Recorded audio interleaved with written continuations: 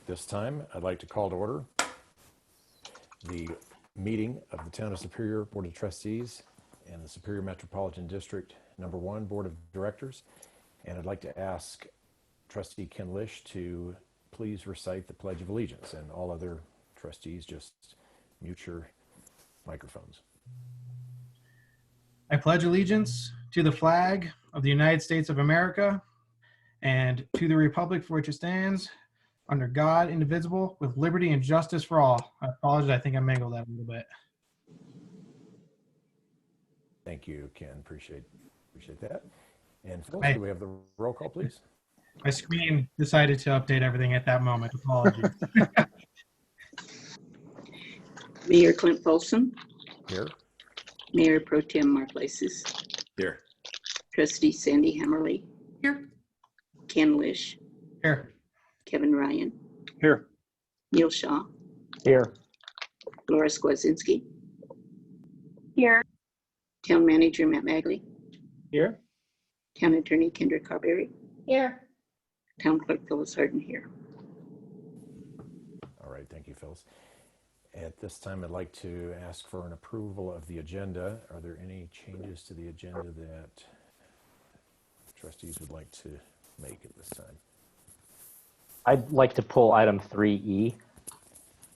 Okay. Okay, anyone else? All right, with that, I'd entertain a motion. Sorry, I had another computer. That was 3E is the head work, the sanitation, correct? No, it's the Rock Creek Circle speed limit. Okay, I want to pull the sanitation. 3F. I don't have the number. Sorry, I'm also having a computer issue this second. Sure, that's 3F. Yep, thank you. Okay. All right, anyone else have any other possible changes to the agenda? Okay. I'll entertain a motion to approve the agenda as amended. So moved. Okay, I had Mayor Pro Tem Lasis with a motion to approve, second by Trustee Skwazinski, and roll call vote, please. Phyllis? Lasis. Yes. Hammerly. Yes. Folsom. Yes. Lish. Yes. Skwazinski. Yes. Shaw. Yes. Ryan. Yeah. That was a yes. Yeah, that's a yes if you could hear me. Yes. Kevin, I Yes, appreciate you trying to make me feel better. Thank you. There we All go. right. Sorry. Okay. The stop video is right next to the mute. Everybody, sorry. All right, fix that on Zoom 2.0.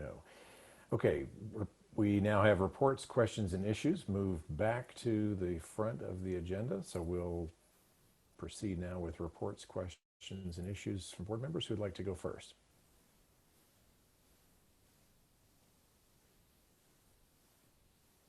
How about Laura, since you're right next to me on the Zoom screen? All right. So I have no meetings to report attending. However, I did want to bring up that today Boulder announced that they will be considering passing an ordinance requiring masks in all public businesses. This is something that I had emailed the board about that Wheat Ridge passed earlier. I know I've brought it up several times in meetings and several times in email, but wanted to state once more on the public record that I believe we should go forward with something like this for Superior. Great, thank you. And that's it for me today. Thank you. How about let's go with Ken next? Besides attending with all of you the board retreat last week, I have nothing else to report in regards to the mask order that Laura referred to. I continue to believe that a coordinated regional approach makes the most sense and will receive the highest participation and adoption rates, and would appreciate and advocate for a regional approach. So Clint, as a mayor's group, I certainly support any movement you guys can push towards Boulder County Public Health working towards that regard. That's all I got. Thank you. Okay, thanks, Ken. Sandy, let's go with you next. I'll start out by saying I'm supportive of whatever the regional approach is on facial coverings. I work in an essential business, and we've been wearing facial coverings ever since all this started. It's not cumbersome, and so hopefully we can get the community to embrace it too. A couple of things I wanted to bring up. I've had a couple of calls from residents regarding the dust that is occurring from the heavy equipment at downtown Superior. And I just wanted to make sure that that the developer is fulfilling the requirements of following along with water trucks to keep the dust down there. I also was made aware that the city of Boulder, and I don't want to steal Kevin's thunder, but the city of Boulder has recently adopted 20 is plenty on residential streets. And although we have not had a serious discussion about that yet in the town of Superior, when we have talked about it in the past, I'm extremely supportive of that. And I would like to see us move forward with slowing down traffic on residential streets. Finally, the last thing I wanted to report on is I attended the Denver Regional Council of Governments meeting on April 15th virtually. One of the things that I wanted to make the community aware of, and I have talked to Alex about it, Dr. Coggs approved a new $26 million urban arterial multimodal safety improvements set-aside program. It's going to be a pretty fast turnaround on this application. They'll have to be submitted by the first week in June. The primary factors are in consideration for this funding are safety, the extent to which the project addresses an identified safety need, especially those located on a high injury network road, or enhanced mobility for vulnerable users in transit. The extent to which the project improves safe multimodal mobility for vulnerable users or improves safe transit access and/or reliability. It's restricted, it's state and federal money. There is a 20% match required on it, but I wanted to make the board aware that this money is out there, and it might be a way that we could attract some more money for the community to increase the safety, particularly with multimodal bikes. And I particularly think of whether Marshall Road might be a possibility for that. So it was an interesting meeting there.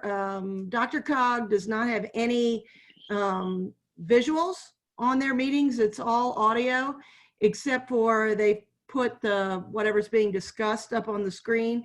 And to be honest, I found it really great because you were not looking at other people's faces or anything. You were actually paying attention to what was being presented on the screen and paying attention to the audio. So anyway, it was just another way that they presented a virtual meeting. And other than that, that's all I have to report.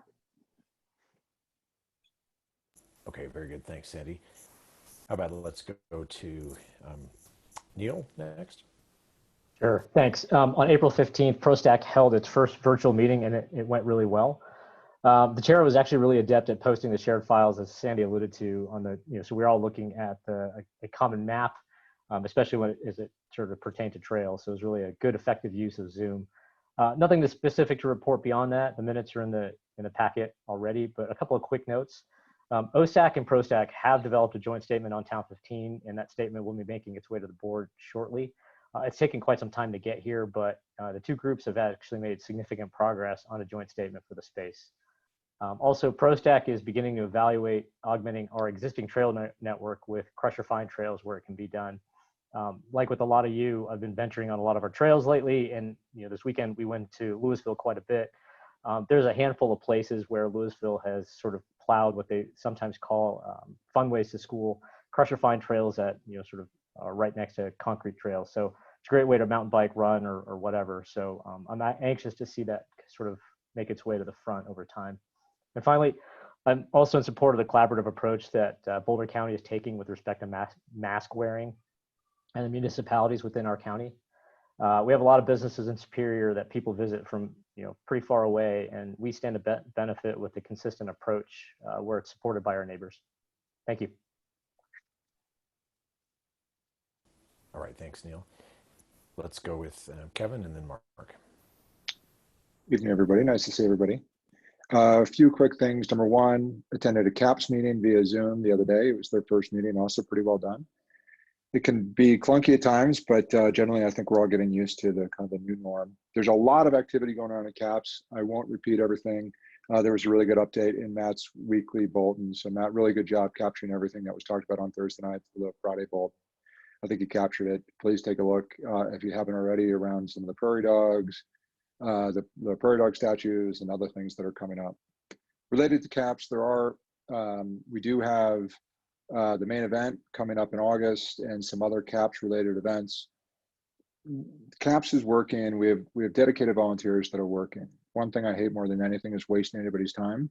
They are working as if these events are going to proceed. If these events are not going to proceed because of the COVID-19 situation, just want to reinforce, we pull these things off the calendar sooner rather than later, or repurposed to some virtual event or some other creative event. I'm thrilled with what we did around the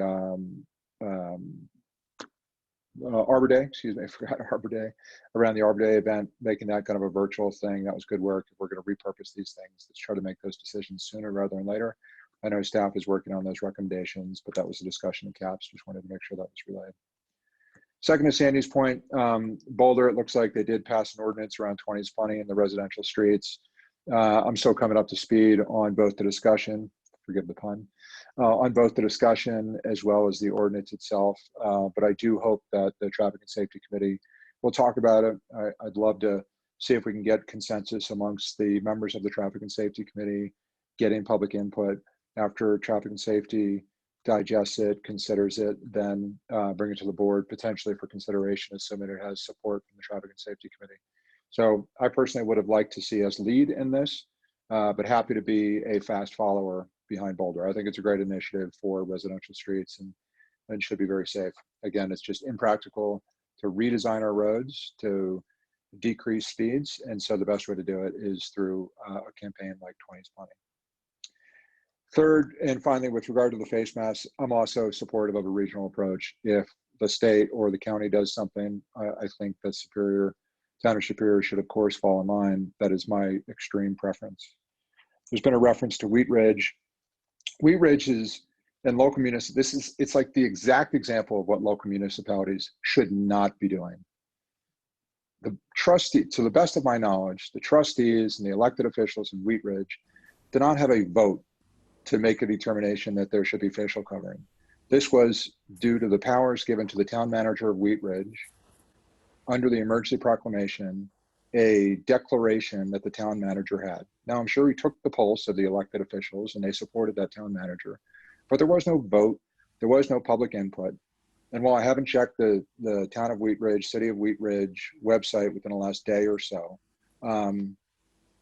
a couple days ago, there was no notice of this. This was noticed on the town's Facebook page. And when you look at that town's Facebook page and you read the notification and you read the angry comments and the confusion and the sadness from the citizens in Wheat Ridge, it's exactly why a regional approach is not preferred, but necessary. Third, we need to consider the implications of an ordinance that has a requirement, and that requirement is going to have some enforcement. It's my practice to try to reduce or eliminate interactions between our citizens and the police. For those of us that are in the situations that we're in, if we have an interaction with the police, it usually goes well. There's a set of the population that when they are interacting with the police, due to no fault of the police, due to no fault of their own, sometimes there is tension and unnecessary tension in those interactions. So I am very cautious around putting codes and regulations on the books, knowing that every time you put something on the books, there's going to be, that's an action, there's got to be an equal reaction. That reaction is enforcement, and having enforcement and having inviting interactions between our citizens and the police or some code enforcement officer is something that, as a matter of practice, I want to eliminate. I'm really proud of the citizens in Superior for their facial covering. I've been to the grocery store a couple times in the last 7 to 10 days, and I think it's probably 90% coverage. We have some businesses like Superior Liquor, who I want to call out specifically, who have a requirement that in order for you to enter their store, which is within their power, you have to have some facial covering. I think those types of voluntary programs and business-driven programs are far superior to a code enforced program. If there is code enforcement, it has to be at the regional approach, so we don't look like Wheat Ridge, which is confusing and upsetting their citizens. Thanks. Okay, thanks, Kevin. And Mark. Good evening. I don't have anything to report, but I'll just weigh in briefly on the mask issue. I agree with what Kevin just said. I went to Costco and to Safeway today, and all the employees were wearing masks, and I would say 95% of all the people that were in the stores were wearing masks as well. To me, I think it's really important for us to have a coordinated approach, whether that's on a state or a regional level. I don't think that when municipalities go it alone, that it's necessarily going to be as effective as we really want it to be. And my concern with any of these messages that we're going to deliver to the community is making sure that people aren't confused about what's appropriate in one municipality and not in another. So I think that when everybody starts going at it alone and having different policies, the policies en masse become less effective because they just get kind of diluted in the noise. So I think, to the extent that we can have a state-directed effort, I think that would be, preferable. And then obviously the second best would be a regional approach that would be coordinated at the county level or in the municipalities in the region. So I agree. I don't think that Superior needs to enact an ordinance with respect to masks.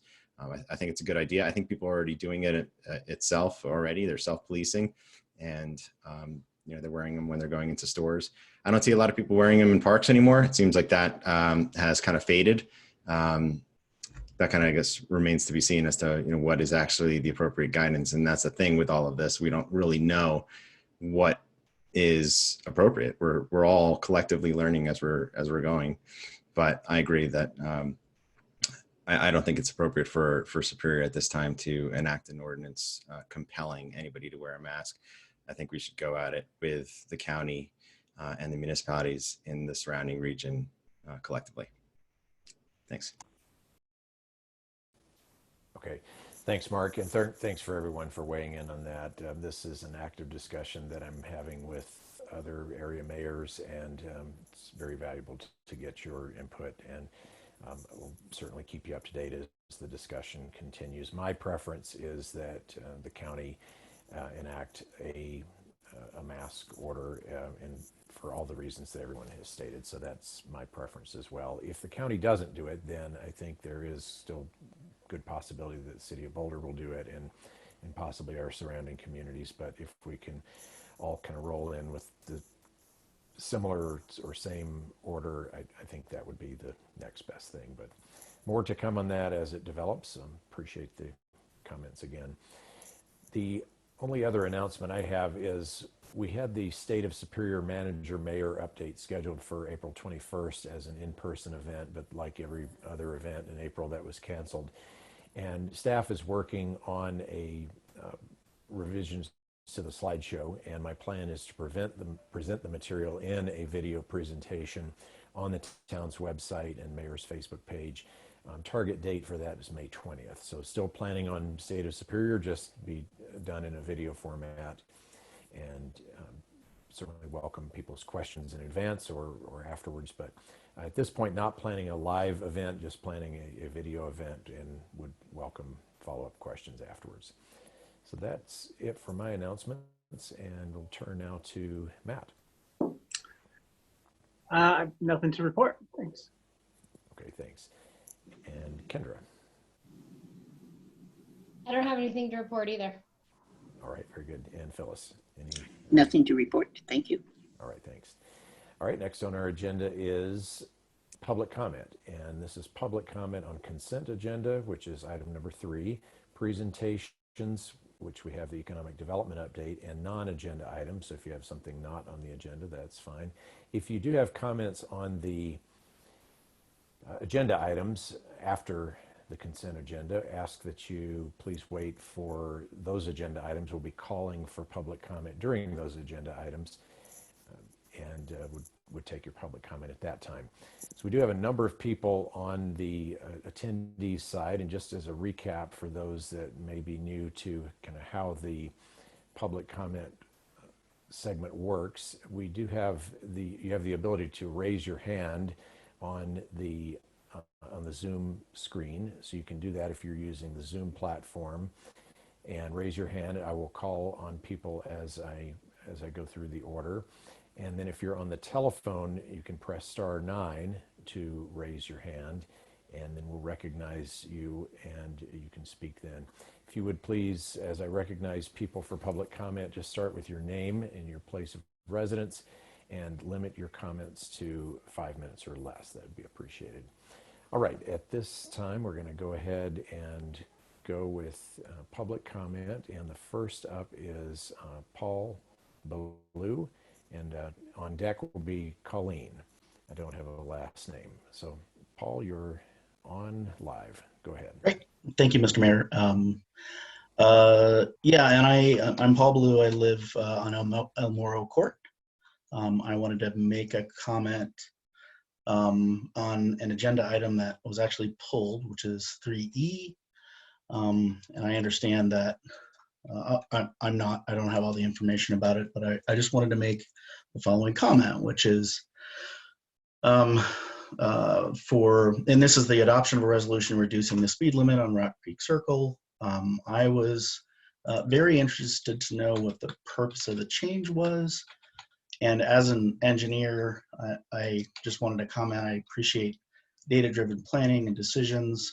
I acknowledge and recognize that I don't have all the information. I do try to read the notes about what's going on, but I just want to understand the data, the observational data, surveys, comments, etc., used to justify it. And the reason I bring it up is that Coal Creek Drive was a few months back reduced to 25 miles an hour, and I really wasn't able to find out why the decision was made. I did see that I think it was Public Works or Traffic, I forget which department recommended the change, but I really couldn't find out why that, what the reasoning behind that was. That is all of my comment. I won't waste more time. Okay, thank you, Paul, for those comments. And just to clarify, there were 2 items that were pulled off the consent agenda, and the purpose of pulling those off was to have more board discussion or questions. So I appreciate you raising those questions, and perhaps one of our board members can address those questions during the discussion. The consent agenda is a group of items that we would vote on in mass if they were not pulled off of the consent agenda for an individual discussion. So that's there was a board member that wanted to have more discussion on that. So that's what will be taking place here shortly after we get through public comment. So thank you for your comments. And next we'll move on to Colleen. Don't have a last name, but Colleen, you're up, and go ahead.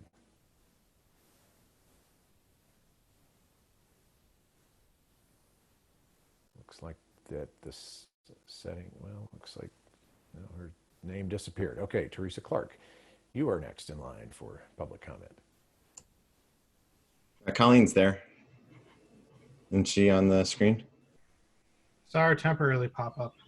It was there, but now it's not. I see her. She's muted.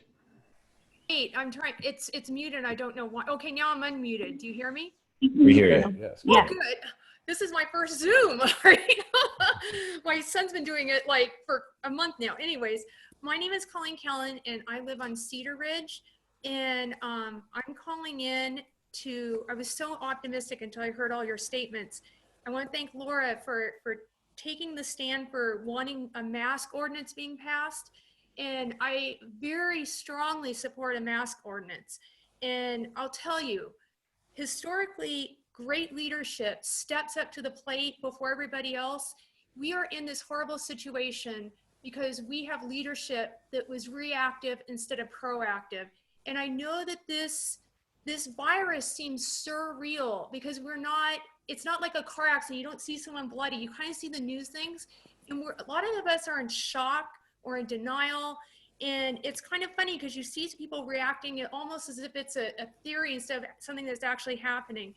And we have to remember, this law is not, this is to protect our most vulnerable members. This is the old people. This is the child with cancer. This is our grocery store workers. I mean, go to the grocery store and take a look. There's high school kids working there. There's people in our community that are older working there.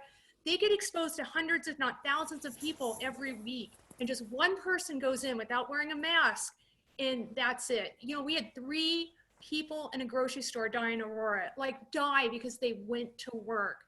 I mean, to me, it's just like, oh, we're not comfortable. We want to wait for the other.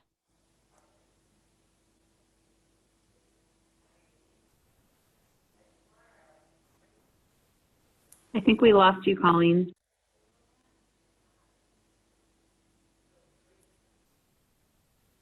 It says you're unmuted, but we can't hear you. Hello? We can hear you. Now we can hear you. Great. Anyways, she's actually doing COVID testing, at National Jewish. She's actually working in the lab doing it. They have one mask they have to wear all month. People are dying in the hospital over at St. Joseph. So to me, I have this reality of what's going on. And I'll tell you what Jared Polis has a lot on his table. He's doing a great job. And I'll tell you why I don't think he's passing the mask thing, because it would be so hard to enforce on a state level, and because of Weld County. And we know about Weld County. We don't want to frack like Weld County. Jared Polis does not need the battle with Weld County. So I think he's really, he thanked Wheat Ridge multiple times publicly for taking this stance.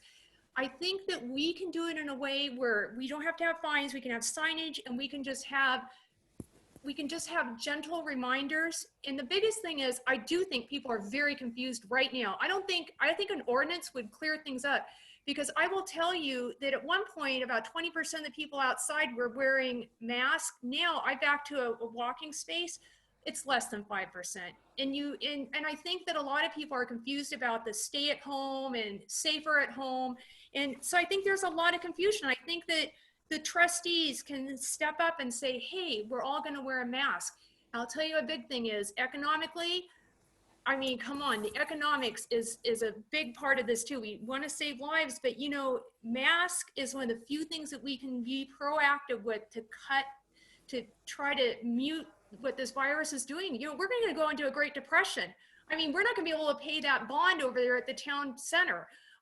This is like serious stuff. And seriously, you think globally, act locally. This is one of the few things that we can do locally. And I really strongly support the trustees passing an ordinance, if anything, just clarifying to everybody. Why not be the town that steps up and the others follow? I think that would be a fantastic thing for us to do.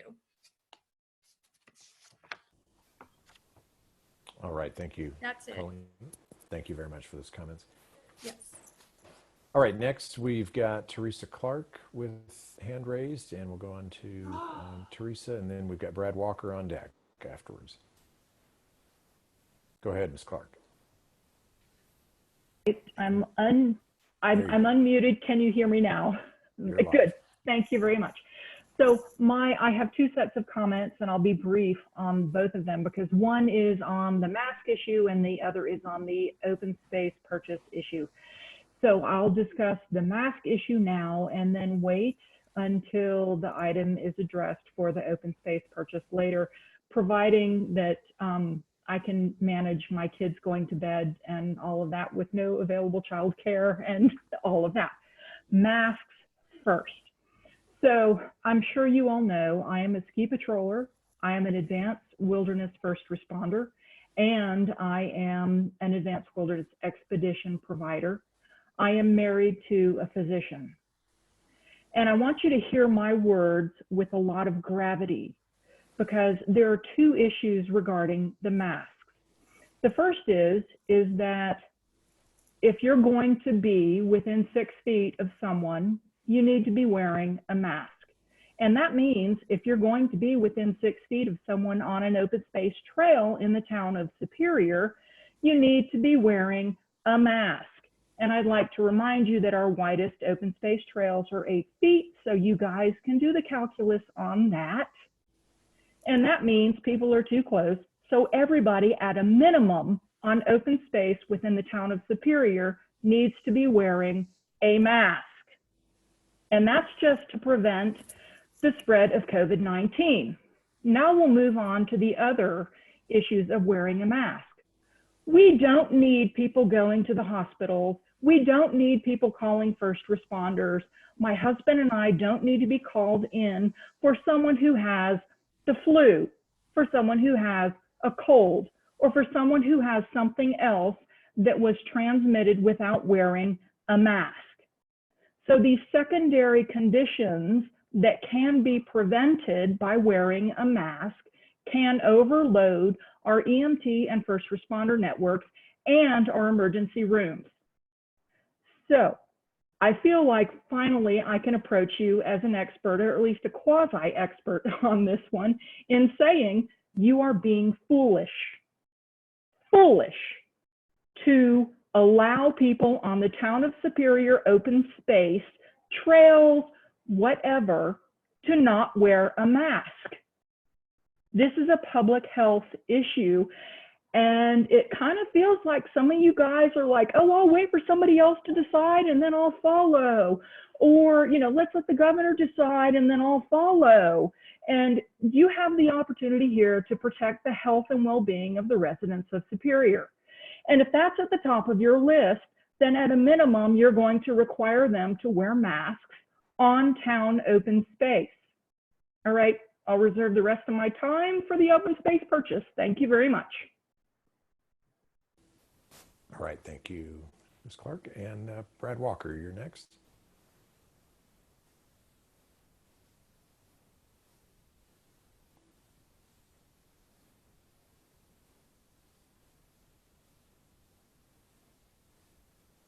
Thank you. There we go. Clint, did you unmute me? Go ahead, Brad. You're okay. Great. I see a thumbs up. Brad Walker. I live in the town of Superior.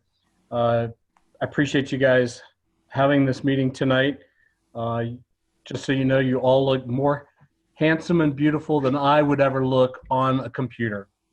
So having said that, just wanted to touch base if there's been any movement or any change or anything, any action with the airport consultant.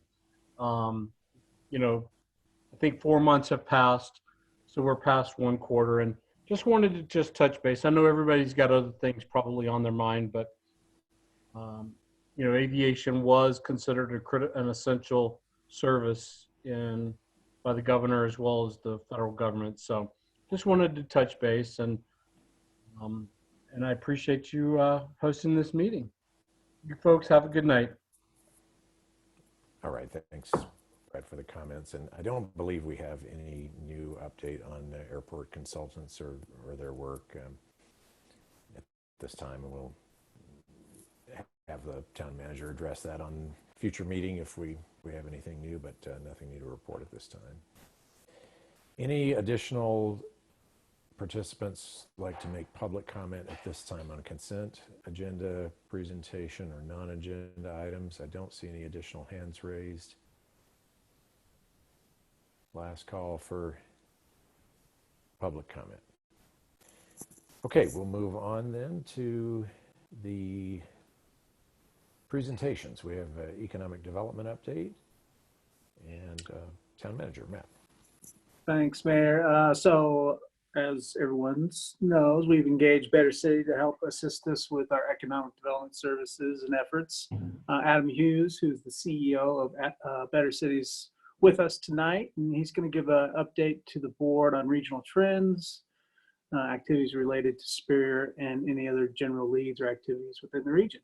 With that, I'll turn it over to Adam. Good evening, everyone. Can you hear me okay? Just great. Welcome, Adam. Great. Well, thank you, everyone, for allowing me to call in tonight. Last 5 or 6 weeks has been a whirlwind, as you can imagine, with everything that's going on in the world.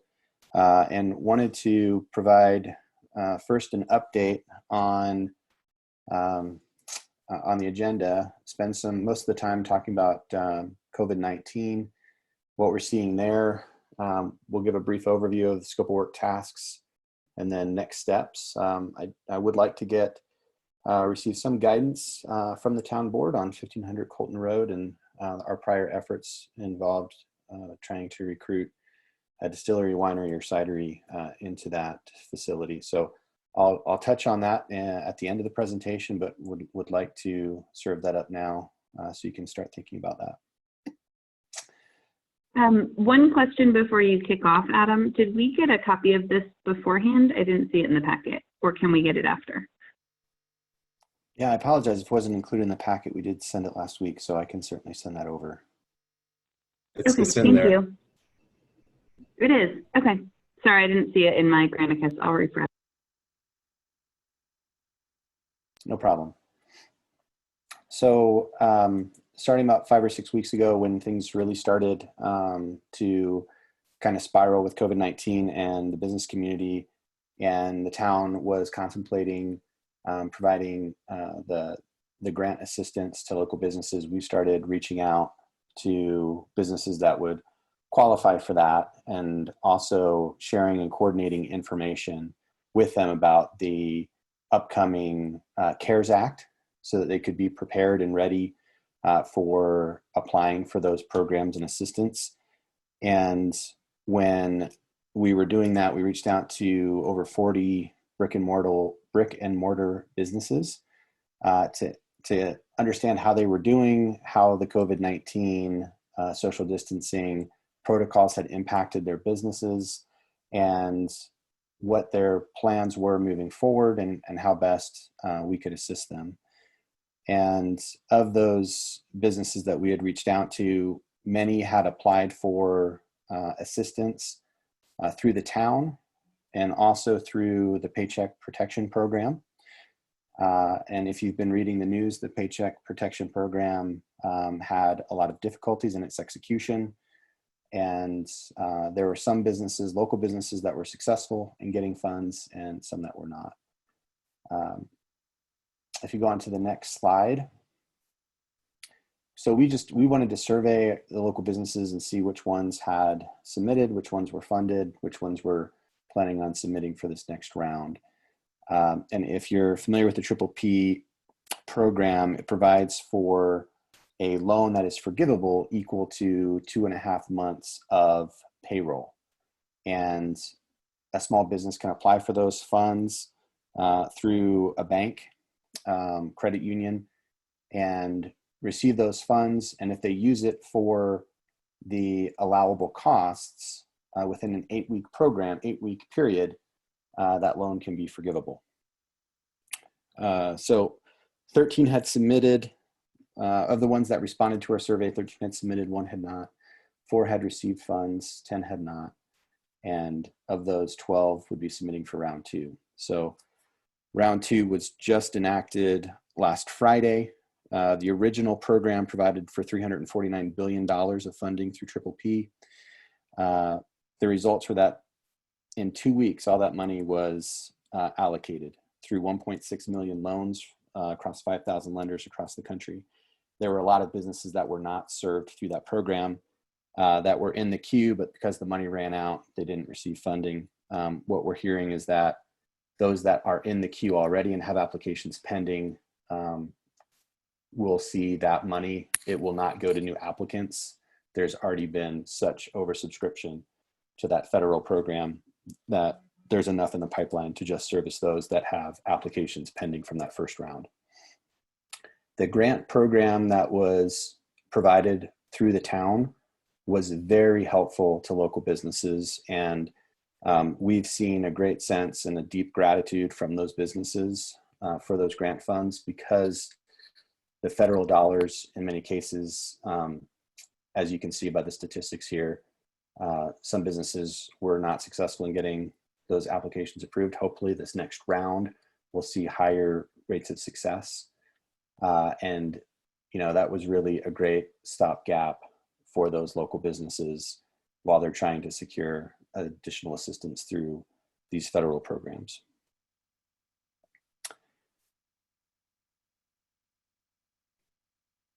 Any questions on that so far?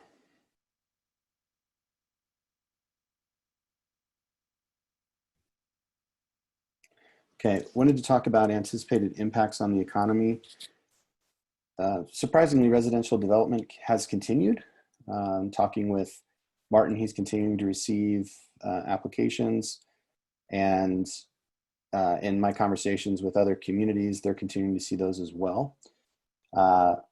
That's not an exact barometer of what's going to be happening, but I do know that the impact is going to have some sense of permanency. Everyone's hoping for a V-shaped recovery.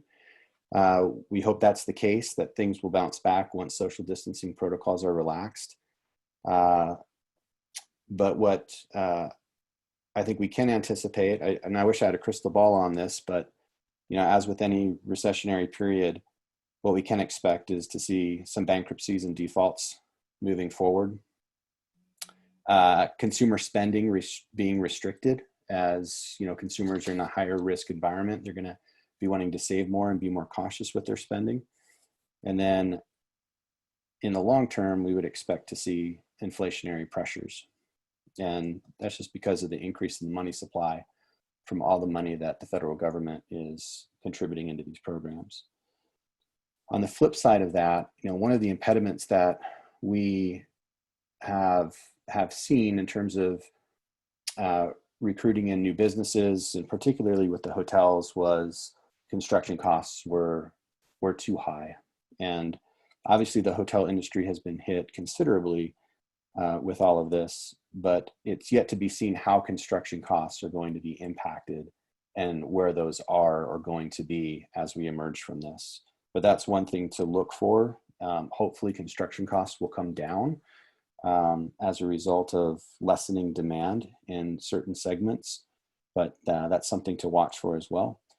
The other is entrepreneurial activity. Whenever we do have bankruptcies and defaults and more or less a consolidation in certain areas, it represents an opportunity for entrepreneurship. So that is another thing to look for as we emerge out of this, is how can we create an environment where entrepreneurs can be successful.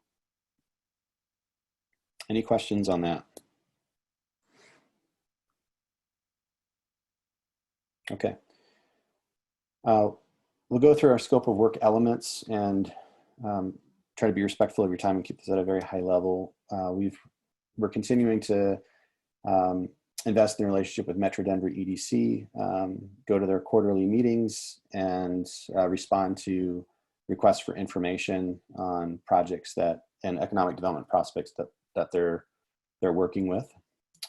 We're continuing to, this was all pre-COVID-19. When COVID-19 hit, we shifted to business retention efforts and in trying to understand what the needs were of our local businesses and trying to help them. So, part of this presentation is pre-COVID-19 and what we can look to do during this period and as we emerge from it.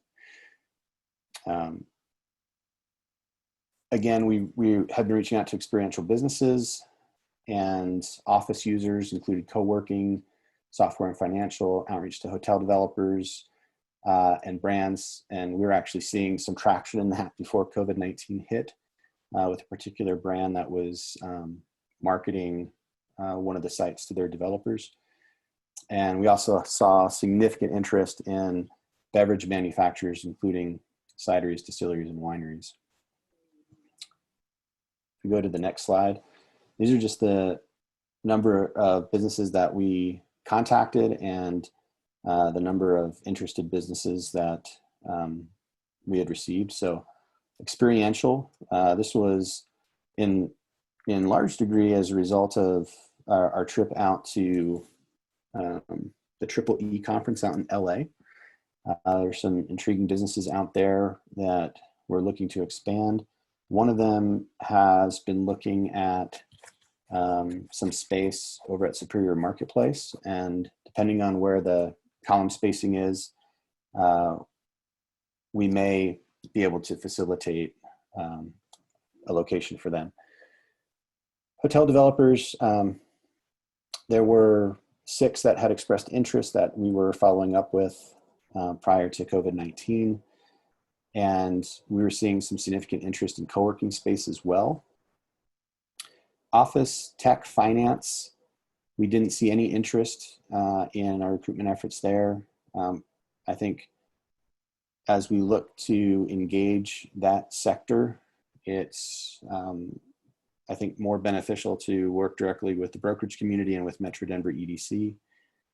We are somewhat constrained in terms of our ethical responsibility as a member of Metro Denver EDC to not be recruiting direct jobs from other communities. So that's one of the things that we are somewhat limited in.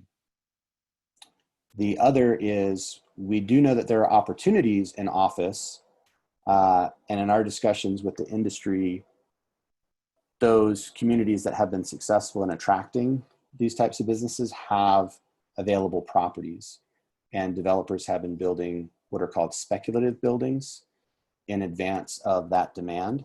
And those communities and developments have had available property for those economic development prospects to move into, which we simply don't have.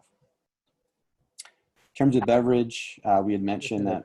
Adam, are we just in a chicken and egg issue with respect to office space where we potentially have people that want to use office space, but no one wants to develop the office space without an actual tenant? You know, and I'm specifically thinking of, you know, downtown Superior. There's at least a couple parcels that are, you know, planned for office space. But they don't want to move unless they have a tenant, and it looks like we might have tenants that have space if there's already some space.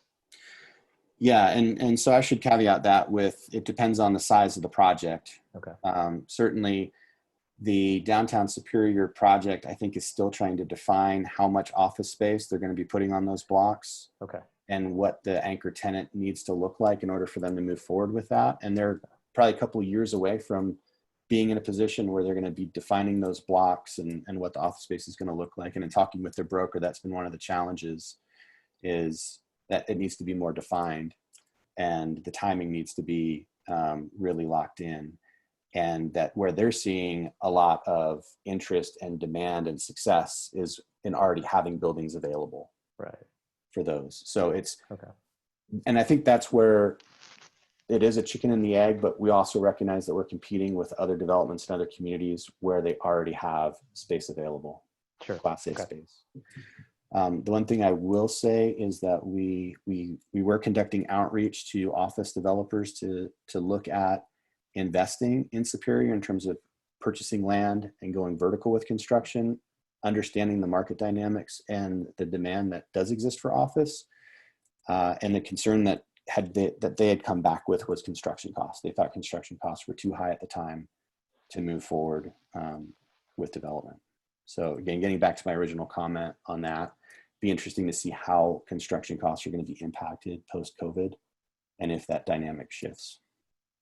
Thank you. But great question. Moving on to beverage, there was a lot of interest in this. The challenge is trying to find good space that can accommodate these types of users. And we'll talk more about that at the end. Let's see, so BR&E. Yeah, Adam, real quick before we move on Trustee to that Lish. slide. You mentioned the Metro Denver EDC and our restriction of being able to directly go after folks that are targets for that group due to our ethical dilemma of being a part of that group. One thing that I would like to hear your opinions on, and it's probably not today, but in the coming months, is just balancing the benefit versus that cost of being able to act on our own. Such a small community. I would love if we could take advantage of the Metro Denver EDC and get benefit out of that, but I am curious if what they can bring to the table for us or the opportunities that are available to us through them outweigh us being able to go out on our own. So I don't know the answer to that, but just something I'd like to hear your opinions on based on your experience, probably in the next coming months or so. Yeah, that's a really good question, Trustee Lish, and that's something that we can certainly monitor and see what kind of leads are coming out of Metro Denver EDC. And I think we just need more time to see what types of opportunities are coming about as a result of that relationship. But that's a really good thought. That makes sense. Thanks. Any other questions? Okay, next slide, business retention and expansion. I talked about this at the introduction, and also talked about the Triple E conference and some of the results with that, and Discovery Office Park and that information. So unless there are any questions on this, I'll proceed to the next slide, community.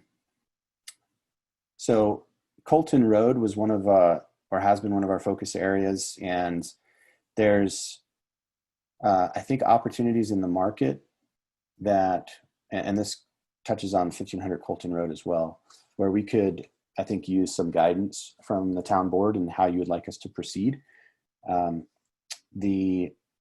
I know that space is really a great opportunity to create a gathering space for the community, and create and enhance that sense. And one of the businesses that we had reached out to, they really thought that space was just perfect for their operations, and that was the distillery. The building is unique in terms of having ceiling heights to accommodate those types of operations, and of the appropriate size that could fit their needs. And the intent was to try and create a destination there that could help drive activity and vibrancy to that corridor.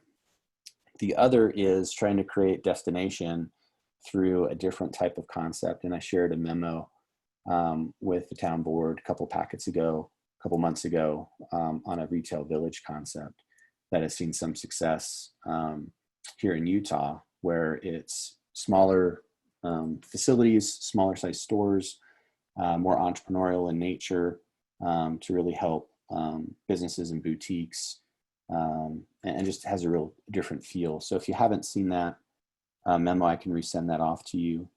But that would be something to consider in certain areas along that Colton Road corridor, maybe some public space for the Town 15. But in any event, something that could help create a different offering in the community and a different experience. Again, we had invited and reached out to the business owners there, and we didn't receive much interest in participation about that corridor discussion.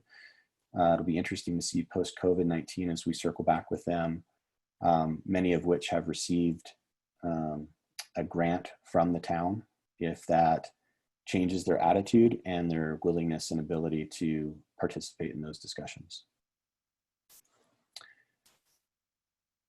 On slide 4, the data reports, we're continuing to provide the C-Source market reports, which is, we've also been able to utilize it more on a cafeteria plan as well. So meaning if we needed C-Source data, we could go in and pull information. One of the prospects that we met with at the Triple E conference was wondering how much we're pulling from North Denver, the North Denver Metro, into Superior. And we were able to generate some C-Source reports that showed that Superior does draw from North Denver Metro, that the sports stable draws a significant amount of people from North Denver, as does Costco, and pulling down from Boulder as well. And that was really helpful in answering the question for them. Next slide, we're continuing to provide the progress reports. We provide the end of the year summary for 2019. Next steps. Again, we'd like to get your opinion on the distillery option, if that's something that warrants further discussion or consideration with this potential prospect, or if that's something that we should just stop working on at this point. And we'll continue to touch base with local businesses, certainly during this period of time, to understand where they are with their Triple P application, and survey them and see what what success that they've had, and circling back with recruitment prospects to see what impact COVID-19 has had on their plans. So those are our next steps. And if there's any opinions or thoughts that you'd like to share with us on Colton Road, on that 1500 Colton Road property, that would be really helpful. And if there are any other comments or questions regarding my presentation. Okay, Adam, thank you very much for the update. And I'll just start by saying I really appreciate staff working with you closely to quickly get engaged with our local businesses at at the beginning of this crisis, and really working with them. I know that's not the bandwidth that we have on staff, so having the ability to to quickly shift into that, I think it was tremendous, and it really, I think, set us apart in our speed with which to respond to businesses and our abilities to. So, and to me, that's really our biggest priority right now is just keeping tabs on that and working to keep tabs on this as the situation evolves, and then hopefully we switch into a recovery phase. As to 1500 Colton Distillery, my personal view would be to not continue.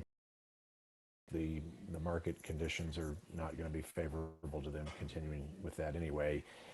But regardless of that, even in a non-COVID situation, my opinion would have still been not to pursue that. I think we are significantly far down the road on that as a community space, not as doing tenant space for some other user.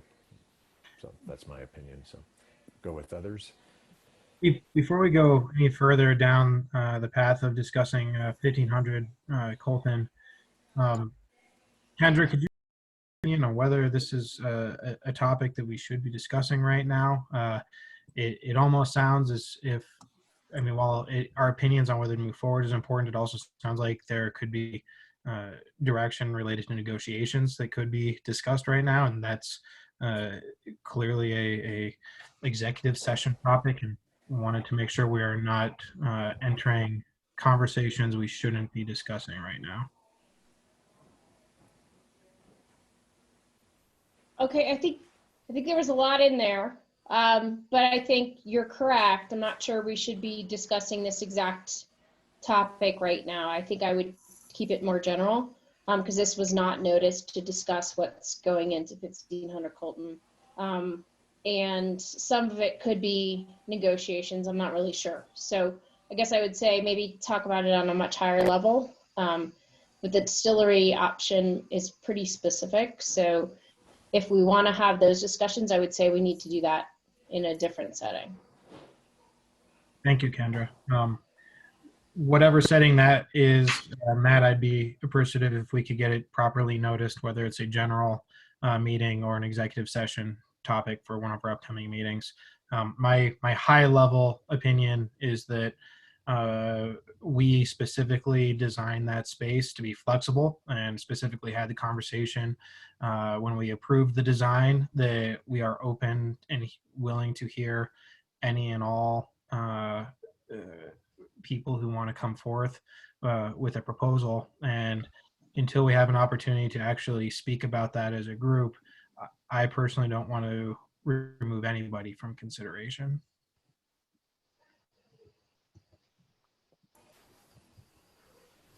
Okay, thanks. Hey, Adam. So, Kevin, a few things. Number one, great report. You're so data driven, and I appreciate the data that you present. I'd like to see your data is presented very much as a snapshot, and I'd like to. I may have asked you this, or maybe I just intended to ask you this. I'd love to see more of a trend or trajectory of the data. What I'm looking for is momentum. In other words, if you were reporting every couple months to us that there's 53 entities and there was interest within 13 of them, that's interesting data. But was it was 53 grown from 30, or is it just 53 that was recycled from the last time? So something, if you could just noodle over the fact that something that shows some momentum for your progress or something more longitudinal would be great. Second, Okay. and if you can't figure it out, you can't figure it out. But something I've got you're a pretty data-driven guy. I think you're going to figure it out for me. Second, really good work around the COVID stuff. I'm just tremendously proud of the community and the staff and the work that you did. And it is far outside of what we wanted you to do, and you stepped in there and you did it. And it wasn't just, helping the staff with forms, but you're actually out there talking to the businesses. I mean, just really, just remarkable. So thank you. I mean, Thank you. Fabulous, fabulous work. 1500 Colton, directionally, I think we've set our direction. And when you look at that space, there's elements of where businesses could come in my view, and complement that space. Relatively, we've got 15,500 square feet. And some of that space is a bit clunky, because it's a little, if there was a entrepreneur that wanted to come out and pick up a corner with, 1,000 square feet, 2,000 square feet for something that was tangential to the community trend that we're trying to set, I'd be all about it. But when I think about the operator that would like to welcome into the community, into the broader community space, I guess I won't get specific, but to me that there's characteristics of what that operator might look like. And an operator that is clearly only for adults, it to me is inconsistent with the broader vision we've set for that community space. So, like Ken said, I think getting all, hey guys, the town of Superior is open for business. If you've got a business and you want to come to us with your best idea, we're open. So I don't mean to be talk out of both sides of my mouth, but when we think about 1500 Colton, I want you to think about places that are consistent with the community and the themes that we've set out in work with the architect and through the survey process. I think that's important. And if you're attracting a business that's inconsistent with those themes, then I think you have to wonder, okay, am I wasting their time, my time, everybody's time? So, but great work. Thank you, Trustee Ryan. That's really helpful. Thank you. Thanks, Kevin. Others? Hey, Adam, I'll just echo the thoughts of everybody who spoke before. Really great job with the COVID-19 response and keeping us informed with all this. We really appreciate it. I know that Superior was certainly ahead of the game in terms of the grants that were given out to local businesses, and I know that that's going to have an impact, and hopefully keep them afloat when they otherwise wouldn't be able to. Specifically on the proposal, I'm kind of with Ken on this. I'm open to any and all proposals. I think that building is a community draw, but not every aspect of that building needs to fit every aspect of the community, right? There's going to be senior uses and child uses and adult uses and youth uses. And so I guess I don't feel that it's, at least at this point in time, I'm not comfortable writing anybody off. I'd want to hear what the proposal is and how it would fit. I'd like to talk to the architect, see if they think that they could make that type of use fit in with the vision that they've delivered, that the board has already approved, and that we're going to be executing on. So I would love to hear more on anybody who is willing to invest in our community and specifically into that building. So whether they're a distillery or a winery or whatever, a bookmaker, I'll hear anybody. If they've got a good idea and we can make it work, and we think that it's something that's, a good fit for the look and feel and vibe of that entire building, I think we should hear it.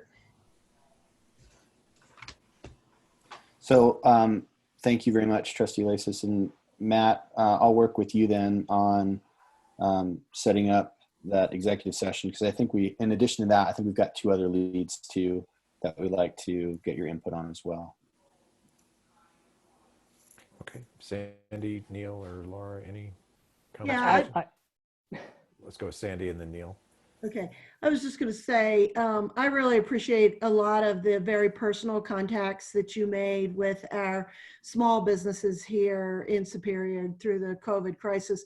I don't think there's any community in the area now. We're also a little bit smaller than many of them, but I don't think there was anybody who really took the time and was as responsive quickly as we were. And I believe that our businesses appreciated the fact that we made that personal touch, and our staff, and Adam, you did a great job.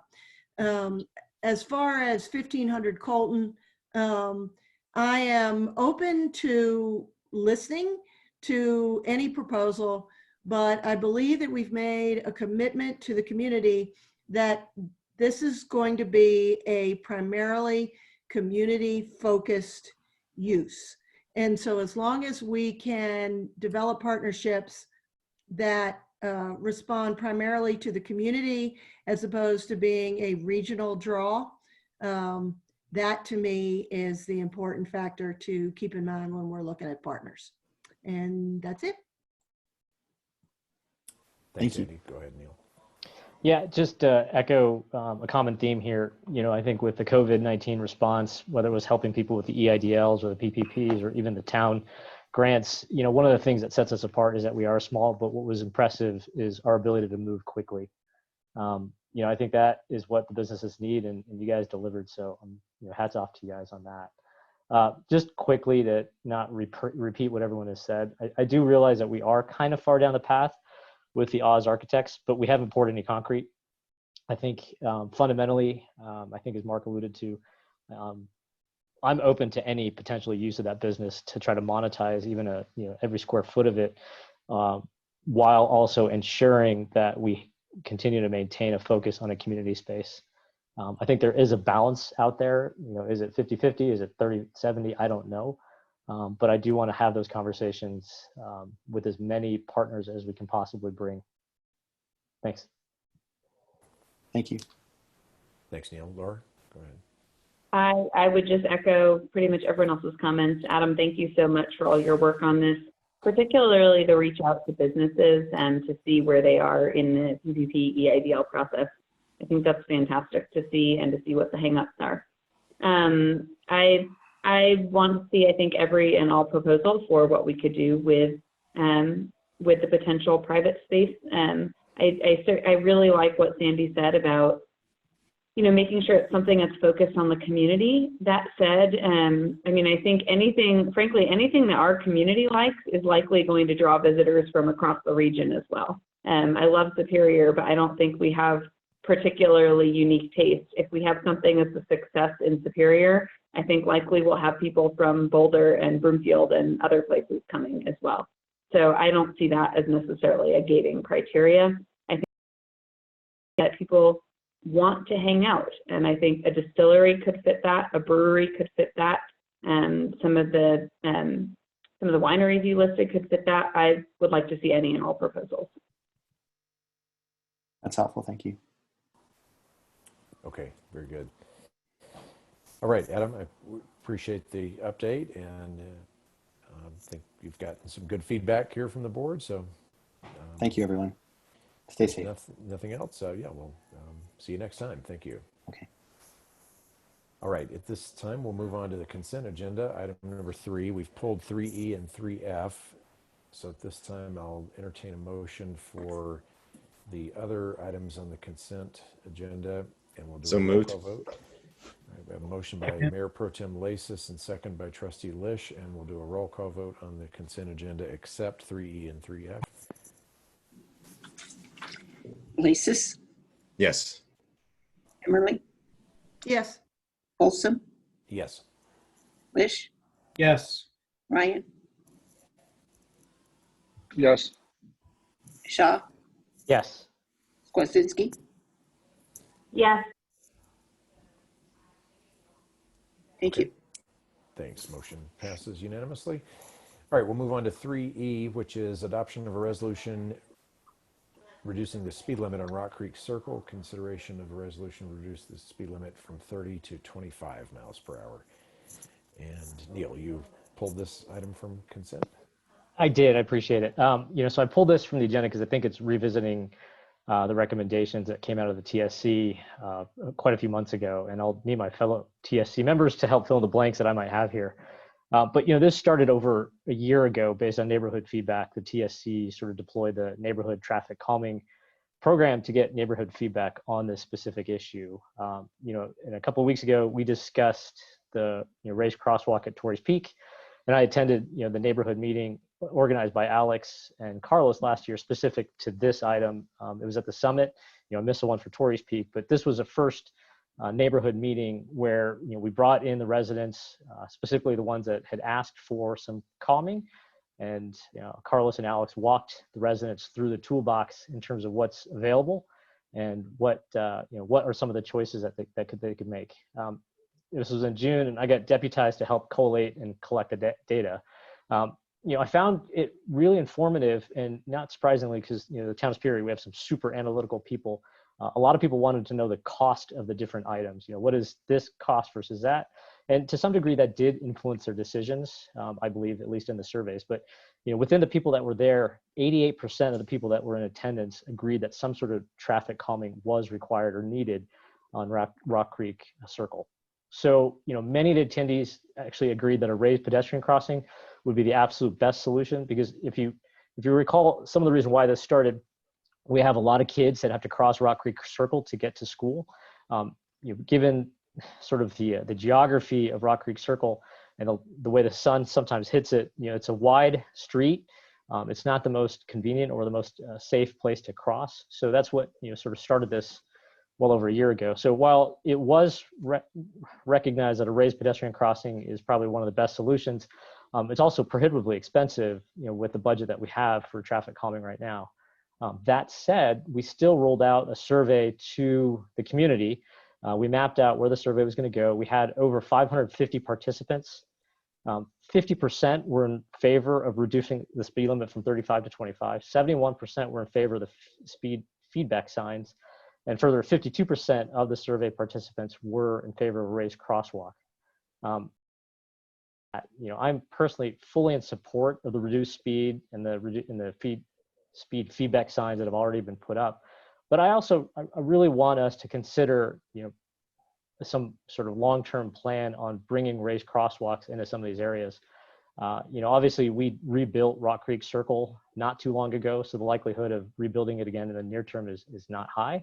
But all of our roads ultimately at some point do need to be redeveloped, and I want at least on the sort of decision making matrix when we redo a road, let's take a pause and figure out what vertical infrastructure, what friction can we add here that'll help to negate the speeds. Because even though we're going to reduce the speed limit to 25 here, what I've come to realize is absent some vertical friction, it's hard to get people to slow down unless they have a physical need to do so. So fully in support of it, and even as Kevin alluded to earlier, 20 to plenty, I'm a huge fan of that, but also recognize that some hardware infrastructure improvements will also help bring the speeds down on our streets.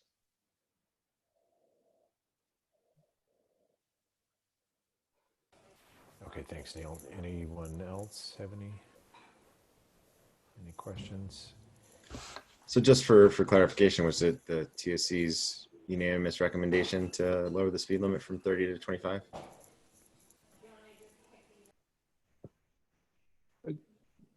As I recall, Yeah, I don't recall if it was unanimous. I know I was very supportive of this. Yeah, I was too. I can't remember the unanimity or not. I think all of us are supportive. And Alex?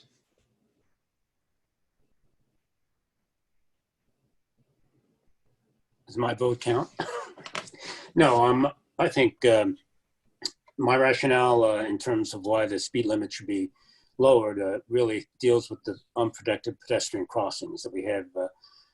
Six crossings, and we also have on-street parking, and there are very few streets in town that have on-street parking with a speed limit that's higher than 25 miles an hour. So I think staff can support the reduction in the speed. We do have a curve already there that is a pretty sharp curve that also contributes to rationale for lowering the speed limit. I think the other thing is going to help inform, we've learned over the years that people drive at the rate they feel like the road allows them to drive safely. And speed limits can be ignored by a set of the population.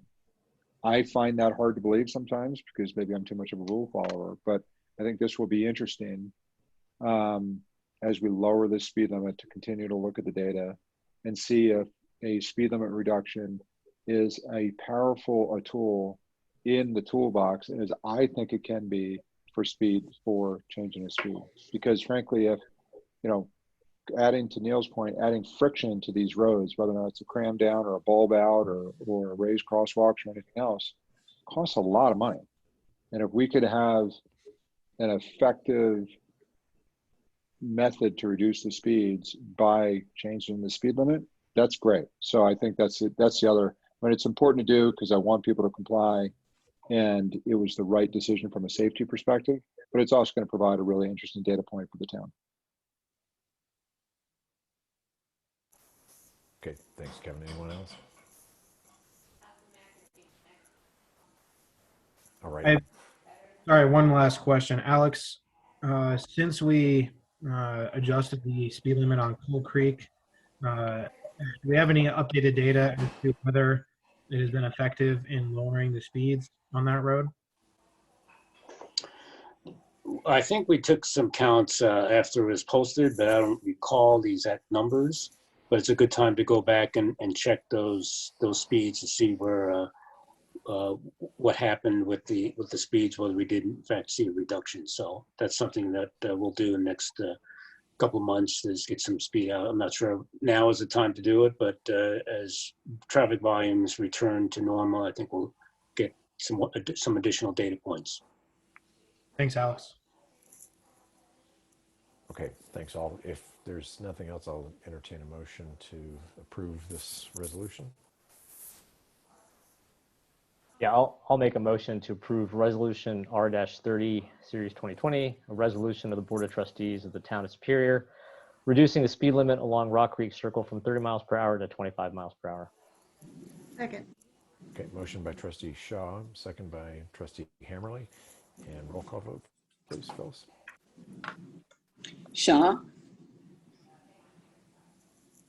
Yes. Skwasinski, Yes. Ryan, Yes. Lish, Yes. Lasis, Yes. Emmerly, Yes. Olson. Yes. Thank you. Thanks, everyone. Motion passes unanimously. All right, we're on to item 3F, which is adoption of a resolution approving a construction contract with RN Civil Construction for the wastewater treatment plant headworks and odor control equalization pond modification project. And Kevin, you pulled this item. You want to start? Yeah, I pulled this for a few reasons. No, I have no problems. I just, as a matter of practice, when we're spending this kind of money, I don't love these things being on a consent agenda. I think we should review and call out and give an opportunity for public comment if necessary. Number two, I'd like for Alex just to walk through the procurement process, and there were memos and some detail there, but just hear if there's anything that sort of stood out. And then third, there's a pretty significant difference between the EOPCC and the low bid or the selected bid, and it's primarily around a single line item, or a lot, maybe I think about 55-60% is around a single line item. I just want to understand why that line item wasn't part of the called out as the requirements for the RFP. So Alex, why don't we start, or Matt, whoever, why don't we start at a high level, just back into just doing a 2-minute overview for how we got here for the viewers at home, and then talk about the procurement process and then the Delta. Sure, I'll begin, and I want to let the board know we have our project team on the call. We have Jim Widener, our Utility Superintendent Patrick Radabaugh is our design engineer with Dewberry. Wayne Ramey is our operator. Dave Takeda is our designer for the equalization ponds. So any specific questions, there are others that probably have more knowledge and background than I do. But to start off, we have a plant that was, the existing wastewater treatment plant was originally constructed in 1989 and expanded in 1996.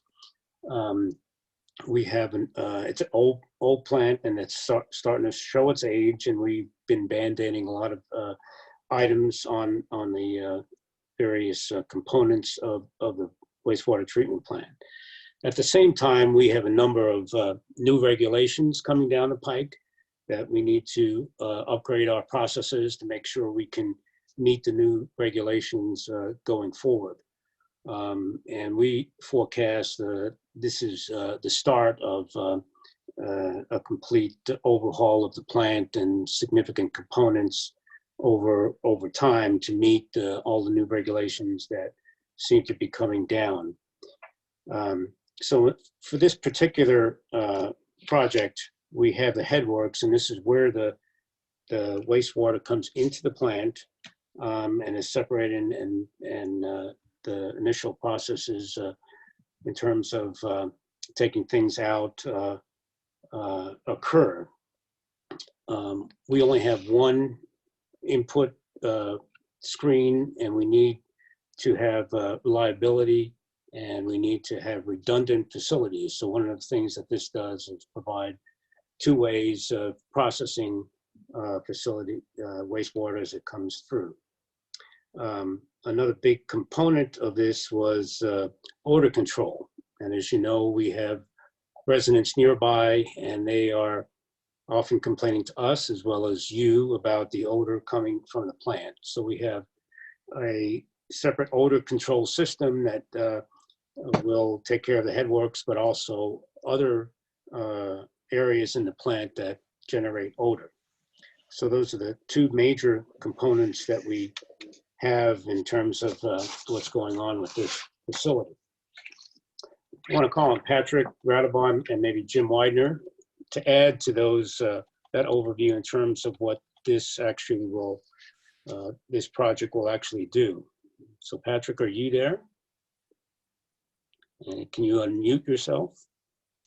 There you go. Are you on? Can you hear me now? Yes, we can. Awesome. So this project is the first step in a multi-phase project to upgrade the facility to meet some of the new regulations that have been present or passed by the Colorado Water Quality Control Commission. And this first step in the process basically gives us more flexibility that we're going to need when we get to the secondary process upgrades. And the secondary process upgrades, there'll be significantly more in cost because there's significantly more infrastructure work that needs to be redone. So this is kind of the first step to help us set the stage for those upgrades coming up in the future. Did that cover it, Jim? Yeah, that sounds right. So what's the all in? So are there 2 phases, 3 phases? If the first phase is headworks and odor control, what's is the second phase the last phase, or is it more than that? And what's the estimate if we were, more than 20% over on phase 1? Tell me about the next phases. Well, so yeah, this, like Alex pointed out, this is the front of the plant. So we'll be going, there's 3 main parts of the plant. There's the headworks, which is the incoming, and then there's, which is preliminary, and then there's the secondary treatment, which is the aeration basins and ponds and stuff. And then there's the AWT, which is the advanced water treatment filtration. So there's basically 3 components in general. And this would be the first phase. And the second phase would be the secondary process, where we remove most of the nutrients, which is what the regulations are being pointed at is removing nutrients. So that would be the second phase. And then is there a third phase? Patrick, I'll let you speak to that. So, there are 2 different levels of nutrient removal required right now. And the state of Colorado has an incentive program that allows us to kick the really strict ones down the road, provided we do well right now. And if we are able to do that, we can kick that really strict one down the road up to 10 years. The Colorado Water Quality Control Commission has said that they'd like to put those really strict limits into permits starting in 2032. That would allow them to be delayed until 2042. And so that could be a potential 3rd phase, and that's contingent upon how well we do in this 2nd phase, if that makes sense at a high level. Did I answer your question, Kevin? I think so. I think so. And I mean, it sounds like the answer is maybe for a 3rd phase. And you know, this phase 2 is going to be significantly more cost. If this phase is 7.8 million, excuse me. Well, assuming. So the budget, as part of the 5-year capital budget for the wastewater treatment plant, we have a column that is 2025 and beyond, which would be these additional phase of work. And it looks like we're estimating total projects about 8.5 million right now. Total project, total 1 and 2? For the work that was just discussed. The phase 2. Phase 2, yeah. All right. Well, if we're looking at 7.8 now, and the next in our budget's 8.5, and it's a significant amount of more work, I suspect that the 8.5 is under budgeted as well.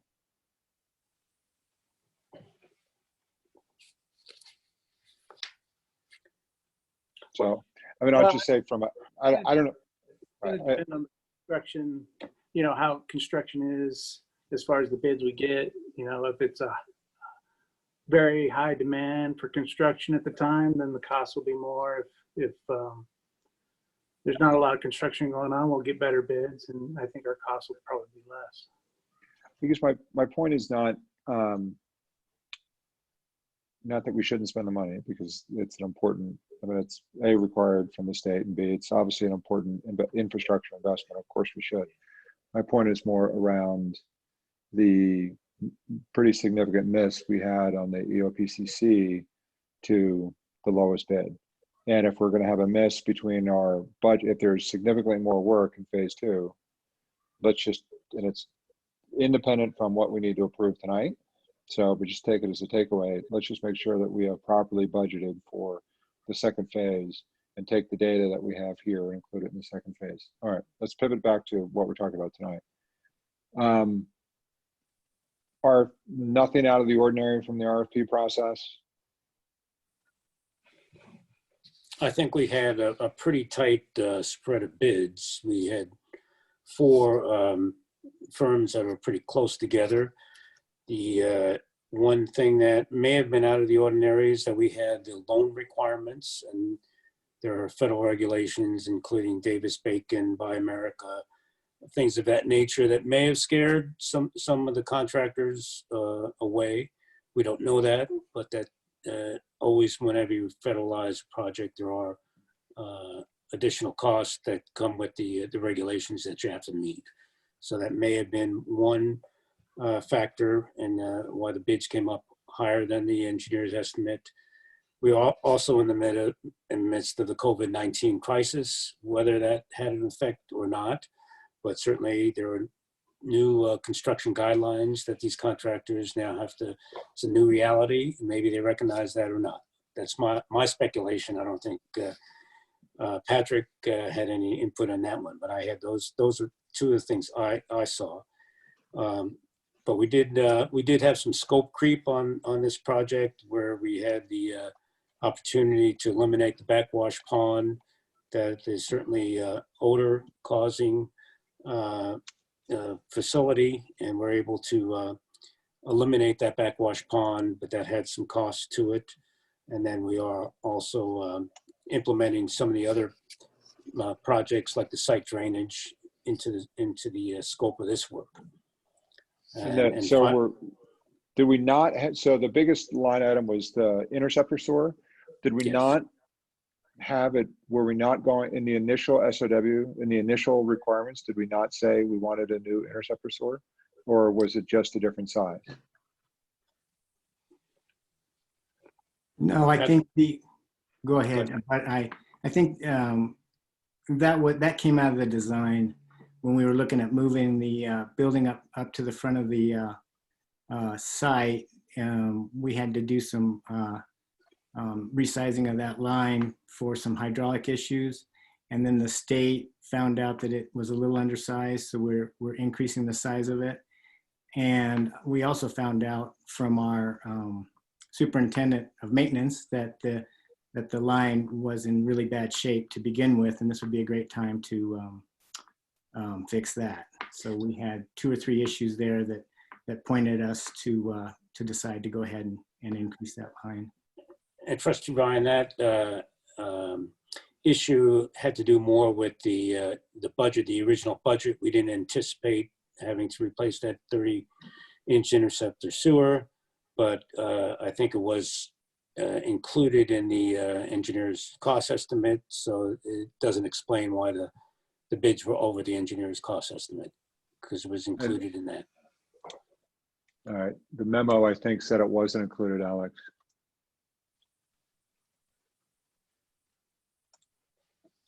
That's the #1 cost, the reason why. The memo we got, significant items caused bids to be over the estimate and the budget. #1, the 30-inch interceptor sewer.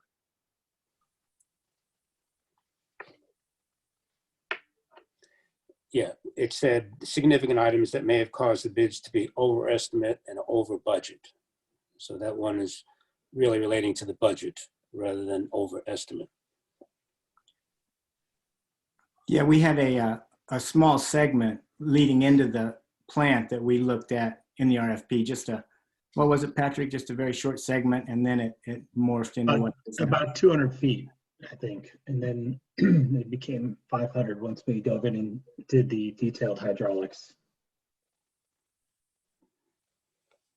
Towns are going to need to, I'm going to ask this from this point forward, all right, for every infrastructure bid. Towns, our town, every municipality in America is going to have to think hard about their budgets and what's nice to have and what's a must have.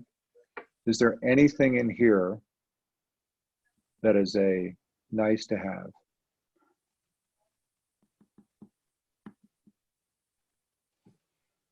If we told you you had to do this budget for $1 million less, is there anything in here that could be done?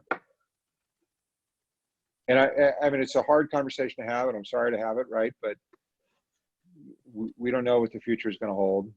We don't know what, so many of our tax dollars come from a handful of stores. We're fortunate in those stores seem to have done okay. If we said something has to be cut, is there anything in here that is a nice to have, not a must have? No. Trustee Ryan, first of all, we've been through this road before with the equalization pond where we tried to cut things out, and we thought about doing that, but we did not want to do any kind of value engineering and upset the bidding process at this point. There are some things that we have in mind that maybe there's some minor savings, but it's not big ticket items like $1 million. And we will work with the contractor, but we did not want to bring that to the board, because when we did that a couple of years ago, we had to rebid things. Okay, I don't recall that, but okay. Okay, I don't think I have any other questions. I just had a quick question kind of along those lines, and it's something that Alex, you said, and it was also in the memo, in terms of cost inflation because of coronavirus. And I think I know the answer to this question, but what happens if we wait a year? As the social distancing starts wearing off and construction can kind of go back to normal, do we start seeing pricing getting back to where it should be, or have the other costs or the other inputs gone up to cover for what the credit would have been against a corona premium? That's a really tough question in our environment. We're was all that bid into the project beforehand, and the bids before were already set. I think we opened bids in mid-April. They may have been submitted, before the crisis, so it may have been under the previous bidding environment, but it's hard for us to know. A year from now, 2 years from now, it's anybody's guess what the construction climate would be. All I know is that we do have a pretty tight spread here of bids. So everybody was looking at that, and they weren't real far off. I mean, they were pretty close. So I would expect that that would happen again with these contractors. And I think wastewater is something that people have to do it. I don't think all the municipalities have to do these types of plans and meet the regulations. I don't see that changing. Patrick, do you want to comment? Well, I just want to comment on something.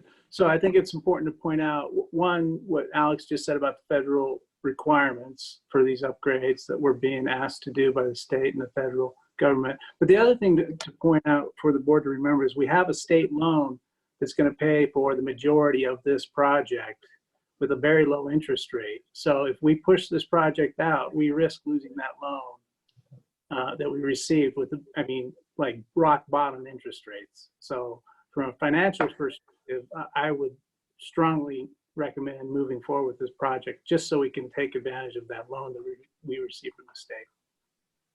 Yeah, that's a really good point, Matt. And I'll just say generally, I'm supportive of moving forward with this. Notwithstanding the uncertainties in the economy right now, prices tend to go up, and if we push this off a year or two, I'm pretty confident that this will just be more expensive and more complicated, and we're going to have more concerns from residents who are complaining about the smells in that area of town. And this has been one of those capital improvement projects that I've recall seeing on various budget documents that continuously gets pushed a year forward and then a year forward because it is so expensive. And I think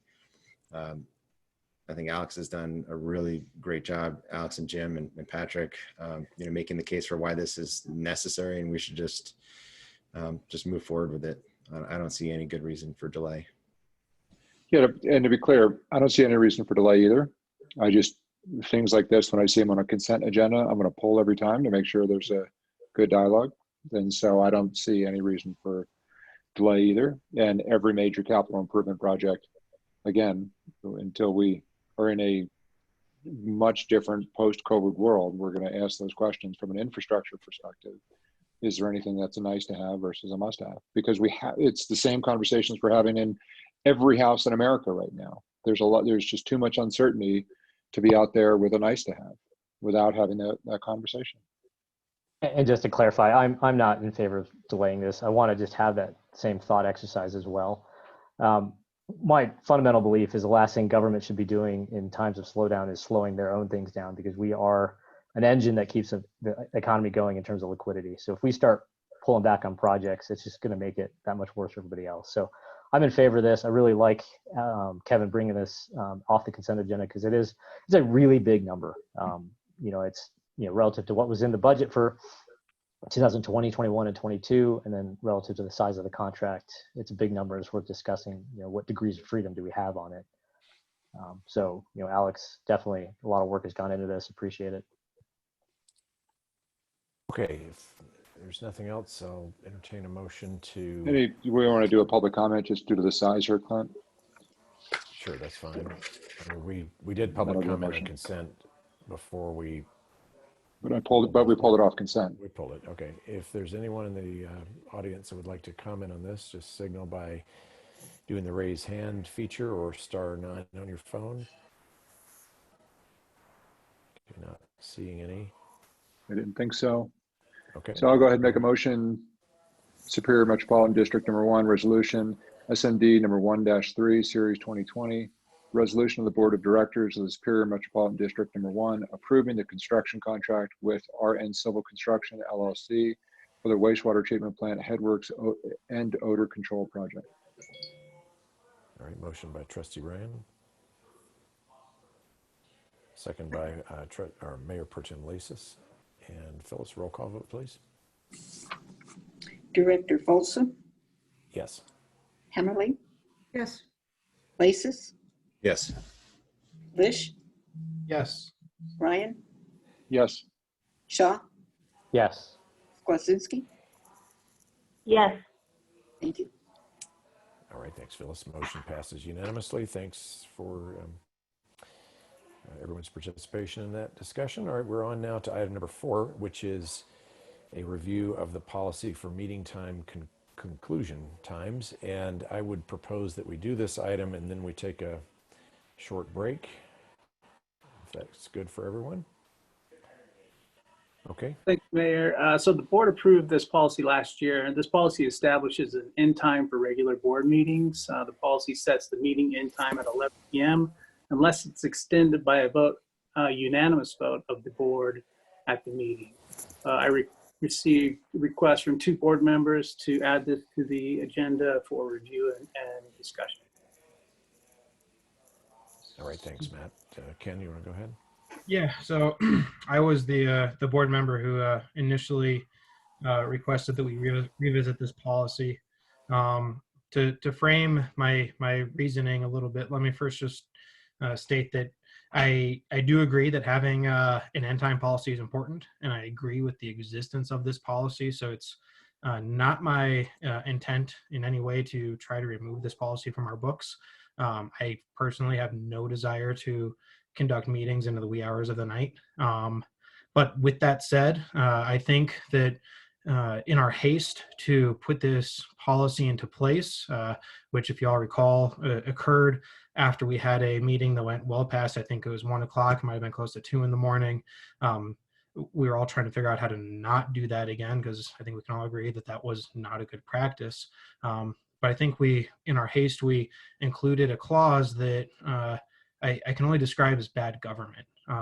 I think that setting a requirement for a unanimous vote to extend the meeting past 11 sets a bad precedent, and I think it opens the door for gamesmanship in the governance of our town.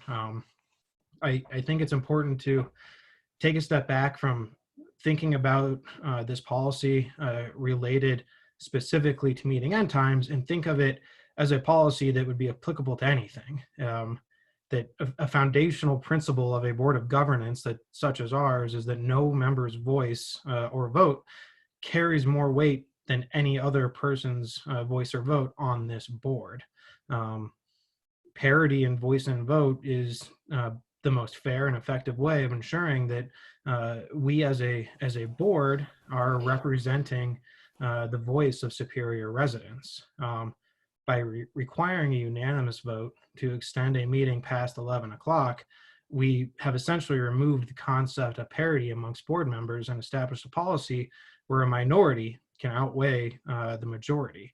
And even think about it in the most extreme circumstances, that the outcome of this policy would mean that a single board member's vote would hold more weight and power than all other board members' votes combined.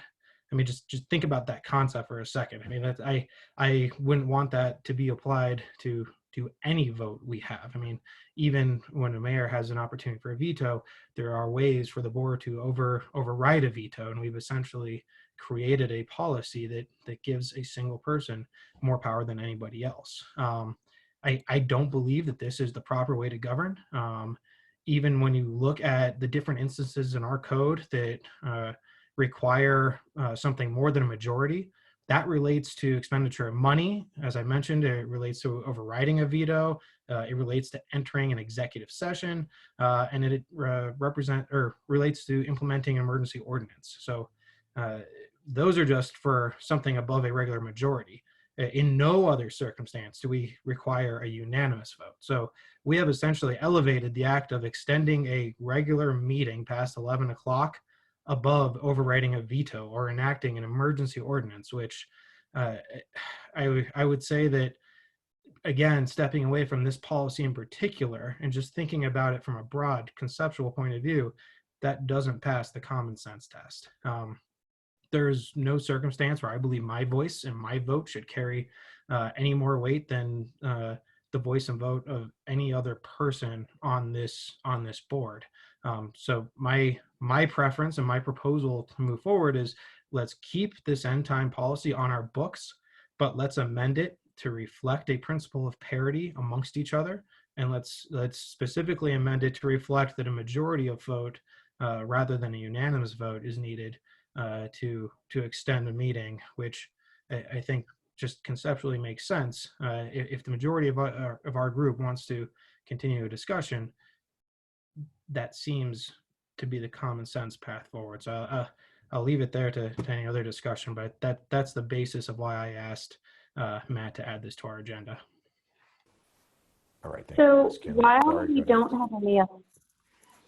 we don't have any other policies currently on the books that require a unanimous vote, one thing I've been thinking about a lot is a vote of a previous board in October 2018. And there was some discussion about whether, essentially whether the board should individually support different resolutions and whether there should be a policy on that. In that discussion, there was a bit of an awkward situation that came up. The board voted and basically said, like, yes, let's have this resolution. But some people on the board thought it should be unanimous, some didn't. The vote was held before that was clarified. So it ended up going on the books not as unanimous, even though several members of the board, including some of our sitting board tonight, felt it should be unanimous. So I thought that was worth pointing out. With regard to why the exception, though, I personally feel if anyone on the board isn't comfortable making a good decision, I don't want to force them to vote. We heard in our last retreat, someone said, if I hear an update at 10:45 rather than 6:15, it hits my brain differently. That's why we pulled the reports forward, because we know that we don't function effectively at 10:30, 11, whatever time. Now, individuals may have, we're all on different schedules. Some people may be wonderful at midnight, other people may not. But I would really like to give every board member the opportunity to say, I am not comfortable making a decision this late. I'm not able to focus on the materials when they're happening this late at night. And I would like our entire board to respect the one person who says that. I mean, I think we're going to end up with bad decisions when we're going into these 5-6 hour meetings that are, again, late at night. I go to bed well before 11 p.m. most nights, I can say, and I do my best in these meetings. But when it gets that late, I think our decision making is compromised, and I think that's evidenced last week when we decided to move the reports up. Many people said they're too tired to do reports and they get rushed. I don't want that to happen to any of our agenda items either. Okay, thanks. I'll try to be brief on this. Ken, I hear you and I respect what you're saying. I have a tough time trying to have it both ways, right? Where you could have a policy to end at 11, but it can't be, but it would have to be unanimous. And otherwise it would have to be some type of majority or supermajority, because just to your point around gamesmanship, I don't think we've seen gamesmanship for anybody using that 11 o'clock. And I understand there's risk there, but I have seen gamesmanship on the other side. You know, we have a number of things that I think as a board we agree are kind of a best practice that we don't always meet the best practice. So while I wish this rule was not necessary, and that there was a best practice and we were operating with more efficiency, and I'm as guilty, maybe even more guilty because I tend to run on than other folks, I think this is a policy that is now not only a good policy, it's a necessary policy. I'd be willing to revisit in a couple of years if it's a problem, but we've had a single instance of where it was a problem and it got resolved in a couple of weeks. It was, you know, it's a bigger problem where we are not having important dialogue around a $7 million line item or a $6.8 million line item because we're trying to rush through things. To me, that's the bigger risk than, oh, we have to end unless we get a unanimous vote. So let's pick it up and talk about it in a couple of weeks. So while I wish it wasn't necessary. In my view, it is. Thank you for bringing this up and talking about it. But I prefer the policy as it is for now. So one of the concerns that I have is that anything that prevents this board from being flexible has the potential of making us less efficient, less effective, less able to actually get work done. And I agree with Ken that having a meeting end time at 11 p.m. is fine. And I also would agree with a majority rule vote that if we wanted to extend because everybody's feeling fine, we recognize that we can get whatever it is that we're working on, done in the next 15, 20 minutes. I think we should have the flexibility to just say, okay, let's have a majority vote and get it done. Because one of the things, we always talk about these unintended consequences of our policies. This policy has not been on the books very long, but one of the unintended consequences of this policy is that when we stretch agenda items over multiple meetings, what we end up having is a meeting where we're actually voting on a policy or a land use application or oil and gas regulations, and very few members of the public attend those later meetings. They come to the first one when it's agended for the first time, and then it gets continued and it's out of sight, out of mind. And I think that, I'm really worried about losing community participation, because we have them stay up till 11 o'clock and then say, oh, sorry, we have to go home now. Why don't you look, check your emails for the agenda in the next, 3 to 4 weeks to see if you can, make it at that meeting. And people don't, they don't show up. So I think that we owe it to the residents to actually, get the things done that we have agended and have the flexibility to, muscle through it. And I think, with the oil and gas regulations that we passed at the last board meeting, we could have passed them at the meeting before that. I think that was really an unnecessary continuance that we needed to, extend that to a third meeting. Case in point, when we discussed it at that third meeting, the discussion was really brief. So I would like us to have the flexibility, and I don't want us to, artificially limit ourselves from being able to get things done. I agree. I don't want to meet at 1 o'clock in the morning, at 2 o'clock in the morning, but I want us to have the flexibility that if everybody's feeling fine, I don't want to, muscle anybody into something that, they're not comfortable with. But, if everybody's feeling okay and we can spend another 15 minutes on an agenda item, we should be able to just get it done rather than saying all of a sudden we have this unanimity requirement that prevents us from doing so. So I just think that it's just limiting our flexibility, and I would just make it a majority vote like everything else. All right, thanks, Mark. Mark, can I understand? Let's go. If everybody is comfortable, but then you're saying you don't want unanimity, you want it to be a majority. Is that right? I'm just not following. I'm saying it should be a majority vote to go forward. But, we're going to be respecting the wishes of, our board members. And, if we can't get something done in, 15, 20 minutes, that's just the sort of thing that needs to be continued to another meeting. But if this is just, another 15, 20-minute discussion, and, provided that the board feels fine, we don't have to be. But only the majority of the board, not everyone on the board. Well, yeah, I mean, it depends. It depends on, if there's a majority of the board that wants to go forward and you've got 1 or 2 board members who feel, really tired, I think the board should be respectful of that. But I don't want to have an artificial unanimity requirement that all of a sudden, prevents us from, going forward. I think we should just have a majority vote. Well, I'm gonna jump in and I'm gonna respectfully disagree. The oil and gas vote was a very clear indication of why this policy needs to be into place. I mean, I think I went into that meeting with some perceptions of what I was willing to do as far as my vote. I listened to the conversation there and I was dead tired at 11 o'clock. And there is no way that we could have had sufficient discussion in 15 minutes to get me to vote for 1,500 feet. On the other hand, by coming back in 2 weeks later. There was nothing life-threatening that we had to pass that night. I had the opportunity to go back, think, research, because 1,500 was not a number we came into that meeting with. And there was no way at 11 o'clock at night, my brain was going to get around it.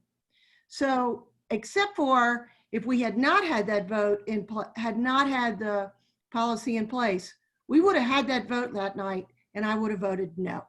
And that would have been very disappointing to me, that I would have voted no on something that, if we just had a little bit of patience and waited until the next meeting and I had the opportunity to be fresh and prepared, it didn't kill anybody that night. I believe we are all mature enough that if it was something that we all agreed and we all knew that we could solve it in the next 15 minutes, we would vote yes. But that night, several of us were not comfortable that we were in a place where we could make a good vote. And we would have been backed into a corner, and that would not have been comfortable either. And I would have really been sad to vote no on that. Okay, I just want to add a couple points, because if you look at, since we've put the policy in place, there have been 2 instances where we've had to sort of wield the policy. And I think in the first instance, when we were talking about the land use application, the majority ruled and we continued the discussion. And then with the last one, we chose to wait. And I actually agree with some of the schools of thought here that the decision to wait on the oil and gas was actually beneficial to the decision-making process for the board. Where I think I'm sort of deviating here a little bit is I can understand to be being unanimous, but I also don't think just a majority is sufficient. If nothing else, where I come down is maybe it's the same as an executive session where you need 2/3 of the board to sort of agree to continue the meeting as opposed to just ending at 11. I mean, I'm really glad to hear that almost everyone to a T agrees that 11 is about the time we should be ending. And I think that's made us more efficient over the last 6 months. But like with anything, it's a new policy. It's only been on the books for, I think, 5 months. I think it's working the exact way we intended. If we want to tweak it, maybe remove the unanimity piece of it and bring it down to 2/3, or keep it the way that it is. I'm not really in favor of going to the path of just majority rules, because I think at that point, if we're 4-3, there's at least 3 people that don't want to continue. They're getting dragged along, and they've got probably some extenuating circumstances why they don't want to do it. So it doesn't make for good sort of working together mood. Okay, Kevin, did you have anything else? You turned your mic on. Okay. That was an accident. Okay, all right. I will make a quick comment and then open it up for public comment on this item. I am in agreement with 11 o'clock, and I'm also in agreement with having a mechanism to extend the meetings that's not unanimous vote. So I would support a majority vote, but I would also support a supermajority. And I think there could be circumstances where that could be important. So that's my position. I think everyone else articulated very well all the issues, and I'm in agreement with that. So if there's nothing further, I'll open it up for public comment, and then we can have any motion if someone would like to make a motion, and then we'll go from there. So Teresa Clark, you are in the queue with your hand raised. So go ahead if you'd like to speak to this agenda item. Can somebody give me a thumbs up? Can you hear me? You're live. Go ahead. Okay, thank you. So this issue is not as simple as when you end a Board of Trustees meeting.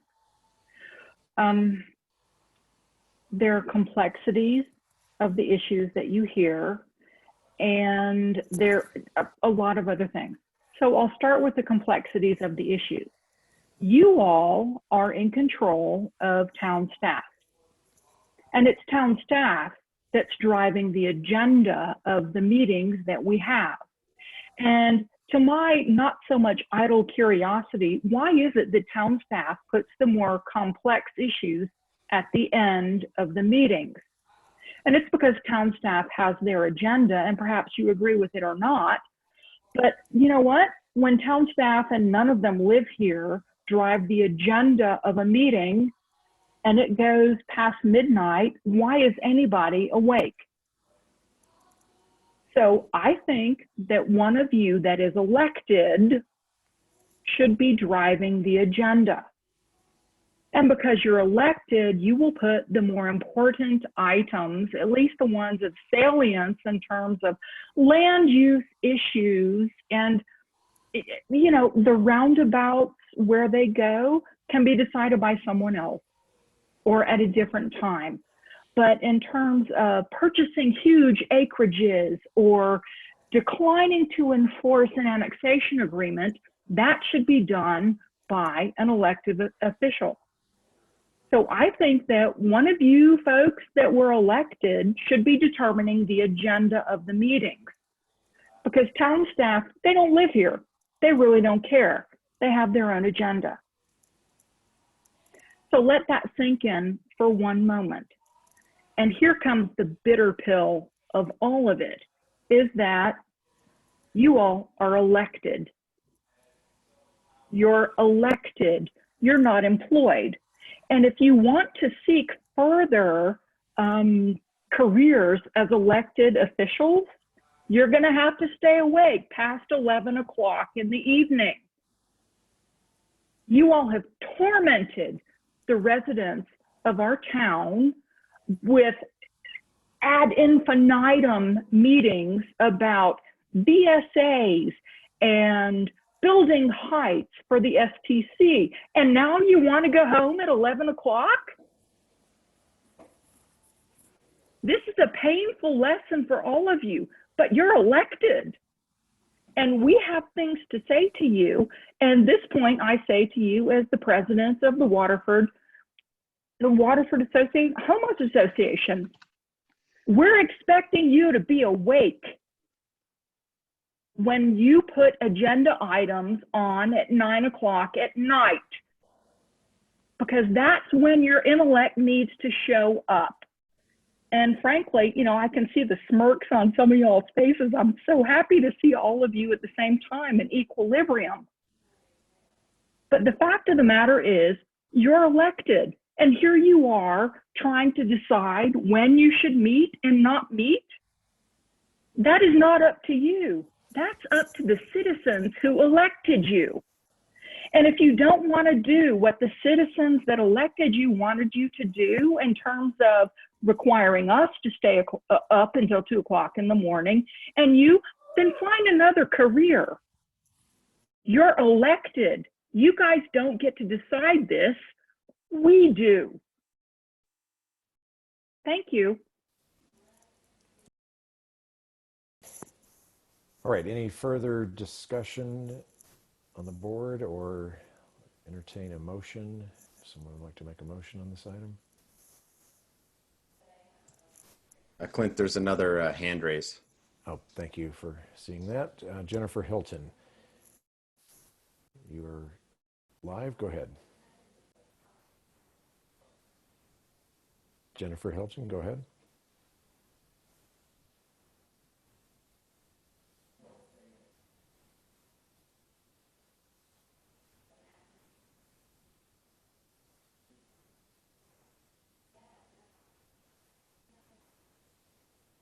Okay, Jennifer Hilton, it looks like you're unmuted, but we're not hearing you.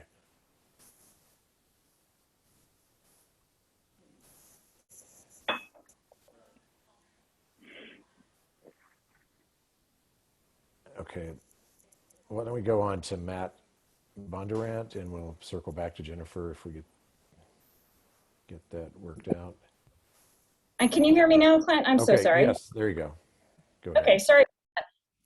So I agree with her as far as some of the critical issues being earlier on in the night as far as the previous comments. My background is sales training and teaching adults from 1 hour to 8 hours to up to a week. I feel that past 5 hours for critical issues can be quite challenging for people to stay engaged. So perhaps breaking up these meetings because you are making important decisions. And I definitely want you fully mentally involved in that. So just a comment as far as that an expectation to stay up, 5, 7, 8 hours. I wish that was the way it is, but in my experience, it's been quite challenging for people to continue to stay engaged and critically thinking at that stage. So just a comment on that. Okay, thanks for the comment. Matt Bondurant, you're up next, and followed by Leah Rowan. Are you able to hear me okay? Yes, go ahead. Okay, yeah, just understand the comments there. Just in terms of not silencing any of the board members by moving on past when they're able to do so. Maybe a compromise might be that if you want to have kind of an overflow time, that you could have move the initial passing 11 o'clock to something like that 2/3 majority you're discussing. But then if it's going to go more than an hour over, so like a next threshold to say, okay, if 2/3 majority to go past 11, but a unanimous vote to go past 12, to kind of give you that bridge of an hour of extra time if you really think you can do it, but not stretch it on beyond that unless you really have that consensus of the entire board that it's really critical to do so. Okay, very good. Thank you for the comment. Leah Rowan? Can you hear me okay? Go ahead, yes. Hi. I'm kind of a mix of our first and third callers. I think going for a supermajority is a reasonable middle ground. I think a simple majority is kind of pushing it and could compromise some of the decision making, particularly on important issues that are coming at the end of these meetings. I think that although I don't have quite the heightened emotion behind it, I think that it would be something that you should consider to move some of our more pressing issues to earlier in the night when you guys are just fresher. When people from the community can join you, when maybe kids are in bed, but people are still awake, it would behoove you to kind of have your critical thinking clear at that point.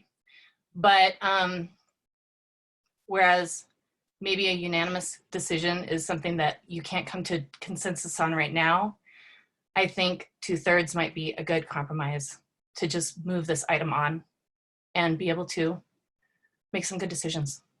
And thank you so much. Thank you for the comment. Anyone else in the audience like to comment? All right, seeing none, we'll move back to the board. Is there anyone on the board that would like to make a motion around this item? So before we make a motion, I really like the idea Matt Bondurant suggested to the group. I think it does meet a happy middle ground. I think if we truly have that absolute burning concern of not going past a certain time, then yes, let's have a unanimous at some point, but let's not have it be our first check-in point. I still believe strongly in the parity of our votes, and only in very, very rare circumstances should we be entertaining the thought of supermajorities or unanimous votes. So my preference would be to move forward with a majority vote to extend past 11, and then anything beyond midnight would require unanimous. Can I just interrupt here? I'm not sure what we're voting on. I think this was a discussion, but we don't have a resolution before you. So I think we may need to vote on some direction to staff to come back to you with something, but I'm not sure what we're voting on. So when you're asking for a motion, I just want to throw that out there. Correct. It was direction of staff is what we're doing. That's correct. I would also note that when we discussed this, You're muted. sorry, when we discussed this in October 2019 to originally put this policy on the books, at that time, we already talked about a phased approach. Our meeting is supposed to end at 10 p.m. We talked about calling for a vote at 10:30 and another vote at 11, and we already decided that in the interest in simplicity and in not wasting, that we just do one vote at 11. So I would not be in favor of trying to do a phased approach. I think that's just a lot more time discussing should we continue or should we not. I would have to concur in my experience having done that before. I would either not have it but the idea of taking a break to spend 10 minutes discussing whether to continue, I will tell you that's why the board originally many years ago got rid of the 10:30 meeting ending policy, because we spent 10 to 20 to 30 minutes discussing whether to extend the meeting. So that wasn't a great use of time either. So I'm just throwing it out there. In my experience, that does not work super well. Okay, from the discussion, it sounds like there is at least majority support to explore a vote to have majority or supermajority. It sounds like we're going to split on that, to extend past 11. And then there's this idea of unanimous vote at midnight. So I think at this point, I think the direction to staff is bring something back that we can perhaps discuss further and then act on at a meeting. Any final comments? And then we need to take a break and then move on to the other items. Yeah, I guess my comment would be is if we're going to change this, I would like the consideration that we make it something a little bit more than a simple majority. I understand what Ken is trying to say here, but you know, give us a little bit of room here where the supermajority is the way to go, because at least that means it's not right on the edge. It could have gone either way. All right, thanks, Andy. Any final comments? I mean, I'd be supportive of a 2/3 majority to go past 11, and then unanimity to go past 12. I think that would give us some flexibility that we currently don't have.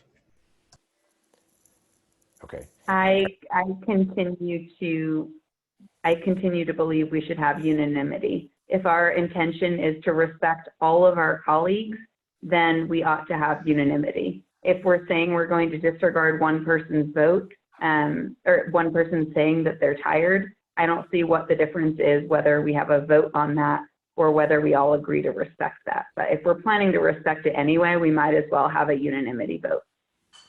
Okay. We're kind of starting to circle back to all the points that we've already made. So let's have staff draft something up. We'll discuss it again and we'll vote on it, and we'll move. We got to move on. We're about an hour over what we had on the agenda tonight anyway. So, all right, let's take a 5-minute break and then we'll be right back to continue.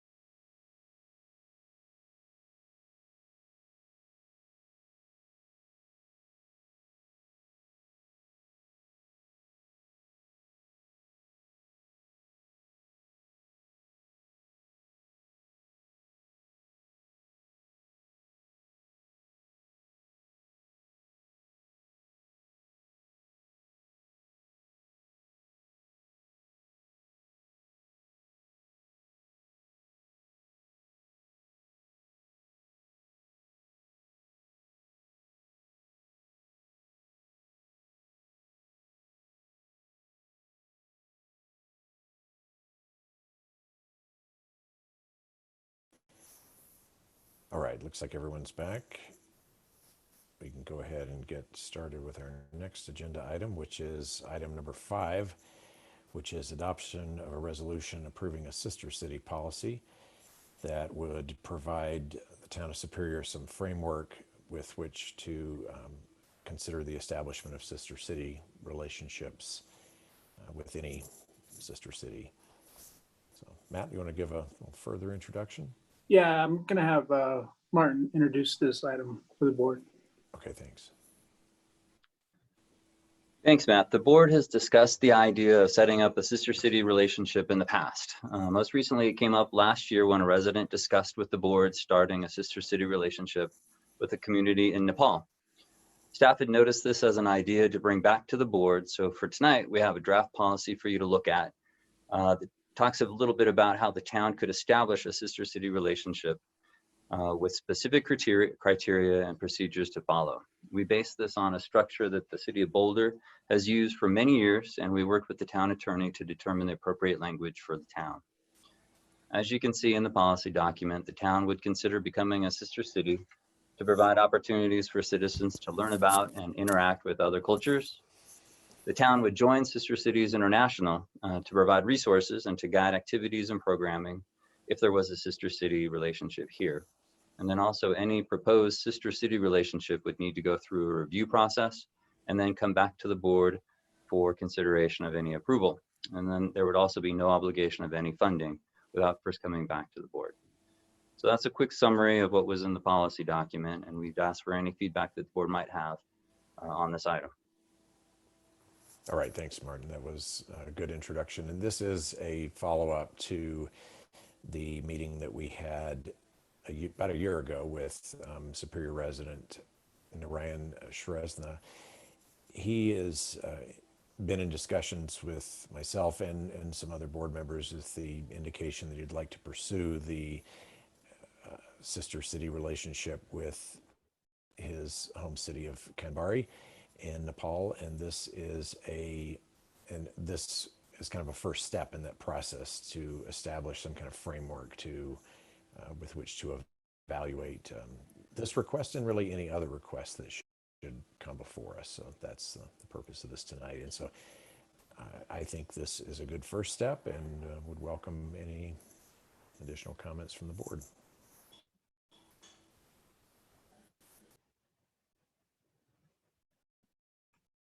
No specific comments. I think this is a great idea. I've been in other cities that have had a sister city program, and I think it's a wonderful way to sort of create some cross-cultural collaboration, and definitely in some of the elementary schools for some kids to learn about other cultures where they wouldn't normally get exposure to it. So I'm fully in support of this. I think it's a fantastic idea. I look forward to broadening the reach in the future to other towns as well.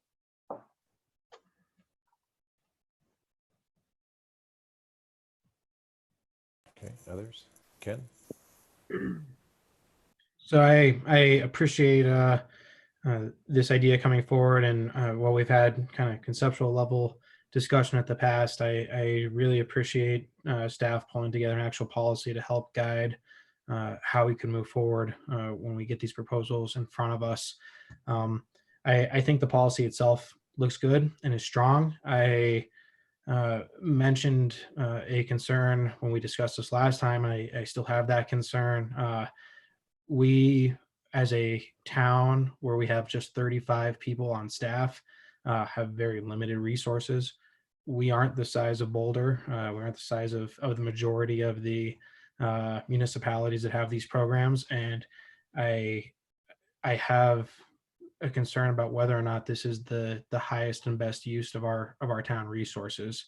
I would love to hear a position from town staff as to how this would fit into their workload, whether or not there's a concern about the annual requirements of reviewing the filings, and whether this is actually a good use of their time.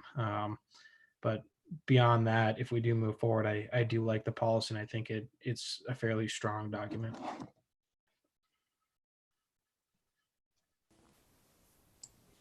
Thanks, Ken. Mark, you want to? Yeah, I share Ken's concerns. I'm concerned about the work that this would impose on staff and any financial commitment that this would pose on the town.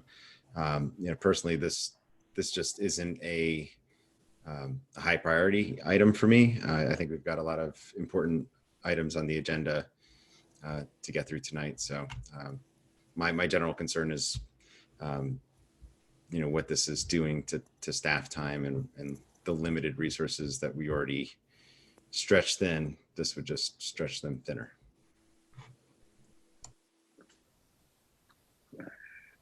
I guess in 30 seconds or less, I'm kind of with Ken and Mark, right? Be careful what you wish for, because when we talked about this last, it was, okay, I guess we're sort of interested, let's get something. And now staff did work and here we are, but it's a different environment.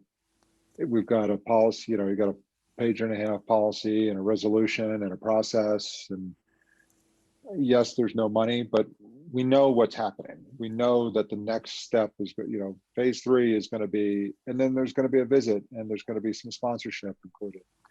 And we're just this tiny little town. If somebody wants to learn about another city anywhere in the world, they can do so. I don't think they need the support from their elected officials in a 14,000 person town. I'm not like, I don't have a visceral reaction to the policy. I think it's well done. I'm like, okay, I just want to get through it as quick as, I'm not against it. I'm not for it, but I am absolutely against spending a nickel of taxpayer dollars on any trip to any sister city. And if there's somebody on staff that has some passion about this and they want to take that passion and convert it into engaging with the community, whether or not it's adults in the community, seniors in the community, kids in the community, then I'm for it. But I'm not hearing a passion from anybody on staff. I'm hearing passion from a single resident who wants to connect to his hometown, which is great. And I like the resident and I want to learn about his hometown. I'm just not sure we need a resolution to do it. I did not do that in 45 seconds or less. Okay, thanks. Laura, go ahead. I tend to agree with Kevin on this. My concern is not the policy. I think it's fantastic, and I think it would be great, especially to get some programming for kids in schools and to have real connections with people in countries and cities and places that they only read about and don't get the personal experiences with. That said, I'm completely against spending taxpayer dollars on any sort of visits back and forth. I could see that being viewed as, part of the program, like let's go explore, and that's not what I think our funding should be spent on. I think, Kendra, I would ask for your advice on this. I think the policy, in my opinion, was pretty clear that there wouldn't be any expenditure of funds, but is it worded right now where that includes visits, that there wouldn't be any like delegations going back and forth?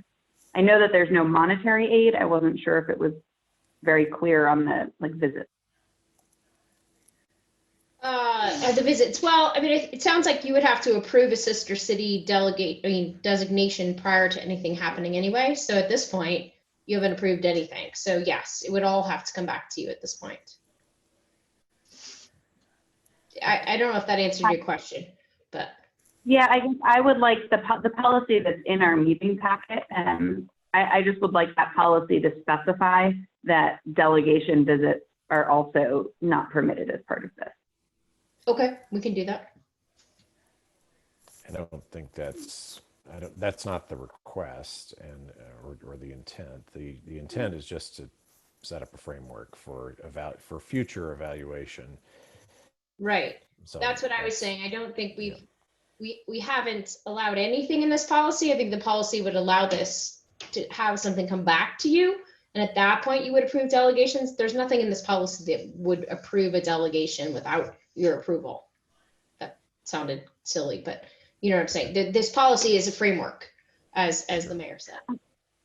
I just would want the policy to specify that delegations would kind of be a blanket no, so that, to Kevin's point, it doesn't take up board time coming before us saying we want to have a delegation. I'd rather just have that right in the policy from the outset. Okay. I mean, I disagree. I think we're overthinking this thing. You know, the Sister City program has been around for like 60 years, and we're debating the T's and C's of a very simple, basic resolution that gives staff the flexibility to decide what they need to do. You know, there's sometimes when I think this board is fantastic, and other times where we ask staff to do something, and then we pick apart exactly what we ask them to do. And what they did is they gave us a pretty straightforward policy that's streamlined enough to kind of embrace the Sister City, you know, mantra as President Eisenhower, you know, put it together 50 years ago. This is not new. This isn't rocket science. This is pretty straightforward. We have a resident that brought this to us. Let's at least try to see it through without, you know, torpedoing it out the gate. Yeah, thanks. And again, Thanks, I'm Dana. supportive of the policy that staff wrote. I would just like that amendment to it before it's something that I would be interested in approving. Okay, thanks. Sandy, do you have any comments? Okay. All right, we do have one member of the public with hand raised. Matt, if you'd like to speak to this item, you are you're live, and then Thomas Apple on deck. Matt, go ahead.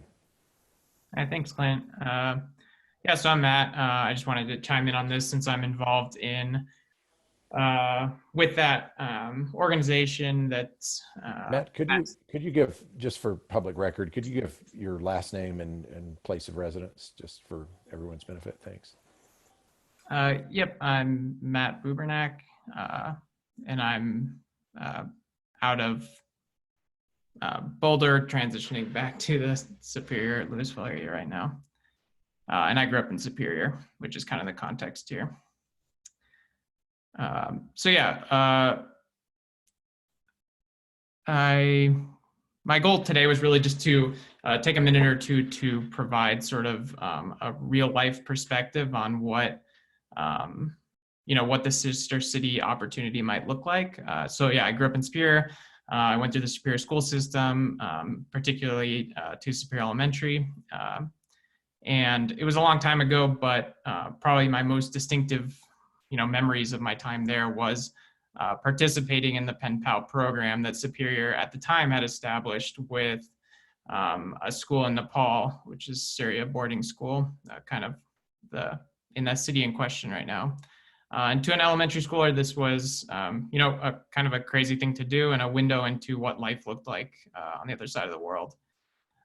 Ultimately, this program did result in a group of students and teachers voluntarily going over to Nepal and, you know, bringing back a lot of cultural kind of artifacts and stories and insights. And so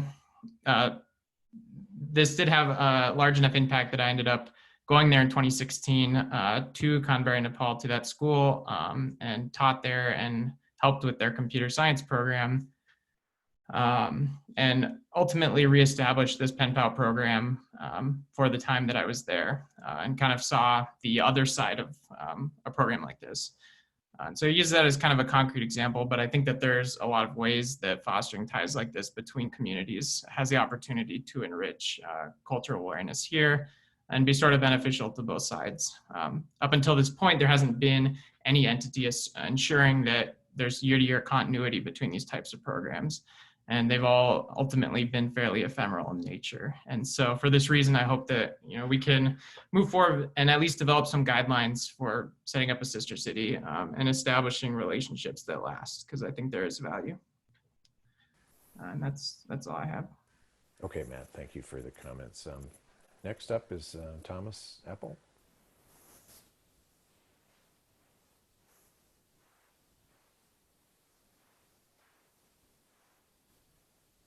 Go ahead, Thomas. Hi, Clint, and the rest of the board. My name is Thomas Apple, and I'm a resident of Boulder. And I work in the Superior Louisville area, so frequent the shopping centers and the parks and the open spaces in your town quite often. So Narayan Shrestha, who had initiated the idea of proposing a sister city between his home village of Kadbari, Nepal, and Superior, is a close friend of mine, and together we have done lots of different fundraising efforts in order to support his nonprofit that has changed the lives of thousands of people across the world, including many Superior residents, whether that be through providing volunteer opportunities for those Superior residents, or in fact hosting international residents from around the world in the Superior area. Right now, there's 150 former citizens of Kadbari, Nepal, living in the Superior area. And I just want to clarify that this opportunity only presents itself as the ability to create cross-cultural ties, educational awareness, and an opportunity, like we've mentioned multiple times, for students to be able to experience what it may be like in another community and in another way of living, which I think is very important for young adults, that experience for young adults to have. To address the concern of many of the members of the board, and again, I understand the concern, this would be on a completely voluntary basis, whether that be visits from delegates from the Kadbari area, or in fact visits from Superior citizens visiting Kadbari. This would be all volunteer, and all the money raised would be through local events and fundraisers. Again, this only creates an opportunity to diversify the types of events that are held in the Superior area, as well as introducing the citizens of Superior to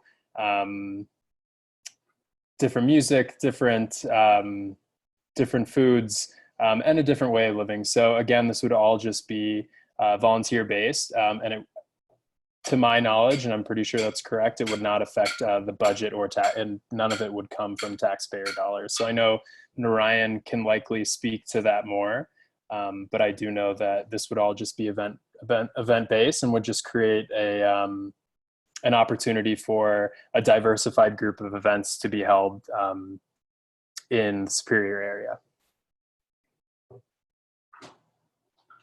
Okay, So very good. Thank you. That's all I have. Thank you. Thank you very much, Thomas. All right, is there anyone else in the public that would like to provide comments at this time? All right, not seeing any.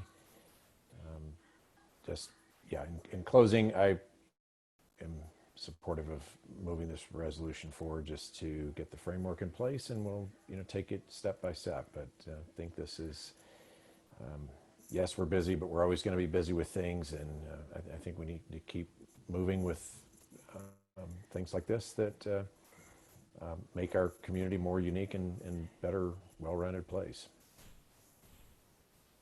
Any final comments from others? Okay. So, Laura, go ahead. sorry, my hand seemed to be delayed in raising there on the video. I just wanted to see if others were supportive of adding a clause around financial commitment to delegations and visits. I'm fine with that. Doesn't seem like there's objection to it, so I would say. Okay. Great, thanks. Would someone like to make a motion for the resolution that's in our packet?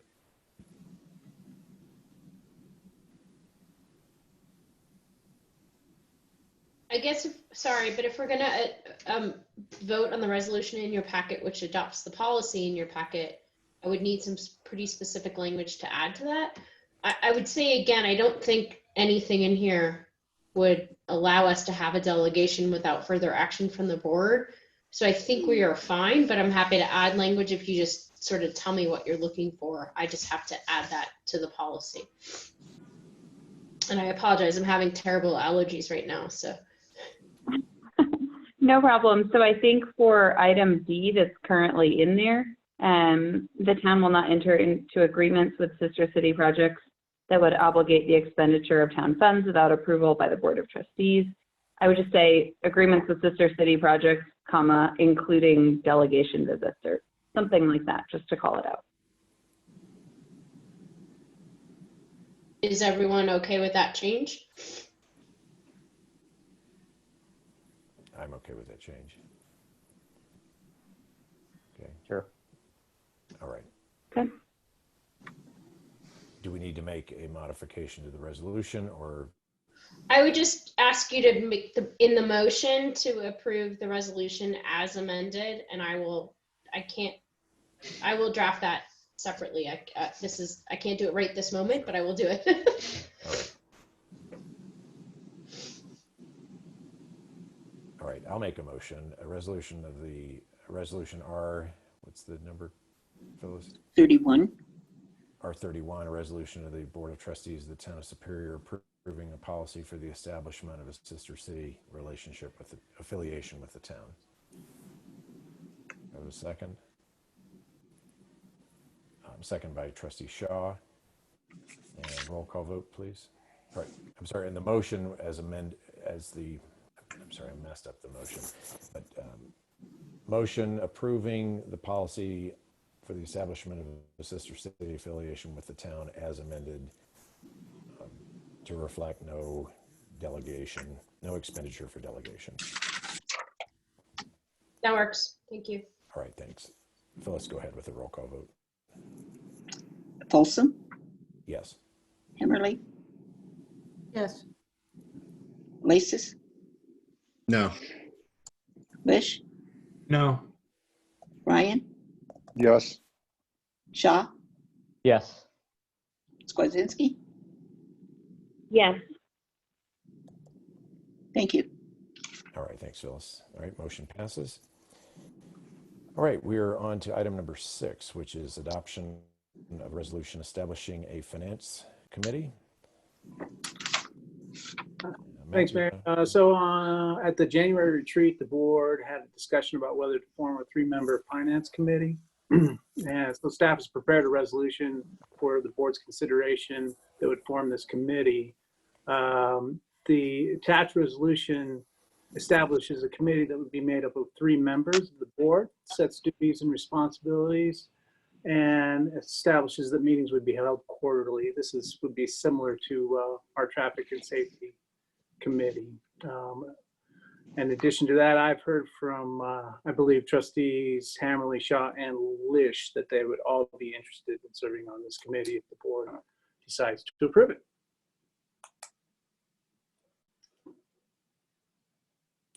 All right, thanks, Matt.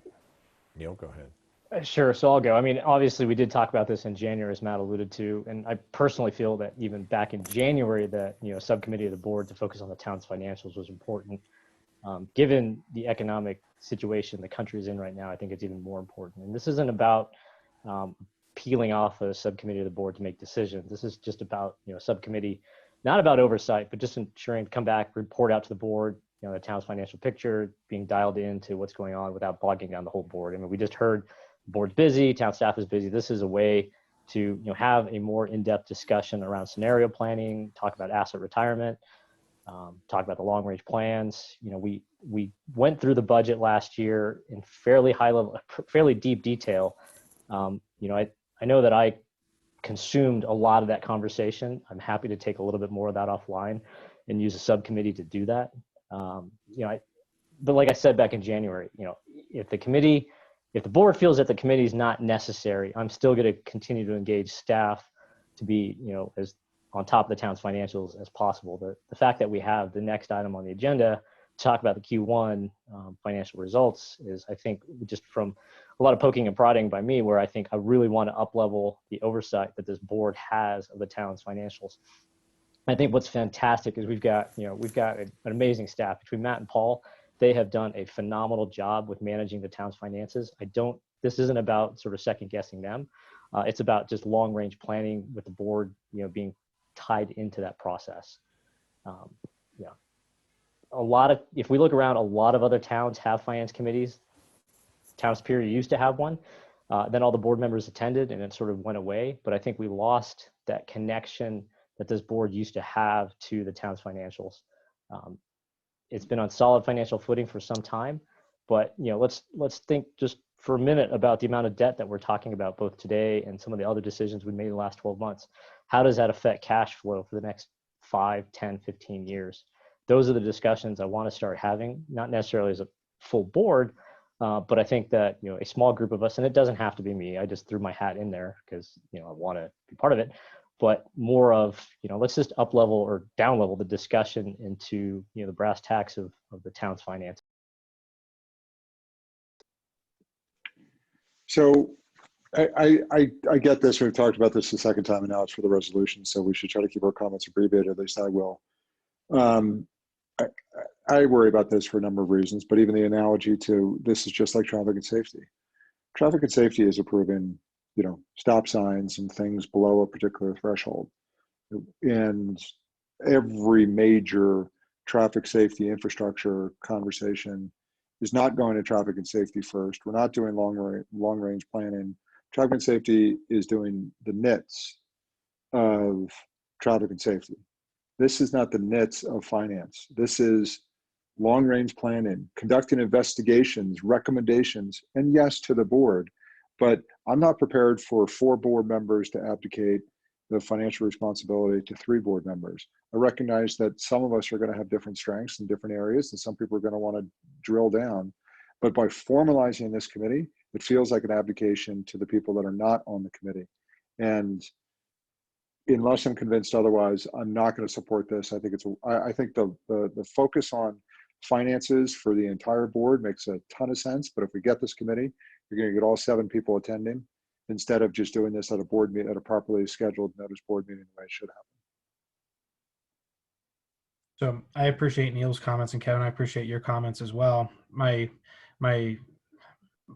overall opinion is that if this was such a high level of importance for the entire board, why haven't these discussions and presentations and points been being made over the past 2, 3, 4, 5+ years? And clearly it's because there isn't that level of interest from the board. Otherwise we would have had these requests and it would have been on the agenda and we would have been doing these types of updates and discussions regularly. I see a finance committee as a fairly standard piece of the oversight mechanism of a board over the organization that it is providing oversight for. I absolutely concur. I won't repeat everything Neil said, but I think this is an important piece to ensure that we have the eyes on the finances that are important for ensuring that we are all meeting our fiduciary responsibility. And I certainly, whether it's me or anybody else who's not on this committee,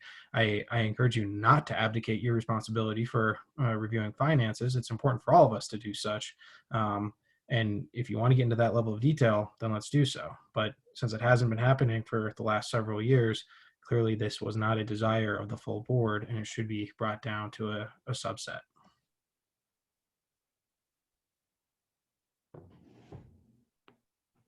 Okay, thanks, Sandy. Go ahead. No? Okay. Mark or Laura? So I'm willing to give it a shot. And I wanted to thank Neil, Ken, and Sandy, I believe, who all volunteered to serve on this. We've all got our strengths and weaknesses and our skill sets. And I think that the people that are more, financially minded could do, I think, a good job representing the board and bringing, just like the TSC brings back to the full board when we need to have discussions on important items. I think it would be helpful to have, members, our colleagues here on the board, bring back items of note that are raised during finance committee meetings. So I agree. I tend to agree with Ken that, if this were such a important issue that the board was going to, bring on regular agendas, we'd be doing that already, and we're not. Right now we have our budget meetings in the fall every year. We adopt a budget. Those meetings are always really helpful and they're well attended, but then we move on to other things, and regular oversight of how the financials are for the town is not something that we're doing. So if we have people who have the time and energy and willingness to do so, I'm going to support them in that exercise. And if it turns out after, a year or so, and we recognize that maybe it's now there's a siloed group of the board that is, privy to information that the rest of the board is not, maybe then we revisit it and we disband the committee, or we make it a committee of the whole and everybody goes to these meetings. but they'll be publicly noticed. They'll be available to be attended. And I think that it's good, especially given where we are in this uncertain economic time. So I appreciate everybody's willingness to serve, and I'm interested to see how this goes.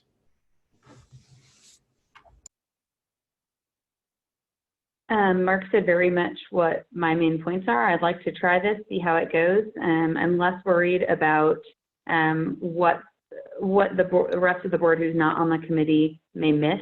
I would trust my colleagues' judgment to share the important stuff from those meetings, and also that, you know, as long as we are taping these meetings, there's something that I will watch and learn from. I just would want to stipulate, I think it will be important for us to record these finance committee meetings just as we record our other committee meetings.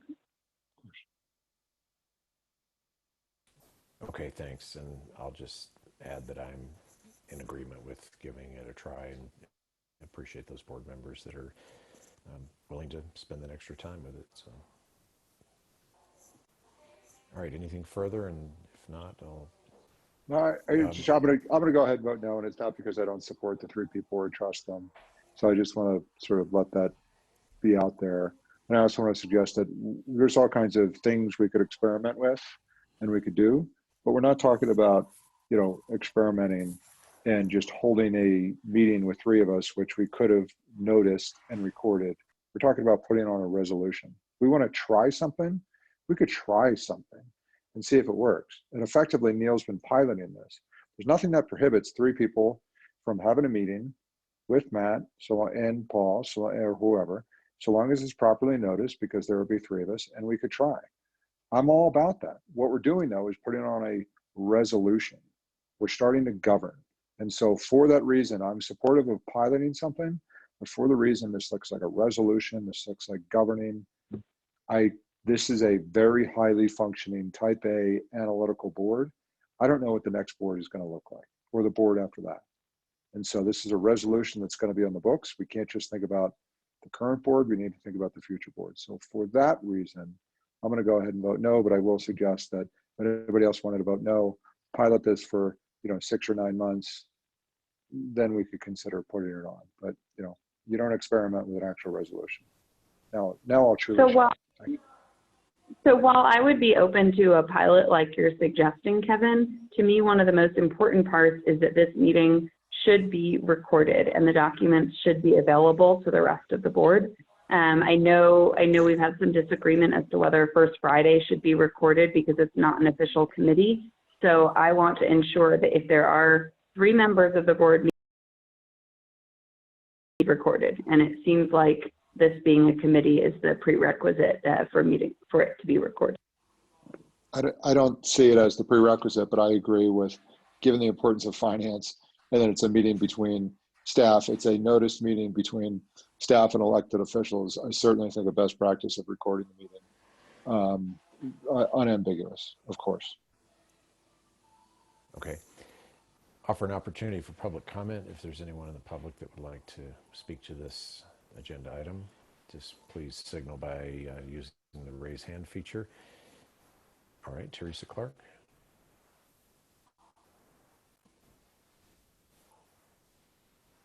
Go ahead. I don't want to speak to this specific item, but I have issues here at home that need to be resolved. So can we please move on?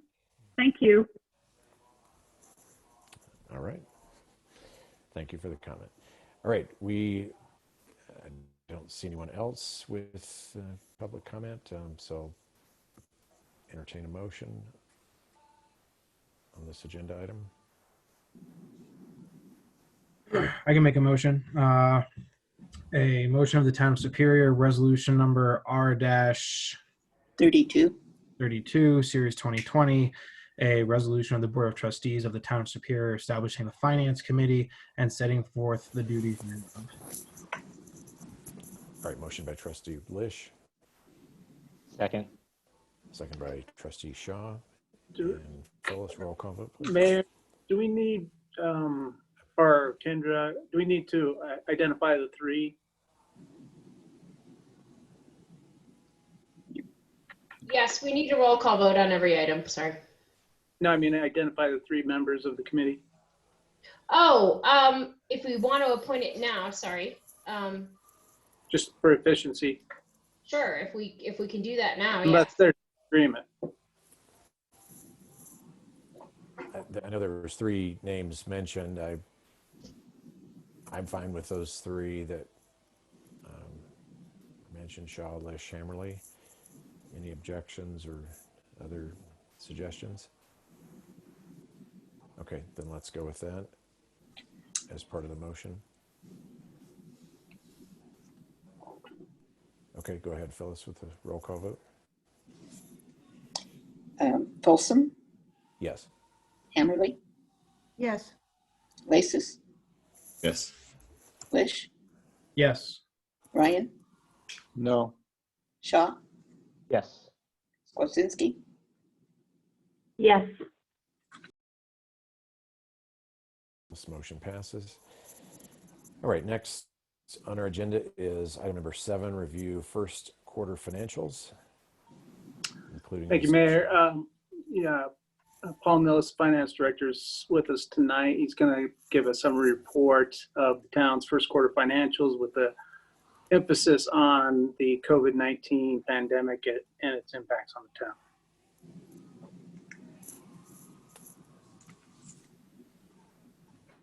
All right, thanks. Welcome, Paul.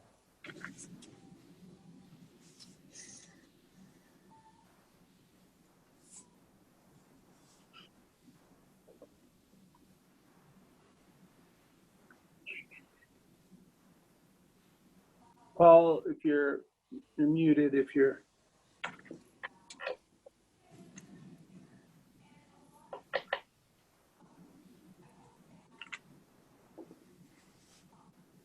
Matt, I'm trying to go through my phone. Can you hear me now? Yes, we have you. Okay. Thank you very much. So again, quarterly, the town receives a summary financial report on the condition of Superior. Staff has been generating this report for well over a decade. We thought it would be timely with the COVID-19 issues to, in this particular case, review first quarter report with the entire board, looking not only at the first quarter results, but what we're projecting here for this next year or two. Perhaps the best way to do this is, and I don't necessarily like doing it, is to go through the narrative document, which you received as a board. Typically, we'd like to do this with a PowerPoint, but thought it might be more beneficial with the perhaps data dive that we'll just quickly go through the narrative report and highlight just some specific components associated with that. Martin, I'm trying to get the screen share to work here on my PC, but it's not. So could you drive, like I think you did for Adam, the first quarter report from your laptop or from your PC, please? And what we'd like to do, as Martin's getting that queued up, hopefully, is I would encourage maybe comments along the way that we can drill into some additional level of detail here. So generally, as Martin is bringing up the report, generally this report looks at some macro and microeconomic conditions affecting the area. And then it goes into some detail, perhaps ad nauseum, specific to the individual first quarter results, looking at departmental expenditures, looking at capital construction expenses. I thought we'd kind of flip it for this particular time, and instead focus pretty much exclusively on COVID-19. The first quarter financial report from an expenditure standpoint typically is not that exciting. So I think most folks want to talk about COVID-19 and those particular items. So let me go ahead and jump into the actual report that was attached to your agenda item. But generally, for the first 3 months of the year, we are looking, from the general fund perspective, very, very strong. General fund revenues are up 17%. Most of that is driven by sales tax revenues, up 10% compared to the same period. And there's some reasons for that we'll get into. we've also had some strength in property tax revenues and construction revenues. On the expenditure side of life, we are up about 4.5%, and again, pretty much status quo specific to expenditures. When we jump into Martin, I think, yeah, it should be either one of those particular items there.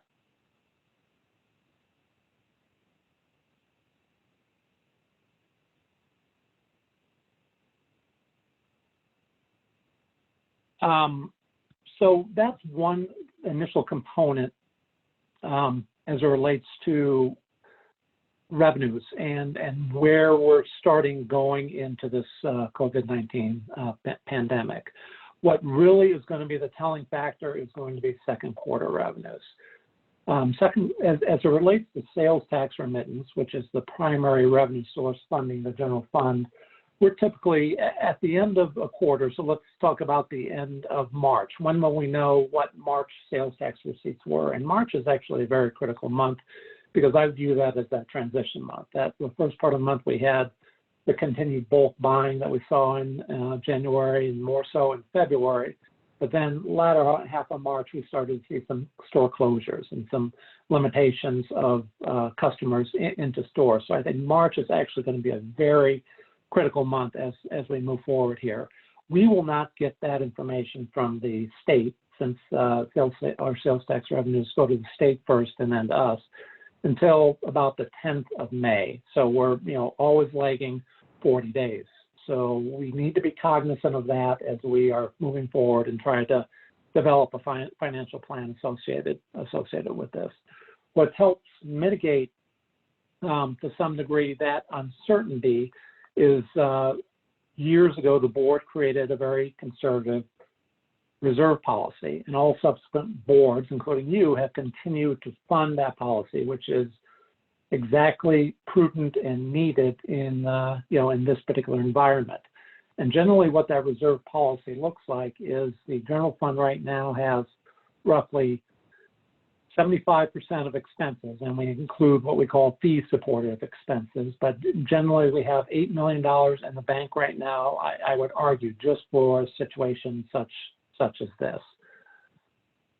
An additional advantage that we have that many other of our neighboring municipalities don't have is the majority of our brick and mortar sales come from essentially grocery stores, discount retailers, essentially individuals selling, for the most part, necessities, where some of our other neighboring municipalities have a number of discretionary sales. Thank you, Martin.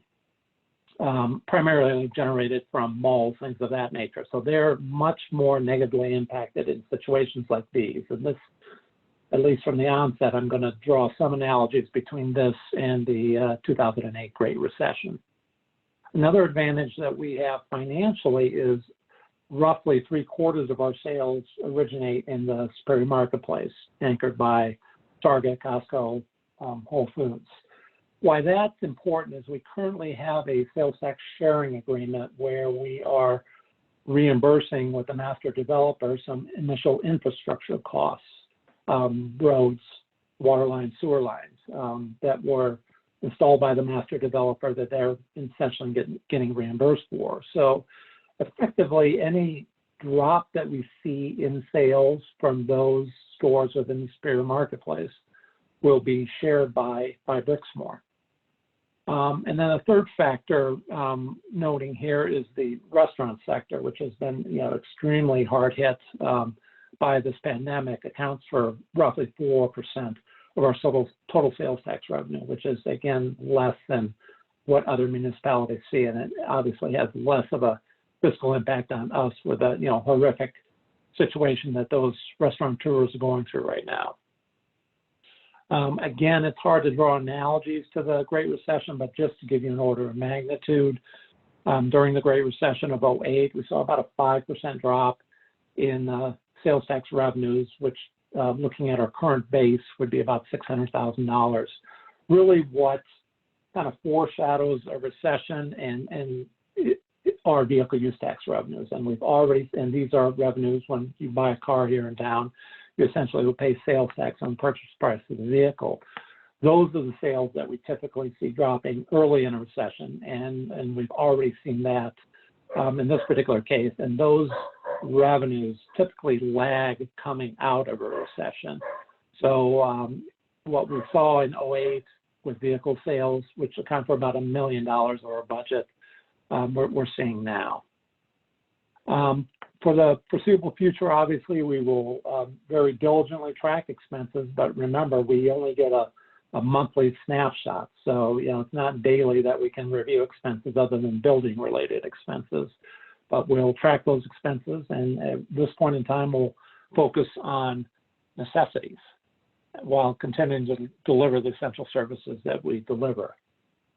Next page, Martin, and I don't want to duplicate what generally I've already talked about, but generally through March, revenues are strong, expenses are pretty much status quo. As we'd expect, we provide a detailed summary of the reserve policy. It includes not only the general fund, but all our other operations. And that would be, beneficial. We're anticipating a lot of stress on the general fund. Some of our town businesses, our water, sewer businesses, we're expecting some level of maybe delayed payments associated with those funds. So we, again, have a reserve to help with any kind of financial hiccups we see there. But that's just a takeaway as it relates to the general reserve policy that we have. And Martin's further down on that page there, we talk about sales and use tax revenues. They account typically for 55 to 60% of governmental revenues. I've already spoken to the fact that a lot of our sales are driven by necessities. So in this particular situation, we're optimistic that we will not be as negatively impacted as other folks around us. I already brought up the issue of the Superior Marketplace and any sales, either decrease or increase, but in this particular case, we're anticipating probably a little bit of a sales decrease will be shared by Brixmor and our annual incentive payment to Brixmor. Martin, on to the next page, please. Something I want to note here is, we're talking initially about brick and mortar sales and how they're going to be impacted potentially by COVID-19, but the third paragraph on page 5 talks about a positive aspect of sales tax revenues that we've online or internet sales. We really saw a bump in this last fall with the Supreme Court ruling and the House bill, which essentially mandated out-of-state online retailers collecting and remitting taxes based on purchases of Superior residents. Not too many years ago, probably I went back to 2016, this essentially revenue source was non-existent. Last year generated over $500,000 in revenues. What we have seen the first couple of months, which I'm sure you can anticipate, is this revenue line is kind of going through the roof from a positive perspective. To give you a little order of magnitude, the top 10 online retailers generated about $250,000 for us in all of last year in 2019. For the first 2 months of 2020, these same top 10 online retailers have remitted to us a little under $100,000. So you can kind of see the tremendous growth of online sales, and that's obviously beneficial to us. I talked a little bit about vehicle use revenues, and those have already started to fall dramatically, and I would anticipate those will stay low, longer than the recession and gradually get back to historic levels. One thing that Adam mentioned earlier in tonight's meeting, specific to building construction revenues, or residential construction revenues in particular, we, as Adam has mentioned, many municipalities are seeing that revenue source as not degraded yet, and we fall into the same condition, that retail residential construction continues to be strong or essentially at our projected levels. We'll have to see obviously how long that happens or that continues. So I guess as a conclusion, before we get into maybe some of the sensitivity modeling for COVID-19, we're seeing some stress, not terrible on brick and mortar sales so far, somewhat mitigated by the increase in online sales. Other revenue components have remained strong. Property tax remittances, building revenues have remained strong. And we'll just need to be, diligent in monitoring, how this plays out.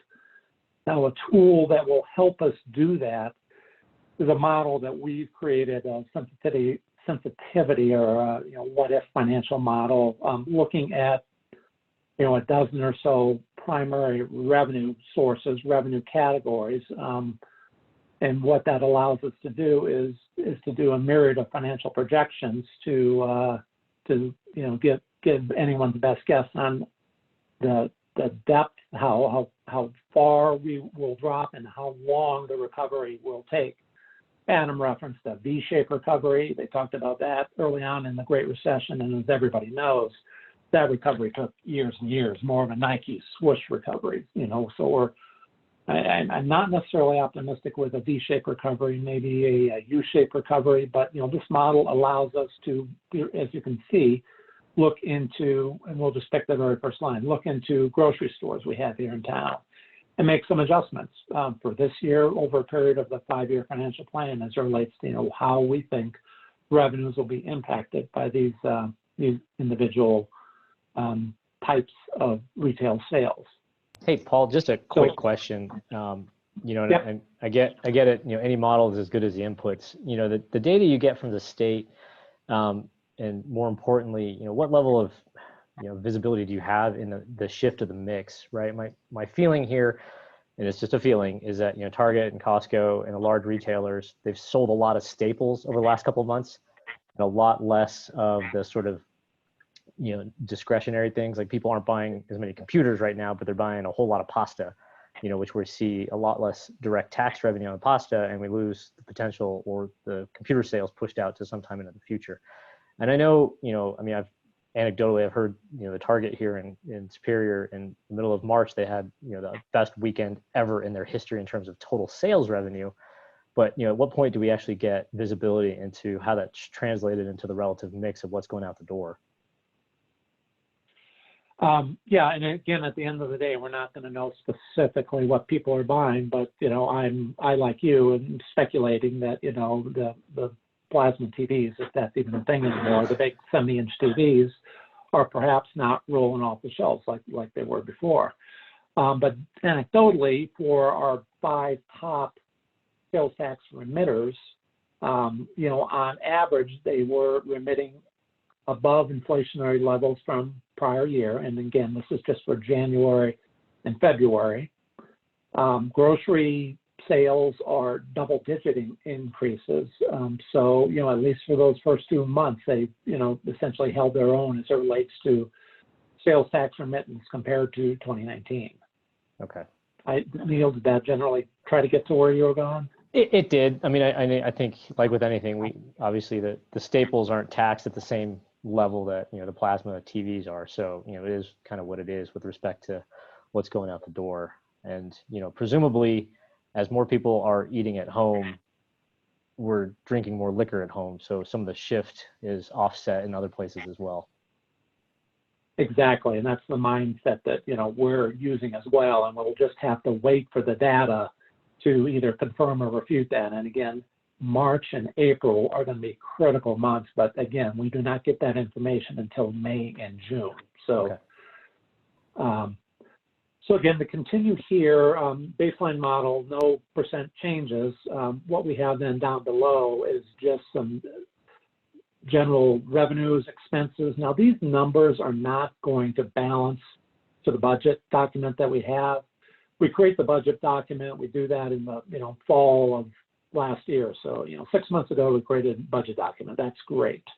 Then we transition from a budget document to a working financial model. So these are the numbers that are coming from the working financial model that represent kind of latest and greatest that we, well, to some degree, latest and greatest that we've seen. For example, we've obviously not increased anticipation of sales tax revenue because of grocery store sales is going to go through the roof. Because what's arguably going to happen to some degree is someone uses an analogy. If you have you're blowing up a balloon, it's expanding, but at some point you're going to have to put a pin in it, and there'll be some release of air or release of revenue. So this was kind of a status quo model to start the year. It's pretty close to what the budget is, and it generally shows that what the minimum fund balance, again, this 75% of expenses, that is about $8 million, how that minimum fund balance compares to a projected fund balance. And we're right on top of each other, as you would anticipate. Now we start, Martin, next page, please, look at, and I just put one model in here, one sensitivity model in here. Again, you know, we have a number of options we can look at, but you can see some of the assumptions that we're using here. We think grocery is going to be up a little bit, discount retail perhaps down a little bit, consistent with some of the Great Recession numbers. Restaurants, hotels, and this is all happening just in 1 year. Restaurant and hotels, you know, dropping materially, but assuming they jump back to, you know, more historic levels. And again, as Adam noted, and we're all aware, there are going to be a number of retailers and stores who don't make it through this particular cycle. You know, hopefully the national chains we have anchoring our retail areas will be back. You see kind of the Amazon online are spiking. We're assuming all others, you know, these would be things like Ulta, who closed down, TJ Maxx, Michaels, you know, they're all closed right now. They'll be open hopefully relatively soon, but obviously they're going to lose some sales there. Then the other revenue numbers, these are the vehicle revenues that are about $1 million a year, and then the construction revenues are $1 million a year. We initially were projecting that they would fall dramatically. And we've seen that with vehicle, that 28% kind of sort of represents actual receipts to date annualized. And then we're just taking a wag to some degree at the construction activity. And as I mentioned earlier, we've not seen that 50% drop, but there'll be a point in time that if this recession, so this model is assuming essentially a 1-year recession. That historically has been the average over the last 2 or 3 decades. I think most economists are coming out now, the data I'm reading is talking about a longer recession, 2 months, 2 years, 27 months. And this model would allow us, you know, as we get more definitive data as it relates to how long the impact will be, this model can help us forecast and then help us adjust. But looking at the 1-year recessionary numbers, some of these are overstated, at least right now, as it relates to those construction revenues down below that we're projecting are dropping 50%. You'll start to see below the divergence between what we call the minimum fund balance, and those of you who aren't colorblind, I know there might be a couple in the crowd that are, but that purple line is the minimum fund balance, and the green line is the actual fund balance, and there's actually a divergence. When you get out to 2024, you could say, oh my gosh, there's a lot of space between those lines, and yeah, there's a lot of space, but look at that fund balance line. Even in 2024, we still have $9.5 million in the bank. So I would argue, you know, not material, not anything to dramatically get worried about, but you know, if that's a continuing trend, obviously we would need to adjust. So that is essentially a model that we're using to help us, you know, start to project what some of the ramifications are associated with COVID-19. And as we obviously get closer to the budget development cycle, which will start up here in a couple of months, and the board will get actively involved the next 3 or 4 months, we can hopefully utilize this tool to help us with our budgeting process. Martin, what do we have after this page?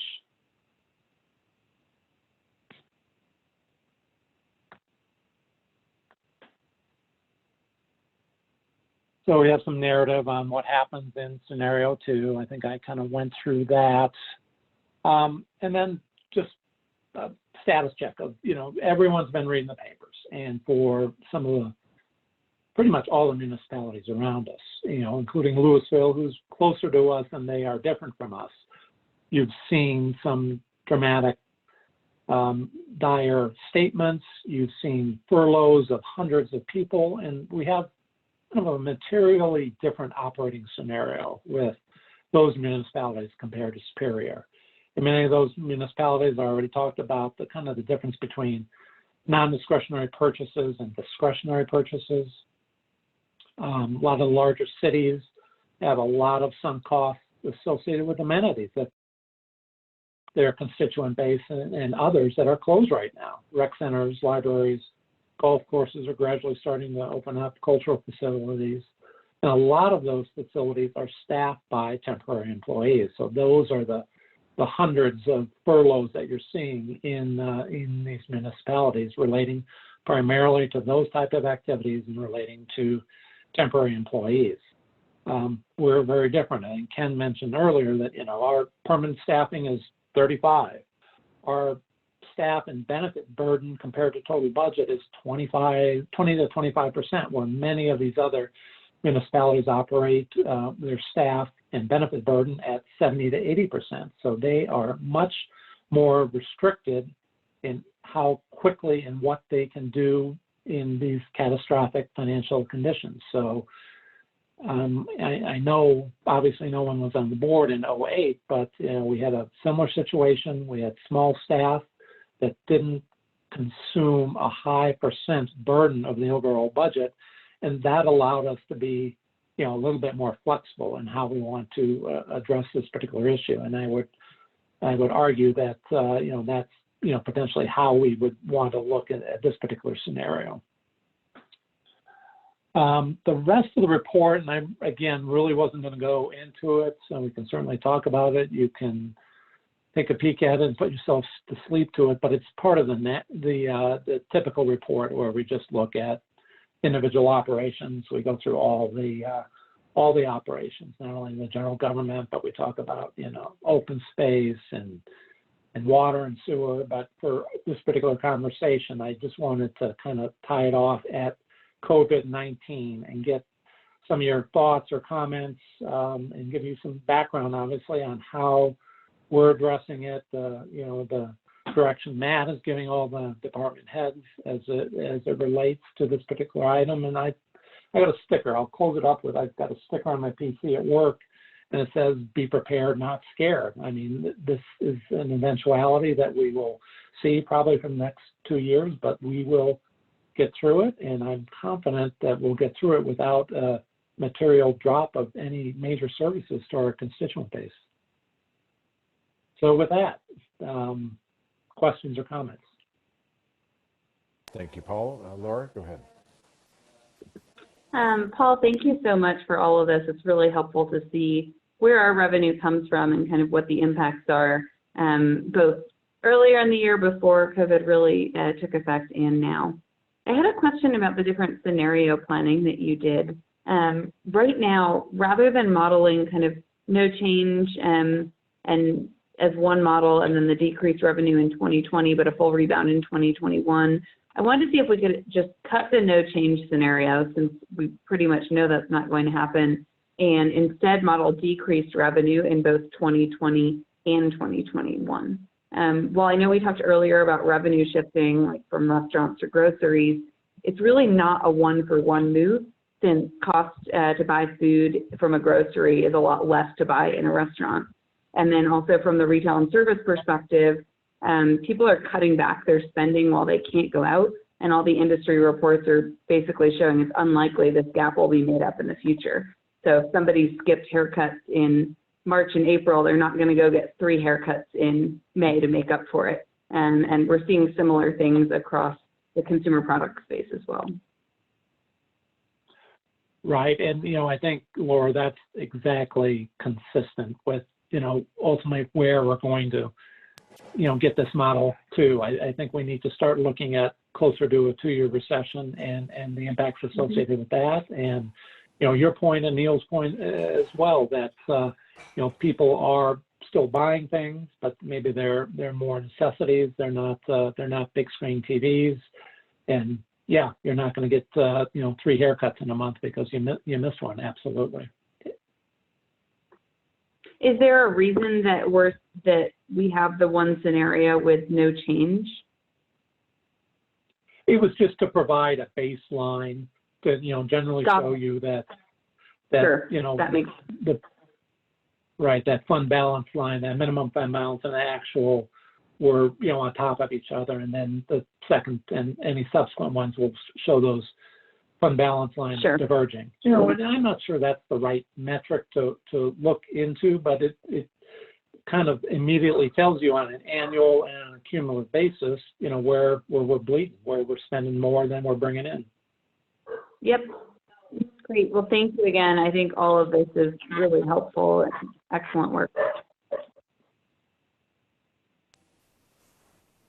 All right. Anyone else? Any questions, comments?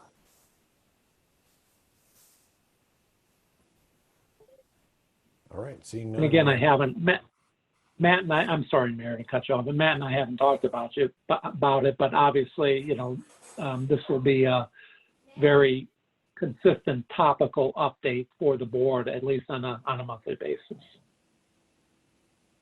Yes, that'd be appreciated. Thank you.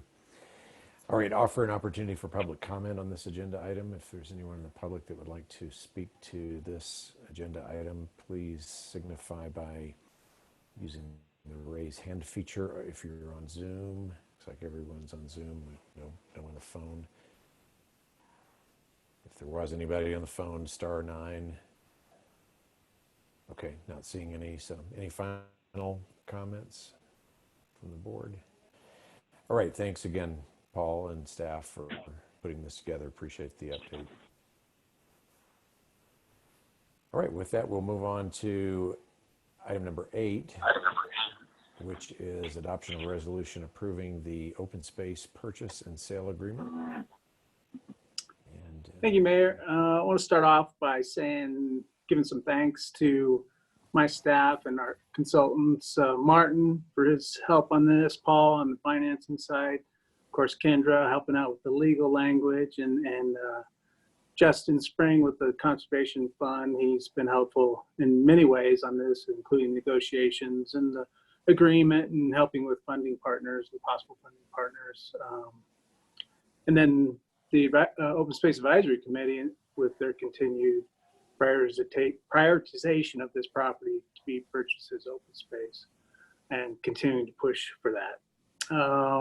The town, working with the Conservation Fund, we finalized a purchase and sale agreement with CenturyLink for the purchase of approximately 182 acres for open space. This property, as many of you know, is located on the south end of town, on the south edge of town along Highway 128. It's currently zoned under the Rock Creek Ranch Planned Unit Development as Regional Activity Center, which is a commercial zoning.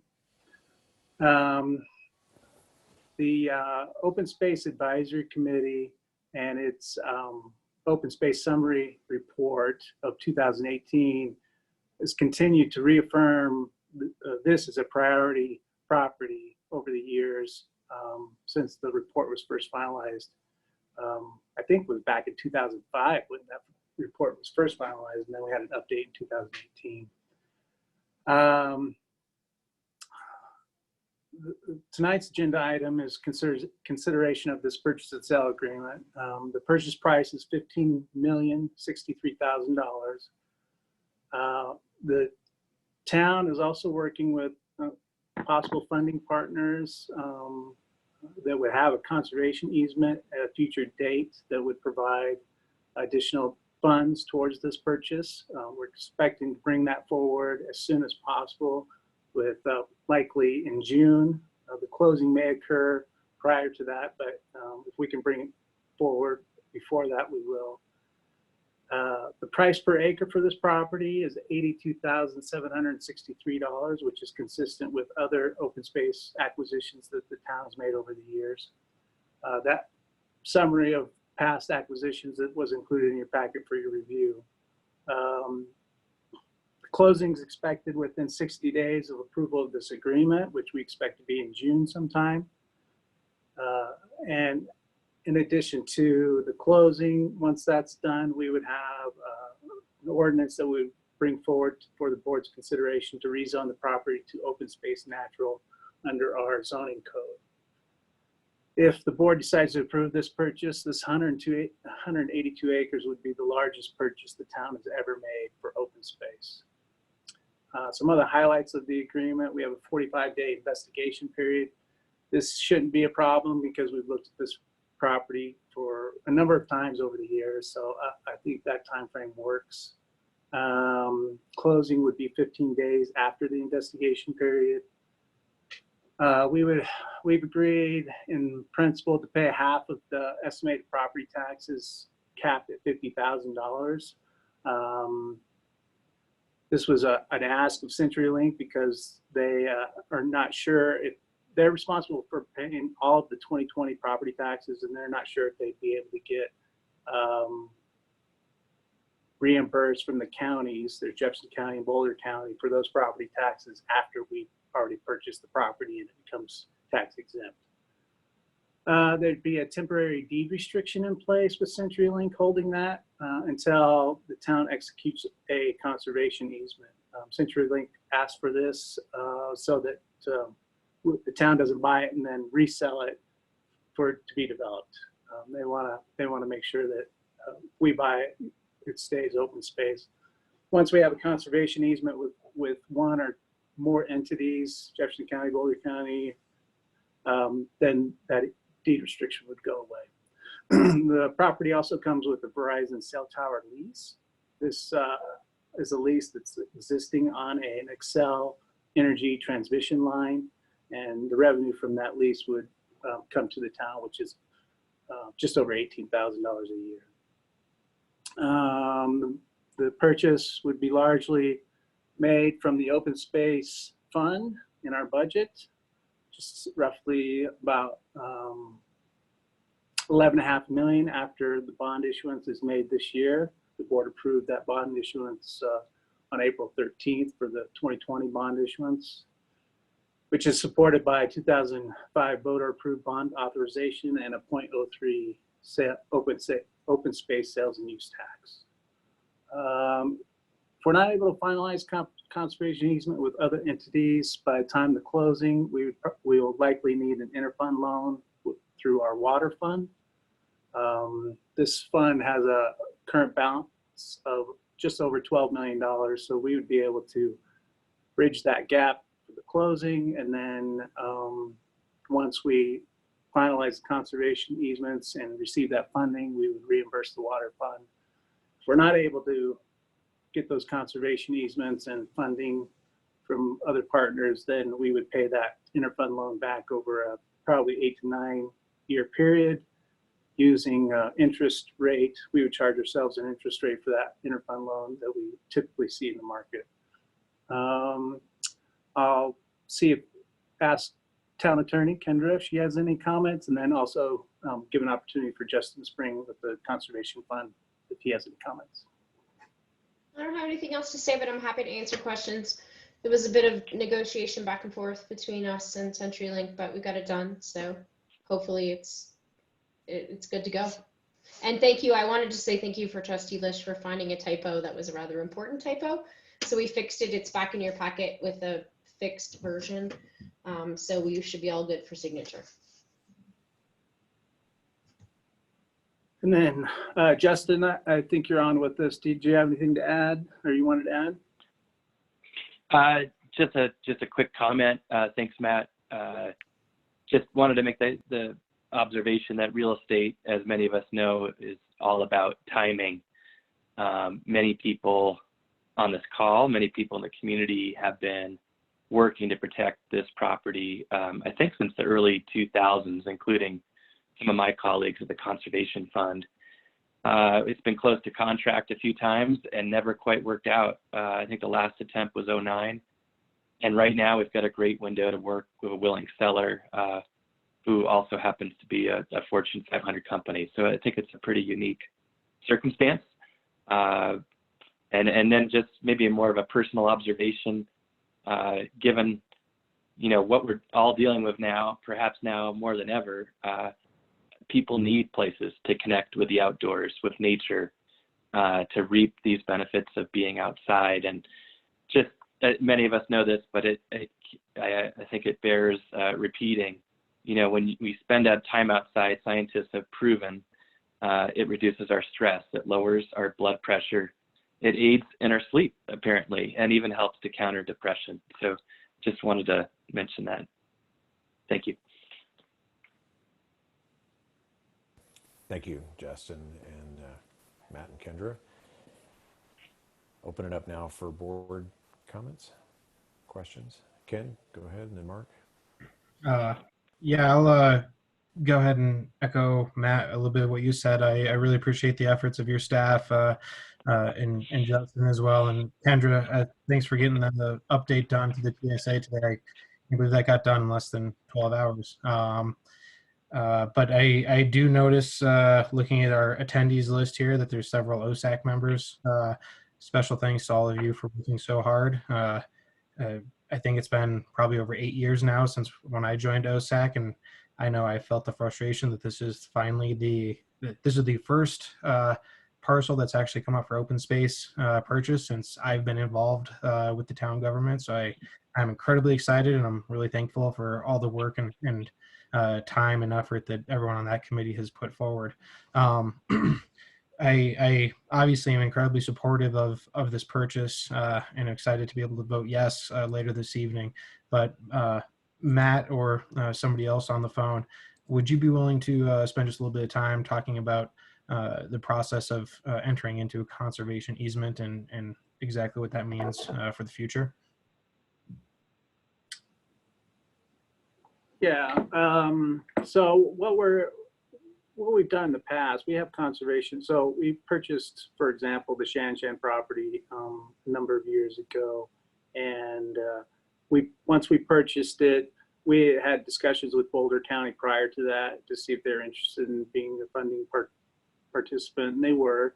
But we went ahead with the purchase first, and then finalized the conservation easement and their funding contribution later. That'll be similar here. This will be a little different because we'll have potentially 3 entities on one conservation easement, with one of the entities probably Boulder County as the lead on that conservation easement. And basically it just ensures that the property is used what it's intended for, which will be open space. Any improvements to that property, like for the Shan Shan property, for example, the new trailhead, we had to go to Boulder County, present to them what we were planning to do for the property, get their input, and they have to sign off on it as well. So any improvements to this property could be a little more complicated because we'd have 3 entities potentially that we would have to go to if we wanted to add a trail or a trailhead or something like that. But typically, we haven't had any issues working with those government agencies to get improvements done. The issue would be if we came forward and say, hey, we want to sell a parcel of it for whatever and not use it as open space. That's when they would say, no, we have this conservation easement and we don't agree to that. So it's a protection. They're putting money into the purchase, and they want to protect that investment. Thanks, Matt.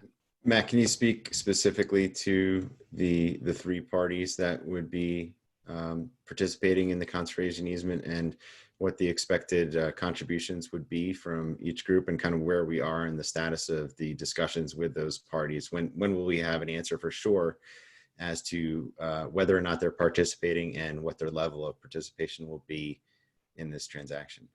The 3 entities we've had discussions with are Boulder County, Jefferson County, and City and County of Broomfield.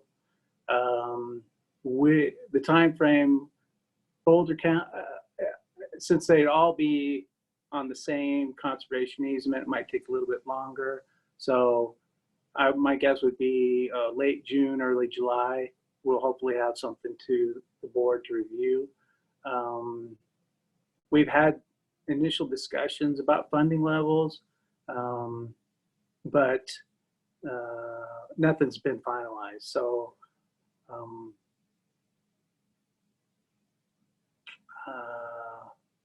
yeah, I don't want to put anybody on the spot as far as the other counties, as far as the funding contribution. So I think I'm comfortable just leaving it at that. Each of those counties has, similar to Superior, dedicated to open space taxes that fund open space funds. Boulder County and Jefferson County do. I'm not sure about Broomfield. I'm not sure about Broomfield.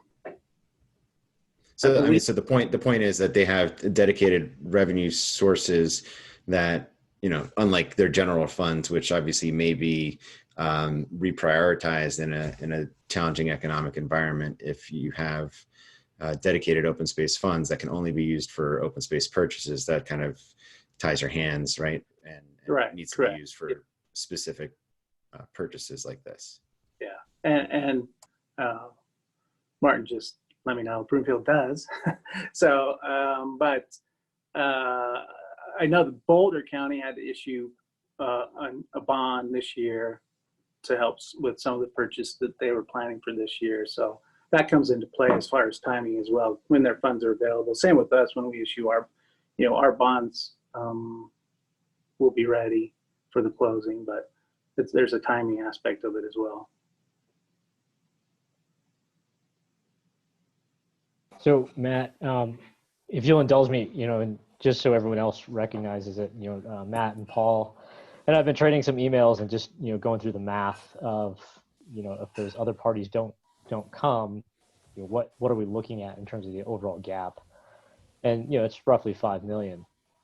You know, Matt or Paul, I don't know if Paul's on. Can you kind of walk us through what that means if we don't get the other parties to come in, and we're looking at, you know, funding this out of basically 5 million from the water fund, and how we repay ourselves back? I mean, basically, as the memo says, it's an 8 to 9 year loan, but, you know, from a cash flow perspective, you know, we're taking that from the general fund. You know, we already are talking about there's about 100,000 that comes out of the open space fund today to fund things like the youth corps. That's going to come out of the general fund. So, you know, from a perspective of, you know, the outside expense to the general fund here, it's the 100K that we're sort of moving out of the general fund instead of the open space fund, plus the potential repayment of the interdepartmental loan for the water department. What's the relative cost of that would be on an annual basis? Yeah, Paul, are you still on?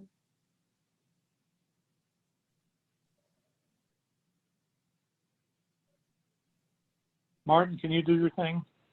Yeah, I hear you. All right.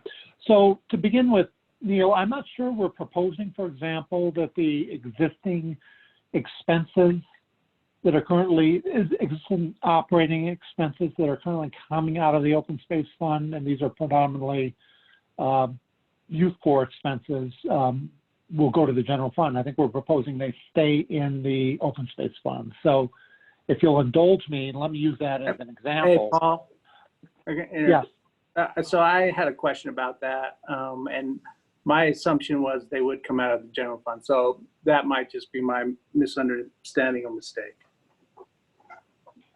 So let's talk about worst case scenario. So right now we're generating about $1.1 million in the open space fund. Let's say that we keep operating expenses in there. So we're down to $1 million in the open space fund. Between the current debt service, which is roughly $400,000, plus the new debt service, which hopefully is a little bit high, but it's another $250,000. Debt service on existing bond issue and new bond issue will be about $650,000. So effectively, the difference between the $1 million and $650,000 gives us $350,000 to pay back any additional internal obligation that in fact that we have. You know, based on if in fact we receive money from our 3 adjacent counties or city and counties, you know, no long-term internal borrowing is necessary. If in fact we do need to borrow some money from the water fund, you know, the order of magnitude of maybe closer to $4 million, $350 a year, and that number will increase. That's where we get back to the 8-9 year payment time frame. Neil, additional clarification?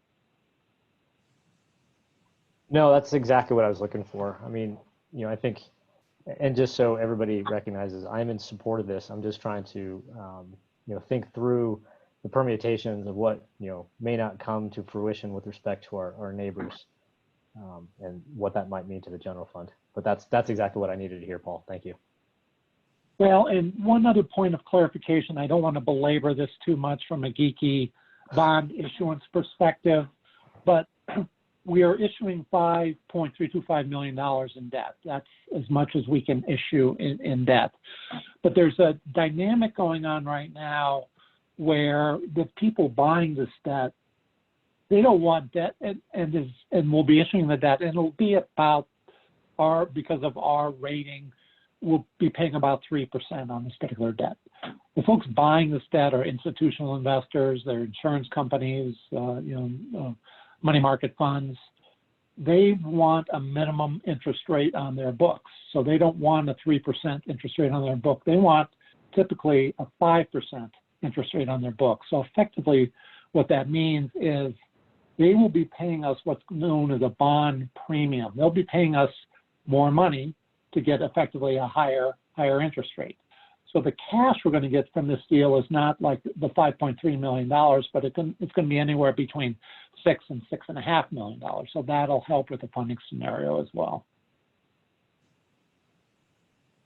Thank you. That's a really good perspective. Thank you. All right, thanks, Paul. Others?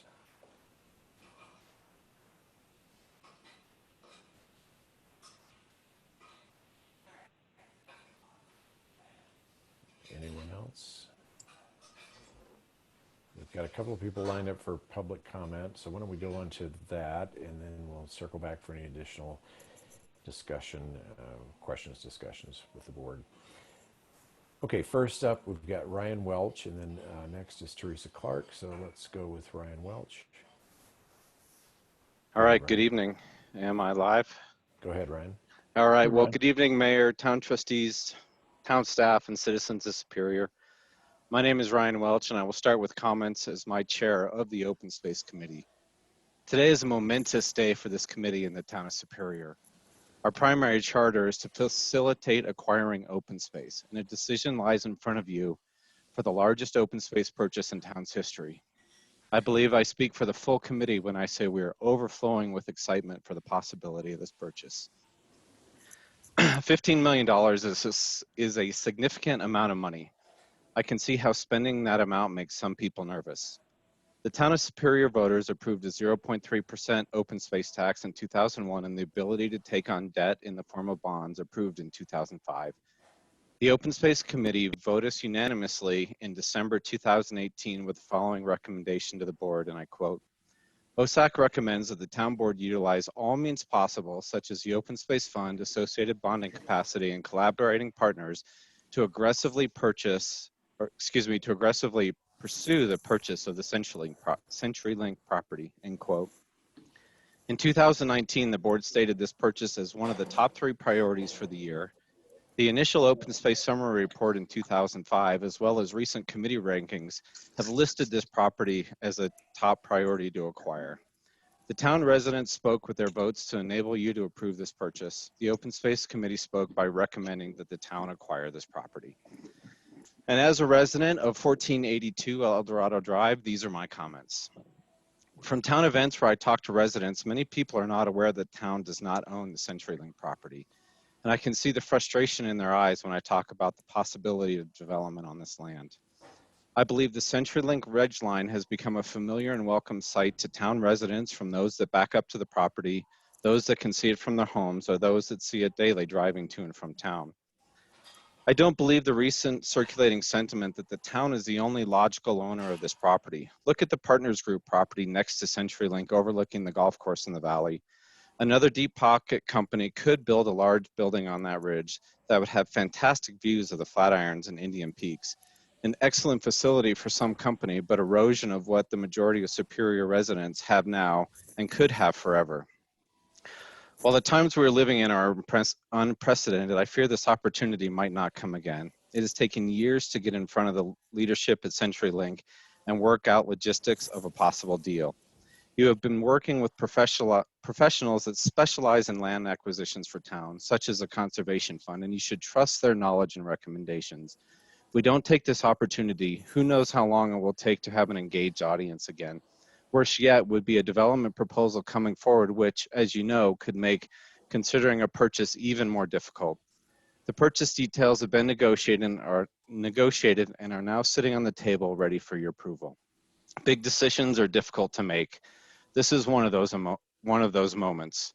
Approving the CenturyLink property purchase sends a strong message to the town residents that the board is looking out for open space with its recreation possibilities to go along with the recent boom in development activity. I believe if this passes, you will all look back at this decision as a highlight of your public service to our town, and future generations will thank you for protecting this land. Please vote yes to acquire this incredible piece of property. Thank you. Thank you, Ryan. All right, next up we've got Teresa Clark and then followed by Doug Waffle. Ms. Clark, go ahead. Can you hear? Can you hear me? Yes, you're live. Okay, thank you. Sorry, I had to, my headphones, their battery died. So I'm starting now. So it's not that I object to the purchase of this property. In fact, I think it might be a good idea.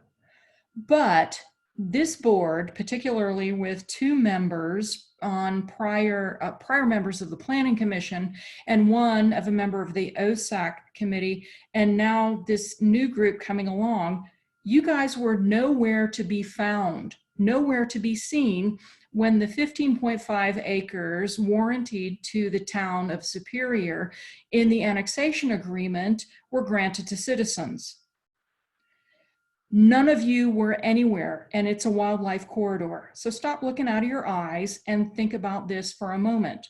Why should we trust you to purchase this property and then protect it for future generations? Because you did nothing. You showed up nowhere in terms of OSAC, the Planning Commission, the mayor, pro tem, and now the new guy on board in terms of the wildlife corridor that was guaranteed in an ordinance, a town ordinance. So sit there and think about that for one moment, because you couldn't protect land, a wildlife corridor that was guaranteed to the town in 1998 in a town ordinance. Why would we trust you to spend a penny on something else? You don't have a history and you don't have a track record of protecting the land that citizens have earned. And I'd like to remind you that it was citizens that earned the land in the wildlife corridor, which you guys call Tract H, and it's citizens that are going to have to pay the debt of what you're getting ready to get us into.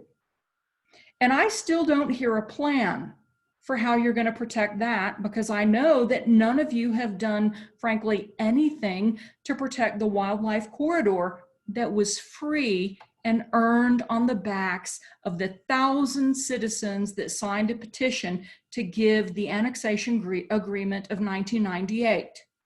So yes, this is going to sound mean and it's going to sound harsh, but why would we trust you folks to do anything else with the money that you're actually going to spend when you squandered what was free to you? You didn't pay for it. We did, through the backs of our efforts in terms of citizen signatures and a subsequent ordinance. So this is the tough question. And it's like I said when I started, I don't necessarily object to the purchase of this particular parcel of land. What I object to is your poor history in protecting wildlife corridors and open space, and your ability to put forth, I mean, you can call it a conservation easement, you can call it an ordinance, you can call it whatever you want, but you weren't able to protect an ordinance or anything like that that was issued in the past. So if you're going to spend this kind of money on an open space and you're going to call it an open space, then you really need to put forth more than what you have put forth historically in terms of protecting this kind of land. That's all I've got. Thank you. Okay, thanks for the comments. Doug Waffle, you're next, followed by Jack Chang.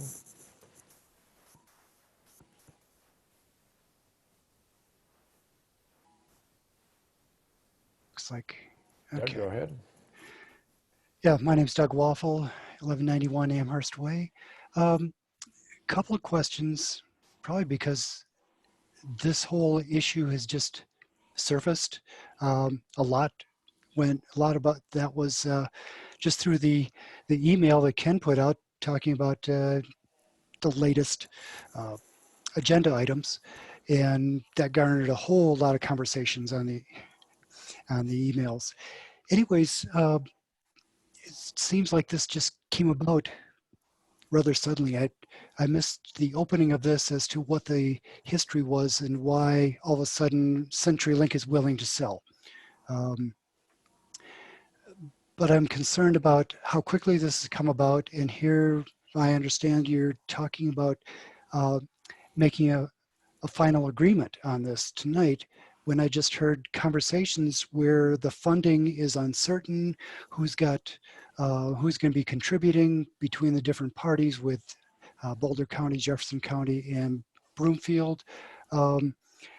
Is this a bit of a rushed situation here? And why are we committing to something before we have the funding and everything figured out? Raises a concern when you're talking 15 million, although the price per acre is comparable or even a little bit less than what we've purchased for other parcels in the past. So those are some of my concerns about this coming about very quickly, and here we are already talking about finalizing an agreement before the money's even there. You wouldn't do that going into buying your own house if you didn't know what the funding was. How's this different? So those are my comments. I'll let you take it from there. Thank you. Okay, thanks for the comments, Doug. We'll circle back to some of those as we go back to board question and discussion after public comments over. So thank you again for the comments. Next up is Jack Chang, followed by Koshman.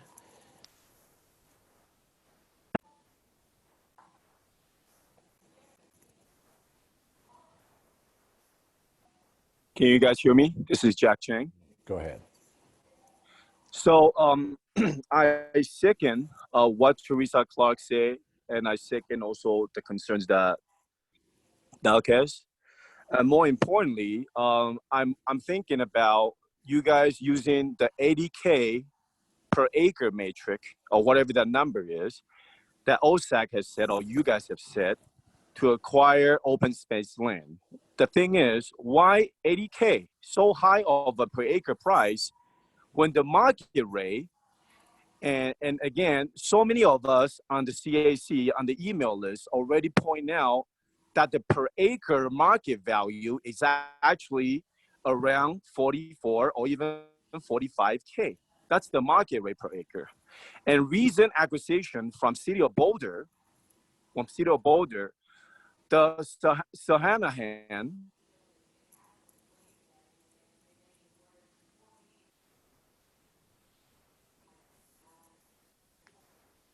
$8 million only. And not to mention that that piece of land is historic, as well as is a majestic mountain landscape, if all of you are aware of that piece of land is at. Bottom line is they only sold for about 45K per acre. And yet, OSAC and our town staff and you guys on the Board of Trustees are using an 80K matrix and say that, oh, this is a great deal. This is lower than our, usual acquisition price per acre price, which is ridiculous. For two, I have heard so many people up there, even a couple of the board of trustees mentioned that how this will, acquisition of a CenturyLink land will help us to further predict from the oil drilling or fracking or other developments, that might threaten our, our neighborhood or our community and all that. But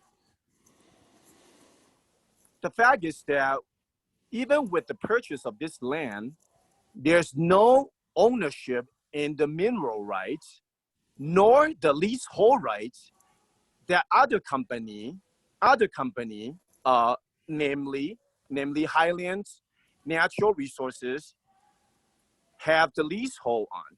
Okay, so basically, while we are overpaying for this acquisition, and again, I'm not against the acquisition of open space land. I'm not, but I'm overly concerned about the price that we are paying per acre, for one, and for two, for people to stay out there, throw it out there, saying, kind of like throw that fear out there, and then let people to assume that buying this land will protect us from all the oil drillings, which is not true.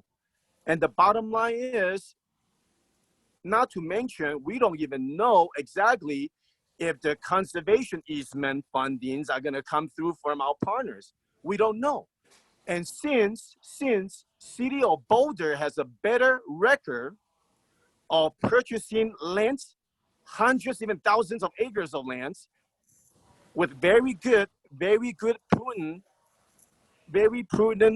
method and proven method to acquire land at such a better value, why can't we just allow them to lead the way and make the purchase?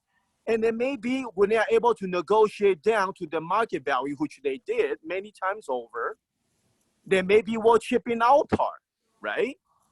So bottom line is, and also it's very difficult to kind of meet and speak through this Zoom meeting thing.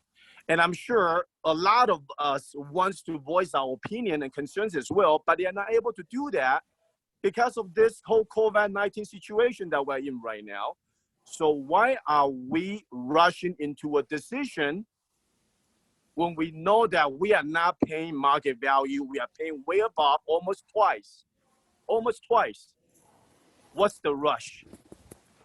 And then can you guys also share with us any type of discussion on acquiring mineral rights or leasehold rights to that property? Thank you so much. Okay, thank you for the comment. Next up, we've got Koshman. I believe that's Matt Koshman. You're up, and then followed by Tim Howard.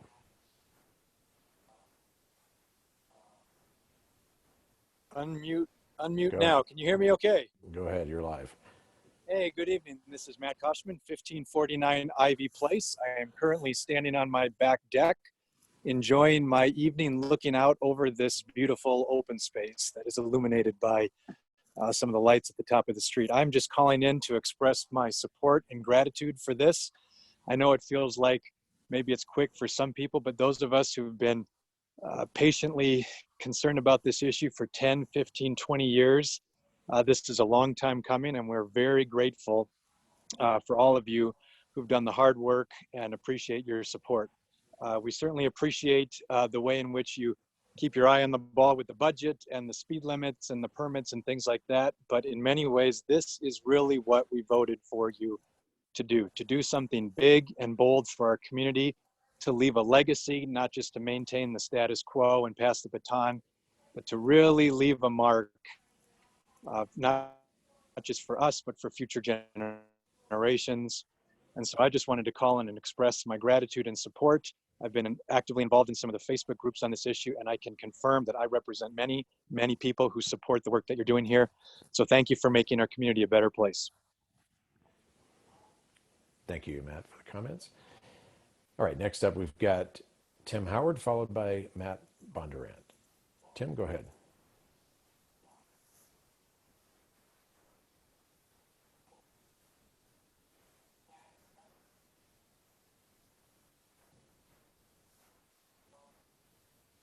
Tim, just need to unmute.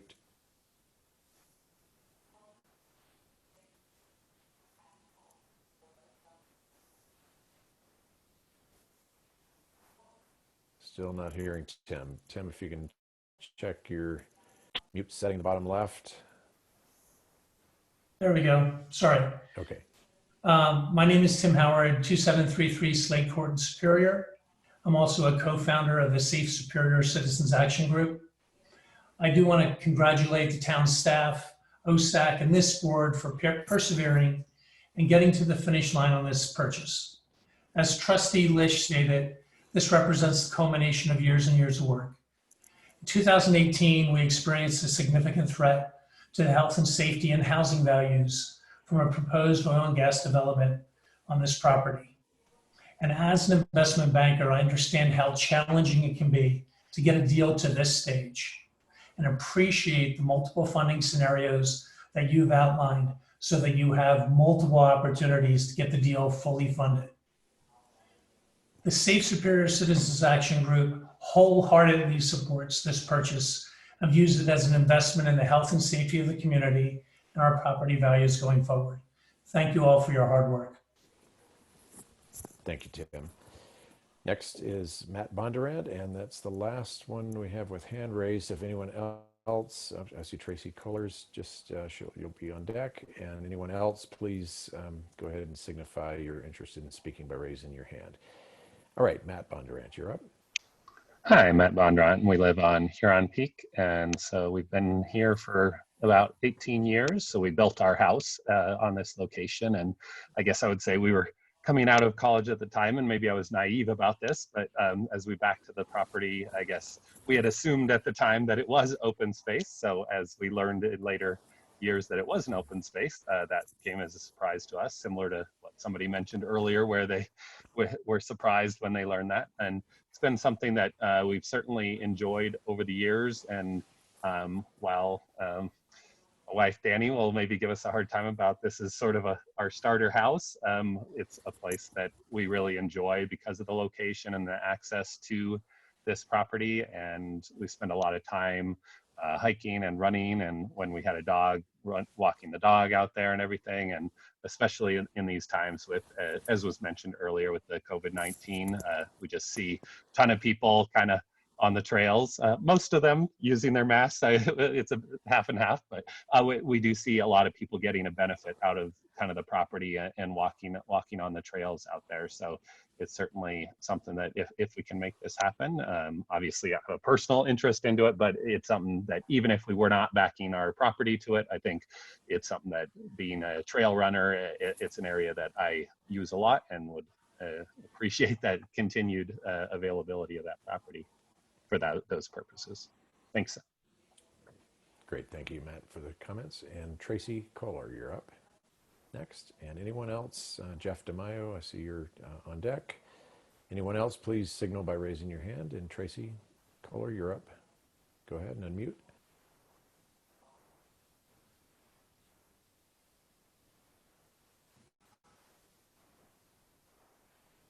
Check the bottom left of the screen on the, there we go. Go ahead.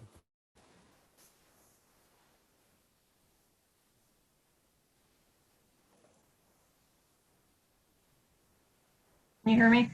Go ahead. Thanks. I'm on Zoom meetings all day. You'd think I'd have this figured out by now. Tracy Collar, OSAC member, 2345 Andrew Drive. I think it needs to be emphasized a little bit more that this day is big. This vote is historic. Today, the town of Superior has an opportunity to reaffirm its values of environmental preservation as the gateway to Boulder Valley.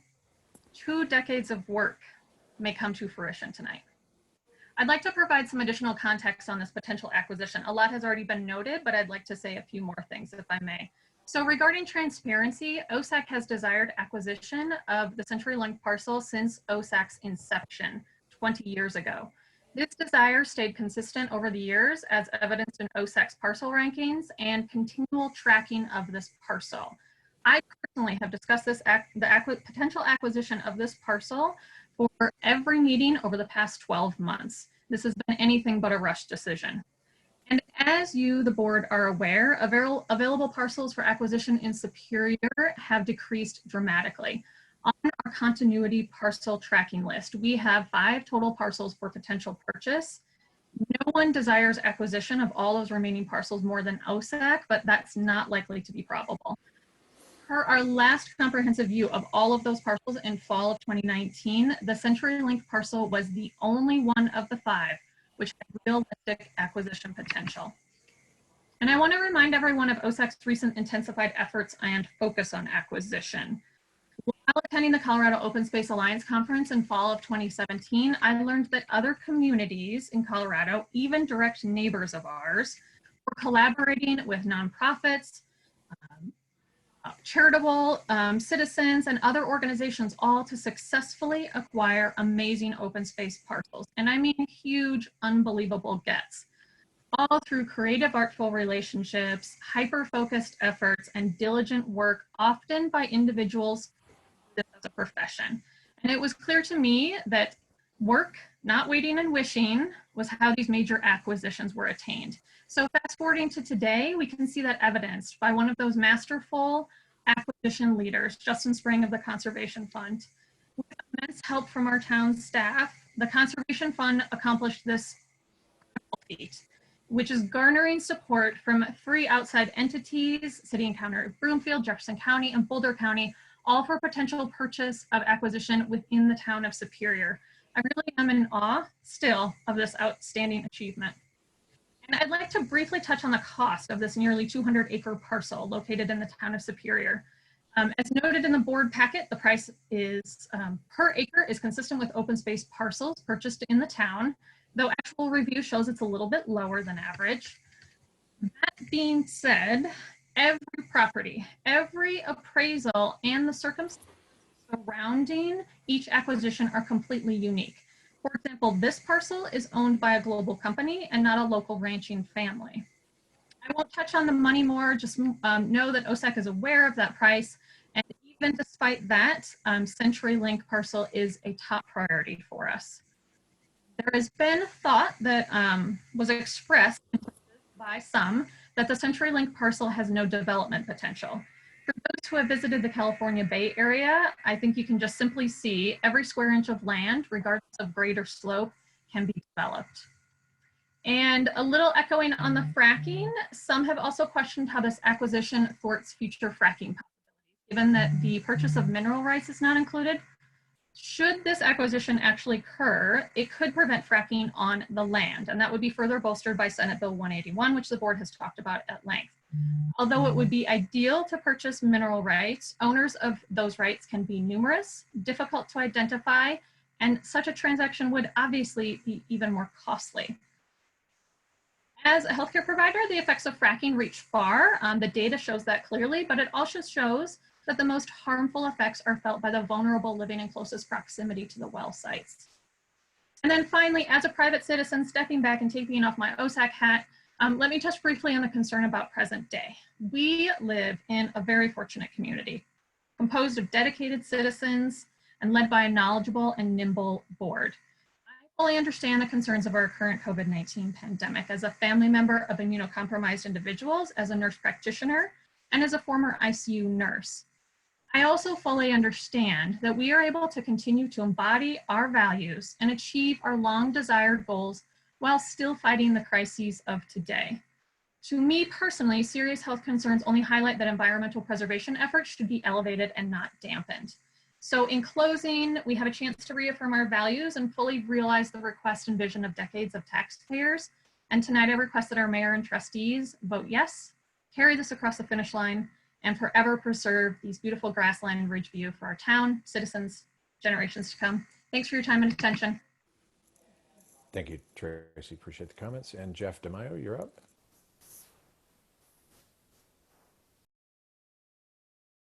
Oh, unmute myself. There we go. All right. Hey, so this is Jeff DeMaio, 2918 Marble Lane in Superior.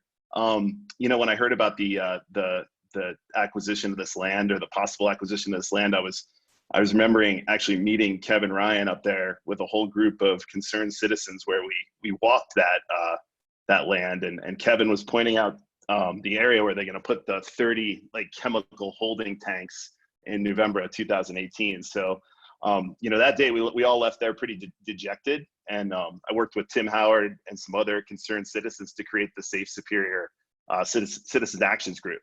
And one of the main priorities we had was try to figure out how to get our hands on that land, and how to make sure that what could we do to help get the town to acquire that land. In a desperate moment, I even like cold called an executive that I knew at CenturyLink to see if we could find out who the management group were. But then I spoke to Ken Lish, and he told me about some of the great work the Open Space Committee was doing and how they were already looking at this. And I just felt great about the whole thing, right? So it just coming full circle, and hearing that we actually have an opportunity now to acquire this beautiful space. I just think it's an awesome opportunity, and it's and it feels like a really good full circle from that time in November of 2018. So I'd just like to say I thank the board. I thank the great work that the Open Space Committee does, and I wholeheartedly support the purchase of the land. So that's all I got. All right, thank you, Jeff. Is there anyone else who has not spoken that would like an opportunity to speak during public comment? Okay, I see Jack Chang's hand is raised. You've already spoken. I'll give you the courtesy of a minute to add any final thoughts. We've got 45 minutes left in the meeting, and I want to allow the board plenty of time for discussion and final remarks on this matter. So Jack, go ahead. You've got a minute, please. Okay, thank you so much again. I just want to kind of respond to, again, without acquiring the mineral rights or leasehold rights, even with the purchase of this land, okay, and again, Okay, I Jack, cannot emphasize enough. Jack, hold on just a second. We're going to give the board members an opportunity to circle back with staff and talk about items from public comment. So mineral rights are one of the things we're going to talk about. So is there anything else that you've not spoken to already that we need to fold into comments? Yes, even with the acquisition of the mineral rights, anybody potentially could buy adjacent land or adjacent leasehold and mineral rights, okay, adjacent from that land, and start drilling diagonally, horizontally underneath that piece of land. Just want to put that out there. Okay, thank you. Okay, thanks. All right, with that, we are done with public comment, and we'll circle back to the board for additional questions, comments. Who'd like to start? Mark, go ahead. So I don't have any questions right now, but I want to thank everybody for coming tonight to speak at public comment. Obviously, this is a very big deal, and I appreciate everybody's passion and insight and input into this transaction. Voters approved this open space tax that we have here in Superior, 0.3% sales tax back in 2001. They approved bonding powers in 2005. Obviously, voters have spoken in Superior multiple times that they support open space. Our problem in Superior hasn't been a lack of support for open space. It's been the availability of open space to purchase. When we've made them, they've been relatively small, still important, but nothing huge. We've got our OSAC committee, which each year ranks and re-ranks potential open space acquisition priorities. And for as long as I can remember, the CenturyLink parcel, previously the level 3 parcel, has been that top priority for acquisition and for protection.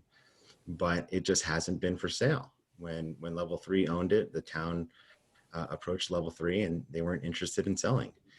They were contemplating for their corporate headquarters.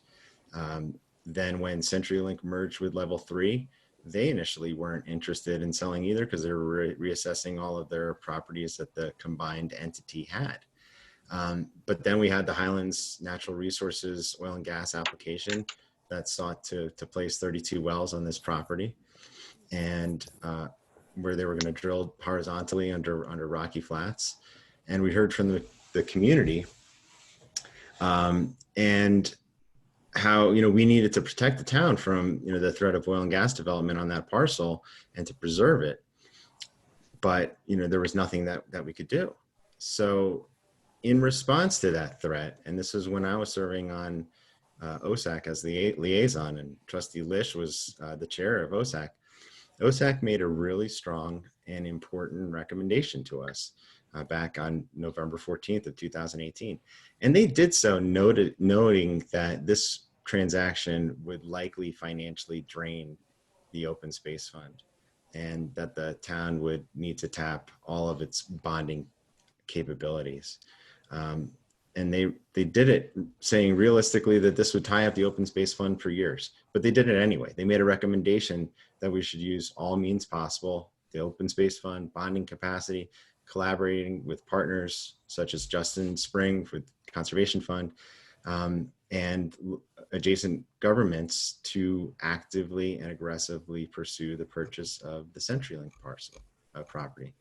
And that passed unanimously.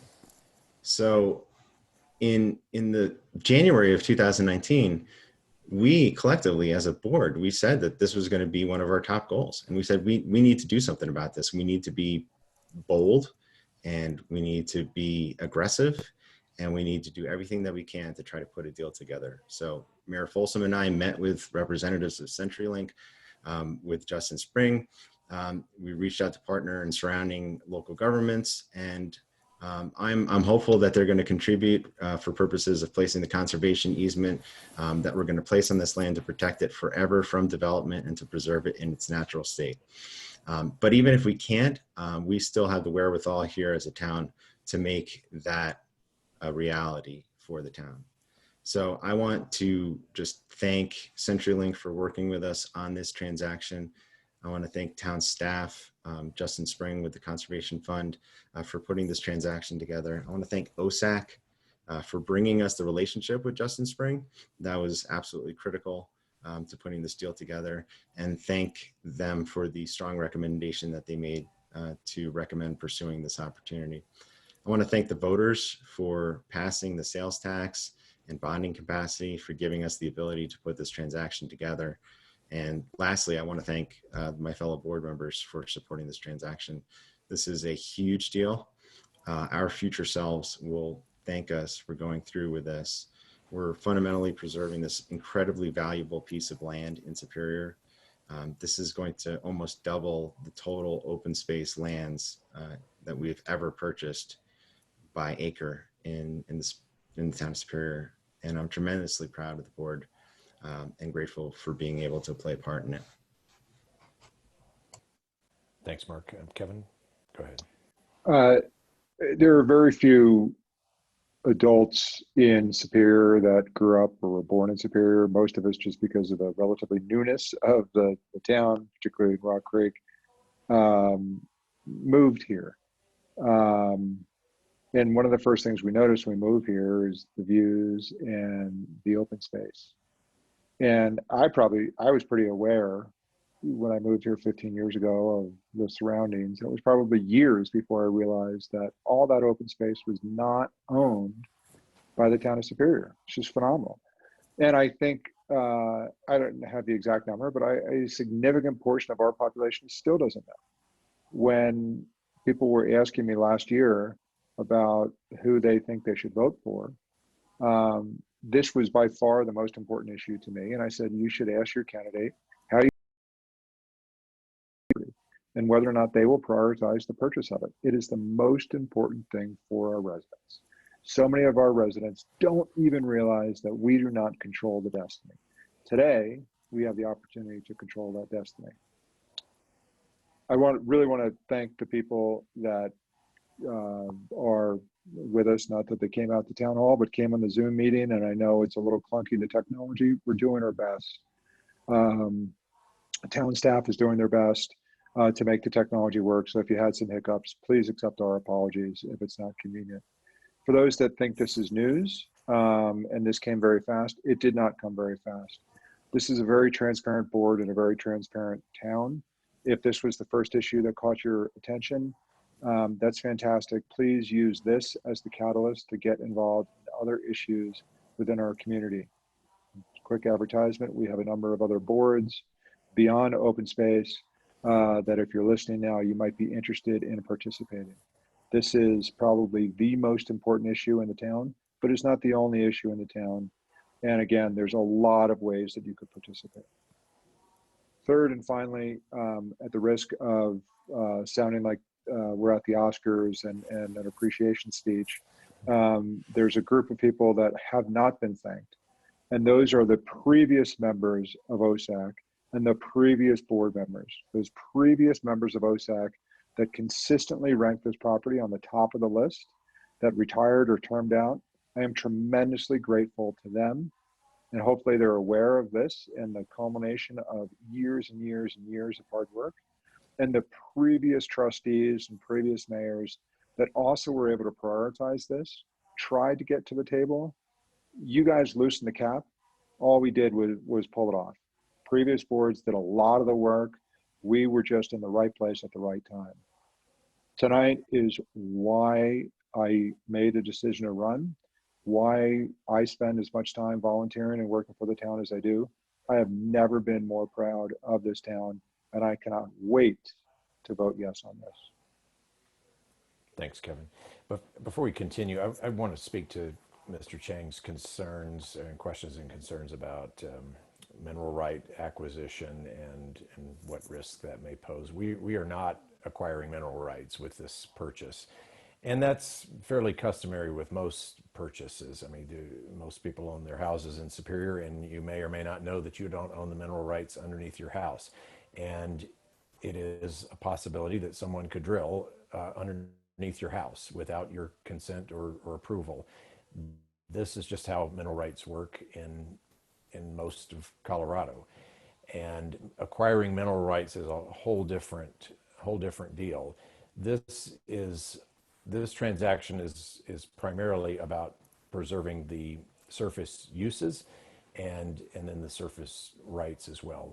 Senate Bill 181 last session changed the landscape tremendously for oil and gas exploration in Colorado, and we have since adopted regulations in conjunction with that. And so we feel like that combined with this acquisition, we're doing the absolute best we can to protect against that. But so thank you for the question and concern. And Ken, I've got you up next.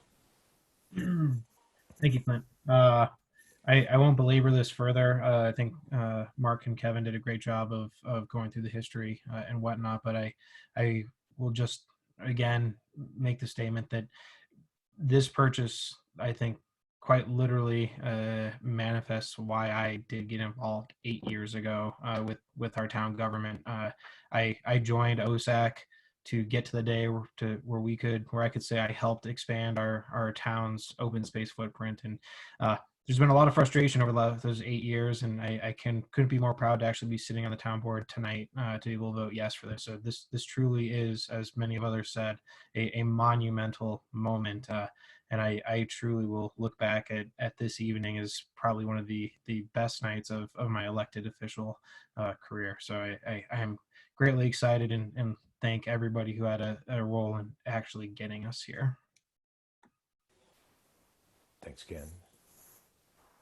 Neil, go ahead, and then Laura or Sandy. All right, thanks, Clint. I want to start by saying that I think this is a great opportunity for the town.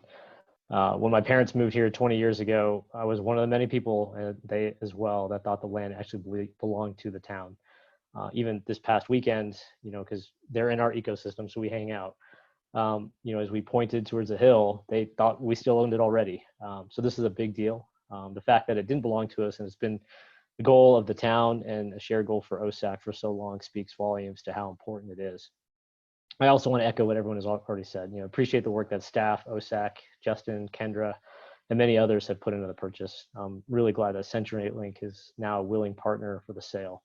But I'll admit, this is a huge purchase. I'm comfortable with the price and how it was determined. I think it's worth noting that of the 180 acres, a sizable portion of this is prime commercial space. Ultimately, I'm comfortable with the analysis that Paul and Matt have gone through to make the numbers work. We may have to tighten our belts for a little while if the neighbors don't come through. We've bonded our OSAG fund or open space fund is to the max. And if they don't come through, I think this is still a good deal. It just means that we'll have to compromise somewhere else. As a resident did allude to, often the deals don't come together with the timeline working exactly the way that you want it. It'd be great if our neighbors were able to confirm their contributions before the deal is done. But I think, like with anything, it's an acceptable level of risk for me. So I think it's a fantastic addition to the town for today and into the future. So I, wholeheartedly support moving forward. Thanks, Neil. Sandy or Laura, would you like to add anything? Sure. I'll just keep this very short. Thank you, everyone, for coming out. Thank you, everyone that put this together. I am in full support of this. I'm so excited that we finally have this opportunity, and I'll echo the comments of my fellow board members in terms of what I feel is the risk level for this, as well as just a great chance to buy something that so many people already thought we had. I think about if we were in the opposite situation, how terrible would it be if people were building on this and were, suddenly putting it to commercial use like it's zoned, versus us having the opportunity to preserve what people think it already is. Okay, thanks, Laura. I'll add my comments. When I was first elected in 2014, this was one of my top priorities to continue the efforts that prior board members, OSAC, and staff had been working on for years to acquire this property. Myself and the town manager pressed for meetings with Level 3. We met with them in 2015. We met with them in 2016. Each of those meetings, they acknowledged our desire to purchase it, but wanted to keep options open for future corporate expansion, which makes sense. And to a large corporation, keeping options open is perfectly logical, unless something big changed. And so I was kind of the mindset that, it may never happen unless we had a big change, but we did. And CenturyLink acquired Level 3 in late 2016, and then the oil and gas proposal came in late 2018, and we looked at that and said, this could be our opportunity. CenturyLink still might want to keep it, but they received tremendous attention. Some people thought that they were responsible or somehow involved with this oil and gas exploration. Nothing could be further from the truth. They had no idea about it, and they were just as surprised as we were, and also surprised at how the land could be developed in that way, and they did not want that. So they wanted an active role in helping to protect that land. And so with the help of our friends from the Conservation Fund, Justin Spring and Tom Macy, appreciate you getting involved last year with us. The meeting that Mark and Tom and Justin and I had at CenturyLink on May 16th of 2019, about a year ago, I left that meeting with a very good feeling that the tide had changed and that we were going to get this deal done. And so here we are a year later. CenturyLink could have responded the same way, but they wanted to be a part of maintaining this as open space. So I really want to thank the team at CenturyLink for being a great partner in making this happen. So echo everyone else's comments. Thank our whole staff, Matt and Kendra, for all the work on the contract and negotiation side, OSAC, present and past members, Justin and Tom with Conservation Fund, entire team at CenturyLink, and Doug Bakke, a real estate broker with CBRE, was the broker for Level 3 and CenturyLink, also helped.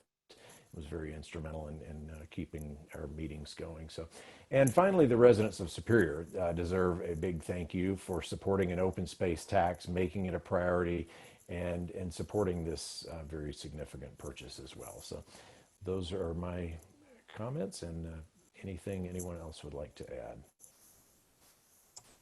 I'm happy to make a motion for a resolution. That would be great. Go ahead, Ken.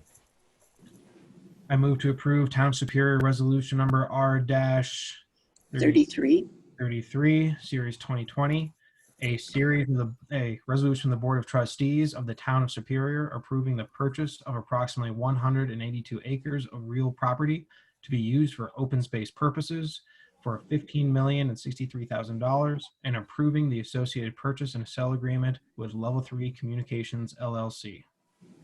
Second. Motion by Trustee Lish and second by Mayor Pro Tem Lasis. And roll call vote, please, Phyllis. Lish, An emphatic yes. Lasis, Yes. Hammerly, Yes. Folsom, Yes. Skwasinski, Yes. Shaw, Yes. Ryan, Yes, with a bottle of champagne. Okay. With that, the motion passes unanimously. Congratulations, everyone. Thank you for all the hard work. Does anyone have anything further before we adjourn the meeting? All right, good work, everyone. I'm going to get my temporary gavel here and gavel to close, adjourn the meeting. Good night, everyone. All right, have a good evening. Night, everyone.